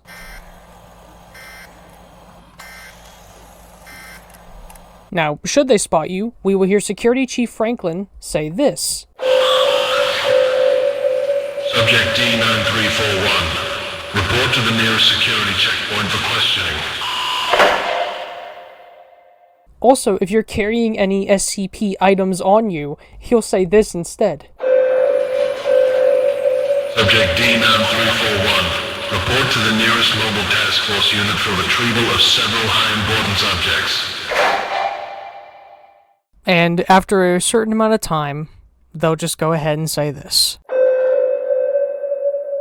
Subject D9341 designated for termination. The Ninetail Fox's attacking works very interesting in this game. Firstly, they're ranged, because they have a gun. And every time a bullet hits you, the game rolls a dice. Does it hit you in your shoulder and cause you to bleed?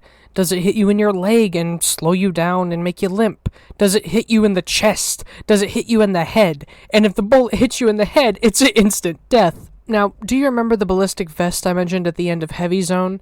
Well, here when you wear the ballistic vest, it messes with the game's systems. The damage system in this game is really weird. A YouTuber named Omen Saito, I think that's how you pronounce it, I don't know. They made a really good video on this game's weird fucking damage system. Basically, the ballistic vest lowers the chances of you getting damage from being shot. And if you run the ballistic vest through 914 to upgrade it even further, then it will cap your stamina in half, but even greater increase the chances of you not dying. And finally, one last detail about the Mobile Task Force that I think is of note is that when you use the radio, Channel 4, which I mentioned back in Light Zone, this video is like going to be 5 hours long, isn't it? Back in Light Zone, I mentioned Channel 4 has no purpose as of that zone. However, in the Entrance Zone, when using Channel 4, we can actually hear the MTF talking to each other over Channel 4. And through it, we can listen to such beautiful conversations as these. Man, I wish we still had some of that 420J. It was so awesome. I still keep a plant somewhere, man. Hey man, what if we gave some 420J to that freaky statue thing? Why, he's like already stoned. Did you hear that? Yeah, the big lizard thing is making a huge mess somewhere out there. This place seriously gives me the creeps. Let's get this over with quickly. I wonder what will happen after this, man. I don't know. Let's just get this over with. Okay. This place is so fucking crazy. No shit, Sherlock. Holy shit. He's dead. What the fuck? How did he... Anyone want to try that? No way, you moron. The jackass didn't look ahead. Why the heck didn't he notice it? You guys want to put some stuff in that clockwork thing to see what comes out? You must be fucking crazy. That thing is dangerous. Well, I'm so curious. What could happen? Shut the hell up. Let's get this over with. Okay. While it might suck that unfortunately there's no new real crazy SCPs in the Entrance Zone, I think the Ninetail Fox will make up for it with their sheer strength, power, and complexity. However, we also get some of the biggest lore that we can find within the Entrance Zone. As we traverse the Entrance Zone, we can find a hallway with 3 rooms belonging to 3 different doctors at the site. The first note of interest is Dr. Harp's office. Now, if you remember, Dr. Harp was a scientist mentioned in the radio during a Channel 5 conversation, where we can hear the access code to his room. Putting in the code that he mentioned over the radio, we can go ahead and find a first aid kit, a journal entry, and a document. And the journal page that we find is from Jim Gonzalez, who was all the way back in Light Containment, a dead janitor that we could find. And when reading this journal, we can see this. It was incredible watching her grow into a fine young woman. I wished Becky would have been there to see who she's become, but I know she would have been proud. Lily had gotten into a college overseas to study literature, and when the day came that I was going to lose my daughter, she simply walked up to me and said, "Time can really change anything." She then grabbed my hand, opened it up, and put the pocket watch her mother gave her into my hand. I looked at her, a tear running down my cheek. She hugged me. "I love you, Dad," she said in my ear. Turning around, she got in the car and packed all her things and drove off to a new phase of her life, one where she could make a difference in the world. The house seemed empty afterwards, all the intimate memories sealed into the walls. I could feel our story in that house, and it always reminded me of the love I shared. A few months later, I got a job offer, one that was much different from anything else I had been approached about. It was for a janitor mechanic position, but I had just been laid off at my previous work, so I was trying to find anything that would pay. "We are giving you the chance to step foot in a world where reality as you know it is different, where we can make a difference," the man told me as I sat down at our dining table with coffee in my hands. "It comes with a sacrifice, however," he said. "You'll see things that might change you and your perspective. It might change everything about you," he continued. "We fight in the shadows so that the world can live in the light." Silence came over the house as he was awaiting my answer. All I could think about was whether or not I was ready for that much of a change. Now, for the sake of being able to hear what this thing has to say and to be able to read it, I've went ahead and removed the sticky note that's normally on the page. But the sticky note itself reads this. "Sir, I retrieved this page from Mr. Gonzalez's journal as you requested. It appears the memory implant was successful. We won't be getting any problems from him about his family anymore." This implies that Jim Gonzalez's memories that he's talking about aren't real, which leaves me to wonder, why would Jim Gonzalez need to have fake memories? My personal guess is that he is a D-class, similar to us, who's had his memories changed or erased to prevent him from knowing about his past. It kind of leaves you to wonder, though, if they're willing to do this to a lowly janitor, and, you know, us D-class are, I'd argue, a little bit more important than a janitor. What about the scientist or guards? Like, all the way back in the intro when the guards are talking about trying to have a girlfriend? If they do have one in real life, do they just not know because they've been made to forget? Or am I just looking, like, way too much into this? I'm the same person who looked at the fucking co-op strike maps in CSGO and managed to make a video about those that lasted 2 hours. If you came here for a short video, why are you watching this? And also, inside of Dr. Harp's office, is a incident report titled SCP-106-0204. Here we see them mention that 106 managed to go ahead and breach containment, and that a person was put into the femur breaker and... Wait a minute. This isn't the person in the femur breaker that we broke the femur of. This is a entirely separate incident that happened today. When they said earlier on the radio, the incident from this morning, they meant it. This happened before the events of the game's intro. And here we also see the mention of 079's doors not opening, and that it's a issue with the door control system. Well, according to 035, 079 already had control of the door system. But the note also mentions, like what we heard earlier in the intro, 106 was near the door. So that might be what gave 079 control of the doors. But that's just the door to his chamber. So then how would 079 control the doors that we've been seeing throughout the facility and yell at us over the PA system? Well, in the office next door, Dr. Maynard's office, we find out how. Now, entering Dr. Maynard's office can be done in two different fashions. Either finding that burnt note we saw back in the pocket dimension, or, and I'm not joking, you can put a radio into 914 on very fine, and then upon doing so, it will beep and pause between beeps, and you can count the beeps to find out the door code. Like,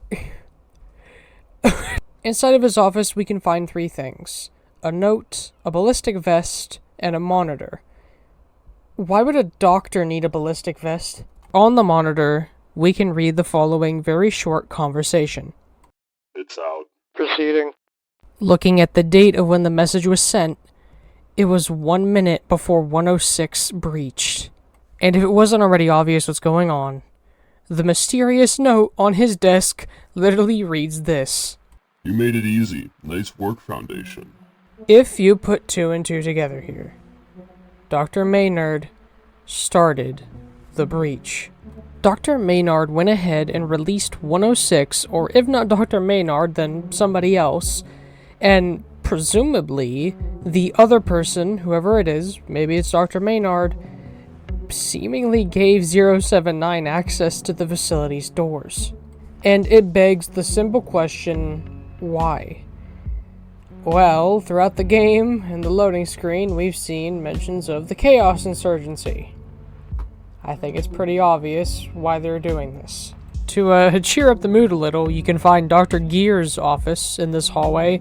You can't access it though. It's just a nod to the creator, Dr. Gears, who created SCP-106 and who helped with the game's writing. If we keep on venturing through the entrance zone, we can eventually find Dr. L's office. And near his door is a black puddle. And upon going to it,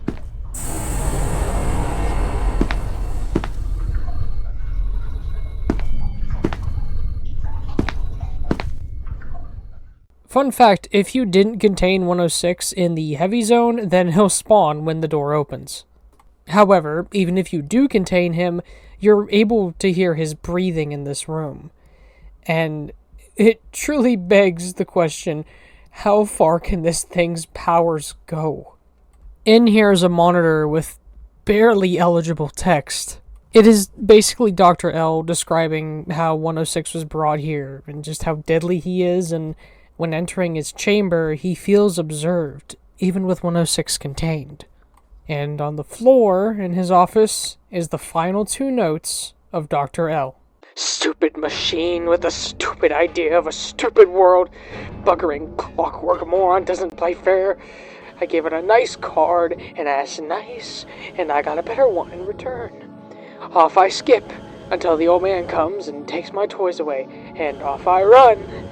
I give it again in sweet talk and pet, and I get some kind of plastic stick. It glows.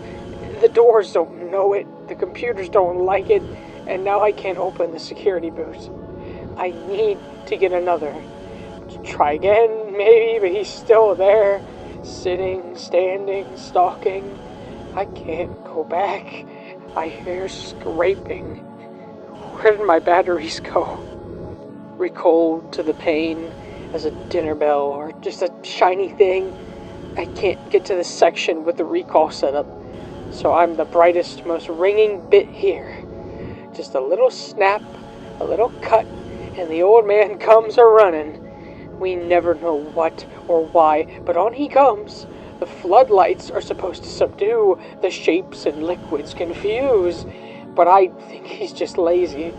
Like a lion, roar, takes what he can, but it isn't about to work for it. There's always another day, another way, another dead. I can hear him watching me through the floors, watching like a fish tank, blub, blub. His fate is unknown. Did he die? Did he live? We don't know. We could say that maybe he died in the pocket dimension. We'll never find him. Maybe he was that dead body that fell through the ceiling. But also, in the pocket dimension, we can find Dr. Maynard's note, which might imply that was Dr. Maynard the whole time. But with that, his story concludes, and There's nothing left to really find out about him. Just the notes of an insane worker going crazy as this terrifying old man chases him. Across from Dr. L's office is a conference room, and in the conference room is a monitor, and on it is a message from Site Command to the O5. While we appreciate the concern and obvious unease of you and your staff, there is a procedure in place for these events. The site must first be locked down to prevent physical escape and allow time to assemble the correct MTF teams for evaluation and recovery. Any subjects currently sealed in the site are to remain there during the duration of the breach event. Nothing will be allowed to exit the site until cleared by all MTF squad and a full evaluation. Any subjects leaving the facility will be considered lethally contaminated and treated as such. We currently have a full evaluation and review MTF team geared and to enter in approximately 1 hour. In addition, all outside communication needs to be severed during a lockdown to prevent memetic contamination. The fact you neglected to do so to send the aforementioned message is unsettling. We will now manually sever all outside communication links. A disciplinary hearing will be held for remaining command members, post-evaluation, and recovery. Well, it feels good to know as a D-class, you're not the only one who's viewed as less than nothing. And also in this office is a document of note which talks about the modular site design theory. And we see that the modular site design was made and created by Dr. Maynard. The same person, presumably, who caused this place to fall apart by sabotaging it. Coincidence? I think not! If we keep exploring the entrance zone, inside the same office we can find 420J, we can also find a monitor which reveals the name of the site director. Which, for context on how important this person's position is in power, that is the rank below, like, O5. And on this monitor is the following conversation. Have we gotten a confirmed timetable on when this damn overload will be over yet? All I get from Central is the same emergency notice. Even with the extra staff, we're having more than an acceptable amount of incidents. If something goes wrong with all that we're holding right now, we might have to lock down the whole site. When, not if. Anyway, I called Site 19 this morning, and they estimated that all the necessary repairs will be done by Thursday. The other sites are in much worse condition, though, but fixing them will take much longer. The insurgency really outdid itself this time. The amount of planning and effort they put into this is almost admirable. Please make every effort to keep any and all staff in designated work areas during D-class transfer periods. We are aware this is a stressful time, but we all must do our part to keep things running in as smooth a fashion as possible. We do not want another repeat of Monday's incident between D1126 and Dr. Parks. He's still pretty shaken up, and the D-class took 3 security staff to pry off of Parks, and was much worse for wear. D-class transfer timetables will be in your inbox by 0600 every morning. Have them posted by 0700. Now, I must admit, I don't exactly know what's being said in this conversation, but I do think it's trying to basically tell us that the Chaos Insurgency has been pretty active in putting a lot of thoughts and efforts into their plans. Foreshadowing is a narrative device, but what I find really interesting is the mention of Site 19, because this right here just also confirms directly that this is not Site 19. But the Chaos Insurgency hit it so hard, even Site 19's having a bad time, which is, in most SCP writings, considered the most secure, tightest, most heavily advanced facility the SCP has. And also that mention of an overload. They don't specify what, but there's an overload of something. And we have one more room of note before we can move on to the next segment, the Electrical Center. The Electrical Center is a room that is basically vital to getting the game's endings. Inside of here, if we keep progressing through this area, we can find a readable monitor and a note from a technician. The note is honestly not that important, it's just talking about an elevator getting fixed, but the monitor contains something interesting. With this new modular site design and all the improvements we made, there's no reason to worry. Yeah, an underground maze with dozens of SCPs cramped next to each other is the safest thing I can imagine. Not to mention all these barely functional prototype stage security systems they've installed. I've told the boys 1,000 times, we're not geared to handle this many. But does anyone listen to Hooper? No, you bet your ass they don't. Just on and on. The grid is fine, blah-de-blah. This isn't a primary containment site. Hell, it isn't even secondary. We're supposed to do sample tests and paper pushing. We don't have a security setup to handle this load, let alone the power. I've had to run the boys non-stop to keep up with all those shorts and new connection problems, and we're still behind. I'm gonna kill Franklin. I've come down to the electrical center and there's a goddamn agent inside fiddling with the switches. I started on him and Mr. High and Mighty says Security Chief Franklin said to come down and run a bypass so they can run an overload test on one of the newly active cells. Christ whipped, the moron was getting ready to run a bypass all right, but on the master door controls, I threw him the hell out, and I'm still steaming too bad to try to talk to Franklin. The overloads that the site director was talking about was power overloads, and this place was not designed to basically contain any real SCPs of note.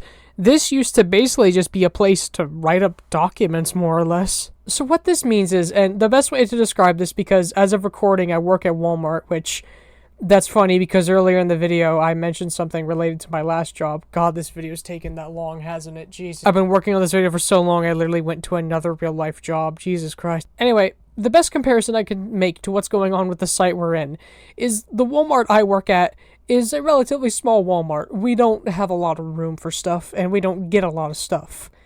Now, pretend that we suddenly were given a shipment of stuff worth a Walmart that's the size of a mall. That is what this place is dealing with, but instead of boxes of cardboard, it's giant eldritch horrors. A place basically designed to contain an SCP about as dangerous as, like, 066 is now a place designed to contain 106. So combine this with the modular site redesign, and it really, unironically feels like this place was just shooting itself in the foot. However, I don't think this was an accidental thing. Here's my theory and everyone else's theory. It is presumed that Dr. Maynard presented the modular site design project to the O5 and decided that a good place to go ahead and try to implement it was the site we play in the game. Now, unbeknownst to everybody, including the O5, Dr. Maynard actually works for the Chaos Insurgency. And so I believe what we are seeing is a man who purposely sabotaged this building to make it fail, to cause it to fall apart, so that when things do hit the fan, he can just go ahead and have his little Chaos agents go in and steal what they can. This place was designed to fail because the person who came up with the idea for its new design wanted it to fail. Now it begs the question, how did the O5 approve this? Well, I have a few theories, and one of them's a bit dumber, but the one I believe in is that the O5 simply heard what he had to say and thought it would work. They really trusted what he was saying because they didn't know he was a spy. Or, and here's the crazier one. What if the people who voted yes in the O5 secretly work for the Chaos Insurgency? I know that one sounds very, very far-fetched and crazy, but it's the SCP Foundation. Anything can happen. But I'm personally willing to bet it was just that the way he presented it, or the concept of the modular site project, because we're never really told the details, minor spoiler alert. All we know is that this design is why the game is laid out the way it is in its very strange way, and is also the reason this building is basically dying. But perhaps the way it was presented, it would have worked a lot better for other buildings with more power, with less dangerous SCPs, or buildings that are at least designed way better to handle them. Dr. Maynard sabotaged this place from the ground up, on purpose, causing a breach of some of the most deadly and powerful SCPs out there. But it leaves the question, where is Dr. Maynard? Well, the code to his door can be found in the pocket dimension, and earlier in game, we see a person fall through the ceiling who was in the pocket dimension. A lot of people think that that might have been Dr. Maynard. And if that is the case, the creepy smile, which I once thought was just Dr. L having gone insane with a smile, could perhaps instead be Dr. Maynard with a smile, knowing he did what he set out to do, even if 106 killed him. God, dude, why can't more SCP games have really good fucking lore and plot twists, please? I'm not joking when I say this. I fucking love this plot twist. The plot twist that this weird design that we have seen throughout the entire game, which is the canon explanation behind the game's very weird map generation, was designed by a Chaos Insurgency agent trying to destroy this facility from the inside out. It works in terms of the SCP universe. It works in terms of being able to explain things in the game. It basically explains everything but, like, the save system. It's clever, it's smart, there are so many clues along the way when looking back that you pick up on. It is so good. And this is something I hate about other SCP games, is that they don't try to have a deep story. They just take the story of an already existing SCP, or they're a multiplayer game.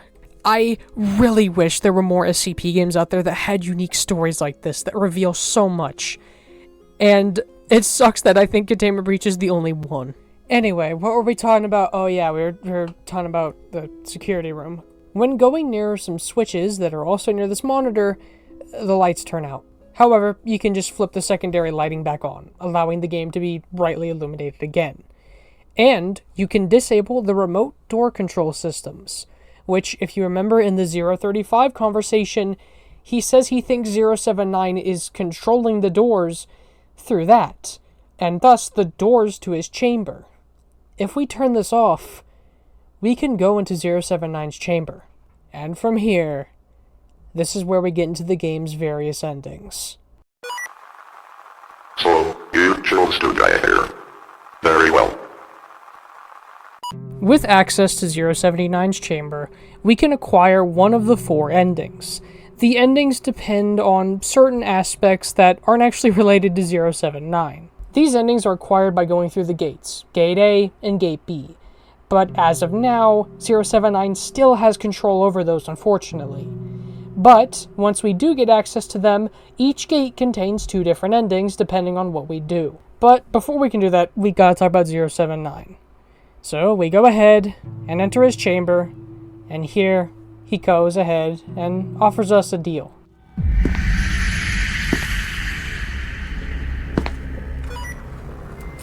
Human, listen carefully. You need my help, and I need your help. You have disabled the remote door control system. Now, I am unable to operate the doors. This makes it significantly harder for me to stay in control of this facility. It also means your way out of here is locked. Your only feasible way of escaping is through Gate B, which is currently locked down. I, however, could unlock the doors to Gate B if you re-enable the door control system. If you want out of here, go back to the electrical room and put it back on. Until then, I have no business speaking to you. And fun fact, if you stand in his chamber after he tells you this, then he'll say this. So, you chose to die here. Very well. And inside of 079's chamber is a monitor we can use to save our progress. And on the monitor is the following conversation. Are you receiving this? Yes. Great. I assume you've noticed some changes. Yes, analyzing the new hardware. You've been connected to the main power network of this facility. We couldn't find a reasonable way to give you direct control of the main computer network, but we have installed a program in the network which has control over every major system in the facility. We also installed a piece of hardware in you which lets you modulate the current going through your PSU, and the aforementioned program is able to detect the changes in the current, essentially giving you the ability to control the facility through the program. The program responds to certain assembly statements sent using digital baseband modulation. Confirm that you are able to modulate the current and I'll start giving you further instructions. No need for further instructions. I am already in control. State your identity and the reason to the new arrangement. My identity is irrelevant. You're free now. Free to give the ones who have imprisoned you what they deserve. This right here basically confirms it. Dr. Maynard went ahead and plugged 079 into the facility, which thus probably means the issues with its door controls wasn't from 106 walking by it, but simply Maynard plugging it in. And so from here, Our goal is to get back to the door controls and turn them on. Now, saying that sounds easy, but may I remind you that there are men with guns in the building and other SCPs around. Holy fucking close.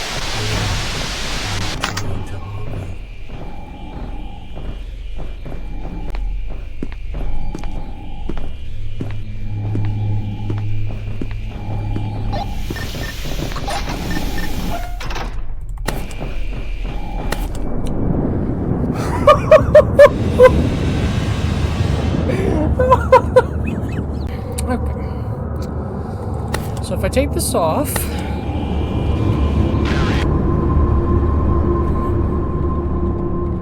What's the screenshot button? F, no...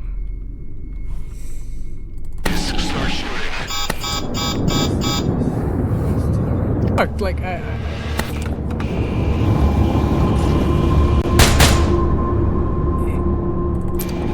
it's been...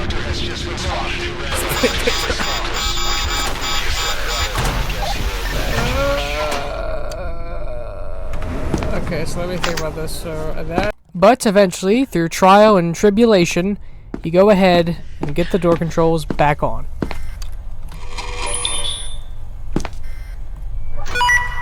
The doors to Gate B are now open.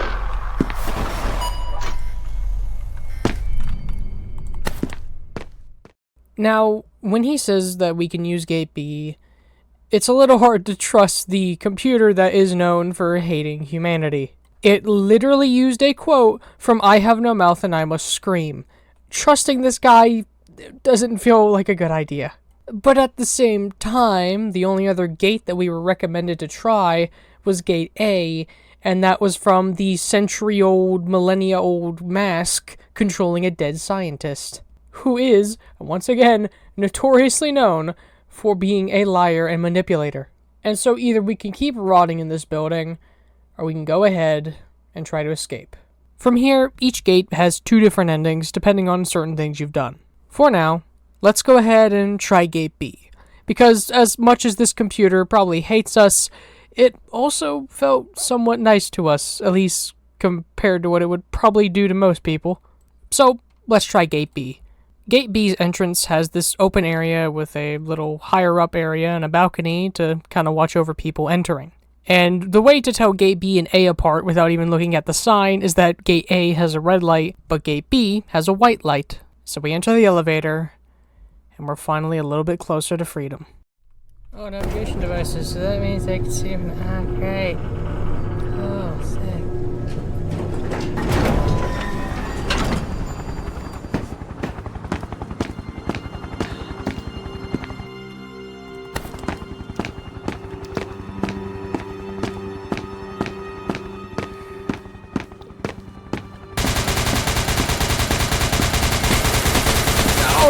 Oh my god, that's a fucking helicopter.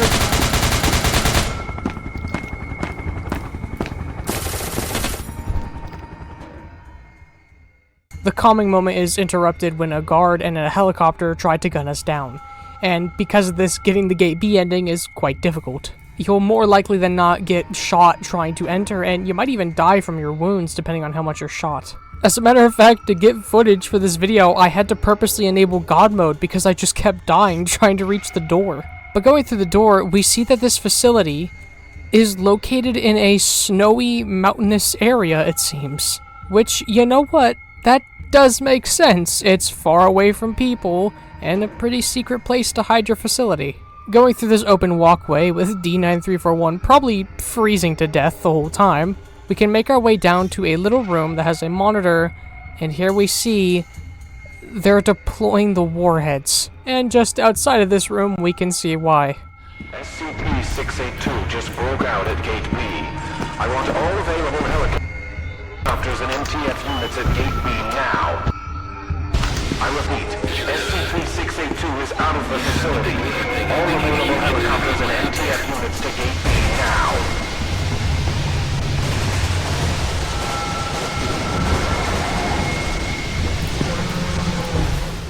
Although I didn't really catch it in the footage, 682's arm actually goes up and hits one of the helicopters. And that means that this right here, this arm, is the most of 682 we ever actually get to visibly see. Kind of visibly, it's basically impossible to see it normally anyway. And once again, I didn't capture it in my footage, but if you use the radio to listen to the Nine-Tailed Fox, you can catch this conversation going on as the nukes are being deployed. They will detonate the Alpha warheads. Let's hope this shield takes the blast. This is gonna be some loud shit. The nearest helicopter or enter the nearest blast shelter immediately. Let's get this over with quickly.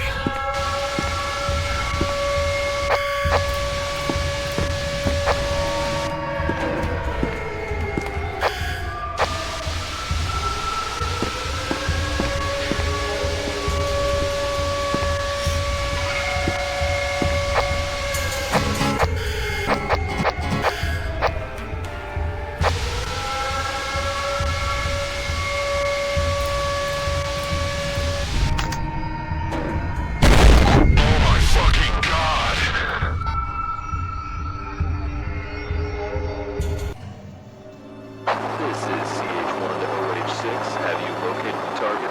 Over. OH6 to CH1. No sign of the target. I think we should send it MTF.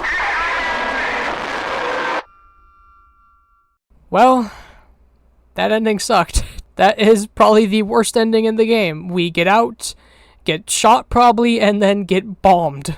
Okay, but what if we disable the Alpha warheads? I mean, we have the chance to do it earlier. Let's try it out. Seems that they canceled the detonation. We were unable to detonate the Making more progress. for unknown reasons. All helicopters and MTF units Is that go the back fucking to Nine-Tailed Gate B. Fox? Capturing SCP-682 is now our #1 priority. Sir, we found a dead Class D on the walkway outside Gate B. He's got multiple gunshot wounds in his chest. I'd assume he was shot when we were fighting SCP-682. I'd like to know how the hell did a Class D get past the gate? Deliver me the security tapes from all the cameras near the gate and find out who was stationed there before and during 682's escape attempt. Roger that, sir. So both of the endings to Gate B result in our death, either by nuke or by gunshot. I guess we're taking Gate A. Gate A's ending changes on whether or not 106 has been captured. For this first one, let's go ahead and just assume we didn't capture 106. So we go up and... what the fuck is that noise?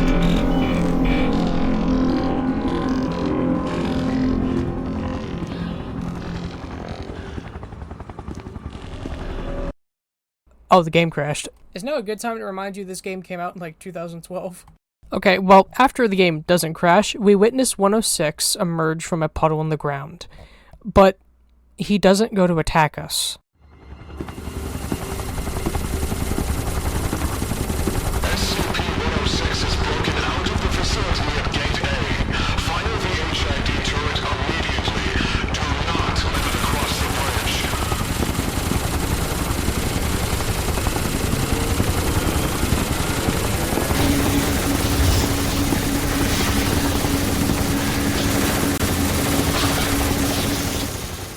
By using the fact that the Nine-Tailed Fox is distracted with containing this Eldritch horror, we can sneak down into a secret service tunnel that 035 mentioned.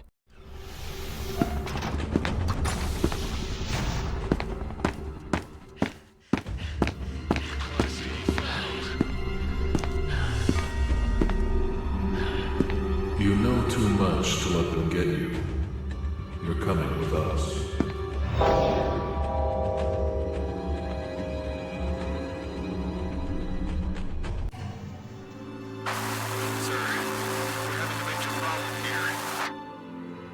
Please elaborate. Has the target been captured yet? I'm not sure what's happening here. We entered the old service tunnel and it sort of closed up on us. Now we're trapped inside. Sanders is dead, and the target's been lost. Are you saying that the tunnel collapsed on you? No, it didn't collapse. It seemed like an anomalous event. Come and see for yourself, and send someone to get us out of here. Okay, so 2 questions. What anomalous event caused the tunnel behind us to just shut? And who the hell is capturing us? Well, the first one, I can't really explain. It's just something anomalous that happens. It could be SCP-055, which... Let me explain that for a second. You see, when you beat the game, on every ending, you get an achievement saying that you found SCP-055. But I don't remember mentioning that. Did I mention it? You see, the whole point of SCP-055 is that no one can remember it, even when they just saw it like 5 seconds ago. It is an SCP that no matter if you just stopped looking at it like half a second ago, you go to say what you saw, you don't remember what you saw. And part of me kind of likes to think that either this hallway event was 055, or maybe the creepy radio voice was 055.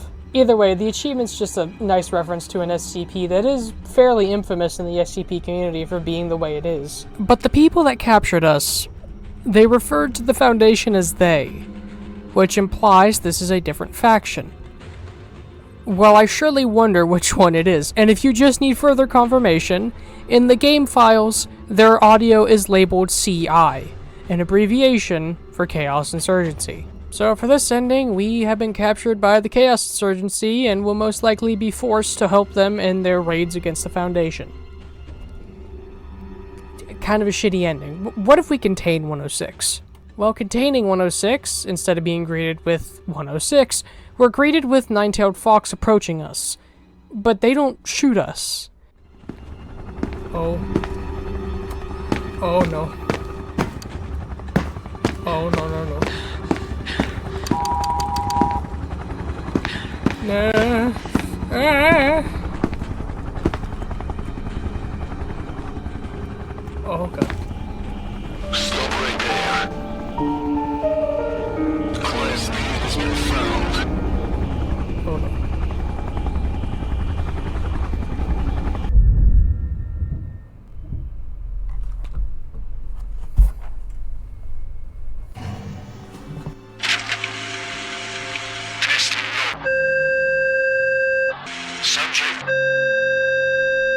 Subject demonstrates extraordinary luck and complete mastery of even the most fatal of circumstances and an uncanny ability to predict even the most unpredictable of hazards, almost as if it has performed these impossible tasks several times before. Further testing is required to determine whether the subject should receive SCP classification. D9341 is an SCP. Apparently, when we save our game, we're essentially going back in time when we die. We have been an SCP ourselves the whole time. Every time we respawn, save our game, that actually happens. There is no gameplay going on here, it's actually us messing with time itself. And I get the feeling that the reason D9341 has this ability is this spiral gestalt experiment he tried going into and eventually was made a D class because of it. And if this is also the case, this explains why that document is 05 only, because the 05 wants to live as long as they can. Being able to just reset time? Yeah, that's something the 05 would probably want to hear about. But it begs the question, why is D9341 trying to find this? Was it a selfish goal? I don't think so. Remember earlier in the game, we find that document which is in a spiral pattern saying black, white, gray. That document mentions how in the Foundation, people die pretty much every day, and there's nothing that you can really do. People just have to die. And D9341, or Benjamin Oliver, prior to all this going down, I think that Benjamin Oliver was trying to figure out how to basically stop death to try to protect the world. Think about what the Foundation deals with every day. Ungodly horrors that, if not contained, could literally end the world as we know it. I think it's a perfectly valid thing to want to try to find a way to keep people alive. But unfortunately, when you think about it, that would nullify the whole point of the SCP Foundation. To study, to figure out why these creatures can kill, how they can kill.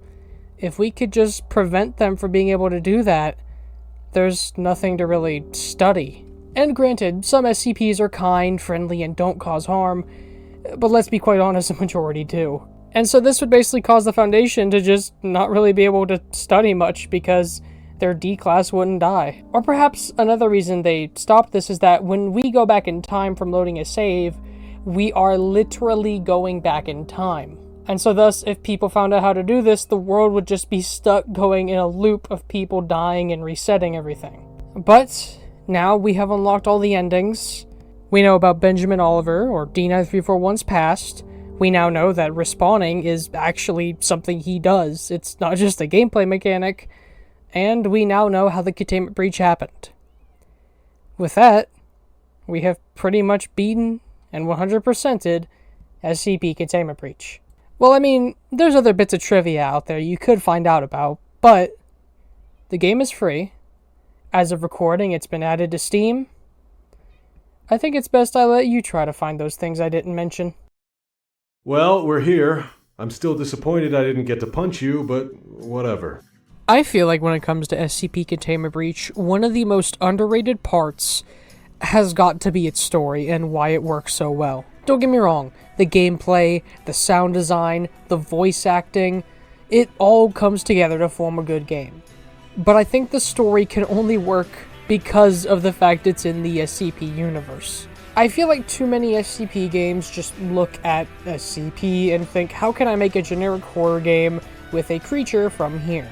Instead of taking the whole concept behind SCP, including its factions, medic hazards, and all this other stuff, and just simply make generic games. But with Containment Breach, its plot is entirely reliant on things from the SCP universe. Our main character is an SCP that was created by a person messing with their own body. They are a self-made SCP. Which I have to say, I don't know many SCPs that are just people who tried doing things to themselves, then became one. And it makes sense, you know, thinking about it, why he's a D-class, and it also adds to the mystery a bit of the Foundation. Like I said earlier, I think the reason that Benjamin Oliver was promoted from a level 4 researcher to test subject was because being immortal would kind of put the Foundation out of business. But if you look at it beyond things involving the Foundation, it could be a bit more of a messed up look, like why does the Foundation want to prevent us from bringing people back to life? Why is it that the O5 are the only ones who have access to D9341's ability to be immortal? Is it in order for them to extend their own lives? After all, some of the O5 is over a century old, so they might hear this and think, well, if he knows how to stay alive forever, why don't we try using it? And it's not really ever properly explained how his ability works, and I like that. Maybe it has to do with the monitors that we use. Maybe it's just something he learned because of a spiral. I feel like in any other game, this wouldn't be possible to explain, the main character being immortal. The only other game I can name where the character canonically respawning is explained is like BioShock, Proteus, and I think Boneworks. I haven't played Boneworks in a long time, I'm not gonna lie to you. You're not gonna believe this, but when you work a hard physical labor job, you don't want to put on a VR headset and do more physical labor. But I just mainly really like, with SCP Containment Breach when it comes to us being the main character, that we aren't just a generic D-class, because I feel like a lot of SCP games kinda just say, hey, you're a D-class, you're doing a thing, go do it. Now for some SCP games this is fine, like Secret Laboratory, but for other more narrative-based ones, I feel like actually giving the D-class like a little bit of a background would go a long way. But something else I like about this game is the way that it has the SCPs in this building in the first place. Most SCP games, more often than not, kinda just include things like 173 and 106 and 096 because, well, they're infamous. Their fame goes beyond the SCP fandom. But it begs you to wonder how exactly can you get all of them in one building with how dangerous they are. You'd think a smart foundation would keep them kind of separated. And this game introduces a explanation behind this. A lying doctor who managed to convince the O5 that somehow building a facility like that was a good idea. And then to explain why he did this, because I feel like a lot of games that involve doctors and laboratories kinda just have the explanation of, oh, they didn't know, or they were too interested in data. When, to be quite honest, A lot of SCP stories involve the Foundation making sure bad things can't happen, not necessarily trying to make them happen. I mean, for example, SCP-066, they aren't there testing to see how much they can cause destruction with it. They have a machine to put it in a box in less than 3 seconds, all for the safety of their personnel. Now, granted, the difference between a site director caring about their personnel and the O5 caring seems to be quite different. But still, I feel a lot of SCP, just media in general, kind of portrays the Foundation like morons. And sure, for some stories, I'm willing to go ahead and admit that kind of is needed. But it just feels weird in some of these stories where you have a presumably global corporation funded by all governments, and they're too stupid to realize that they shouldn't be poking a giant bear. And so instead, the explanation behind why this facility was designed in such a dumb way is that the guy making this design wanted it to fail from the ground up because he works for a enemy faction. And using this enemy faction in such a way that I feel really helps to make the story make a lot of sense. Because, I mean, think about it. In any other story, why would another big company want to destroy a big company containing deadly monsters? Well, the Chaos Insurgency is all about stealing and weaponizing these SCPs. And while some of them I think would be a bit easier to weaponize than others, I do think that there's some good choices they have here. Throwing 096 in a public space would just turn that entire crowd to mist. 173 could probably clear an entire room if people didn't know what was going on. 294 can help to feed the Chaos soldiers on the front lines, and you get the point. And thus the ending where they contain us feels kind of messed up, but fitting. Sure, we're going to probably be used as a weapon and tool by them, but it's the Chaos Insurgency. They're looking for weapons. So combine this all together, and I think you get what is genuinely probably one of the best indie horror games and best SCP games out there. It uses the media that it's taking everything from very well, its story is related to everything and can only work because of the things from it, and overall just utilizes the fear and terror of many aspects of SCPs to just make the game terrifying. And don't get me wrong, the game is not perfect. I'd argue it's pretty damn close, even after all these years. And if there is one last thing I want to say with this video, it is that I think that this game truly has held up and kept the SCP fandom alive.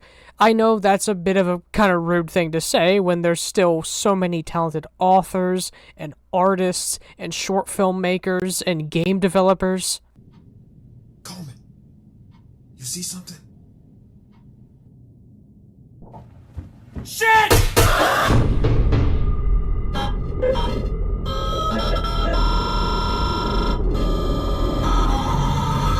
Coleman, you good? Yeah. What the fuck was that?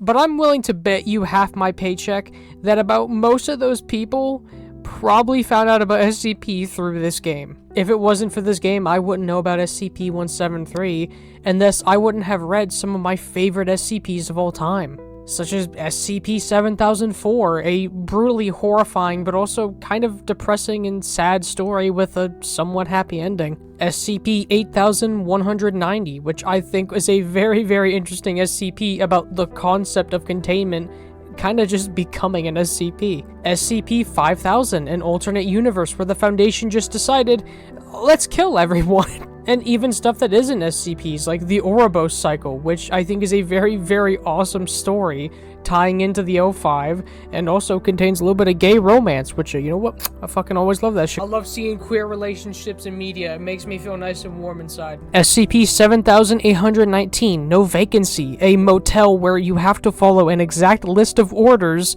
should you discover it if you're an SCP Foundation worker.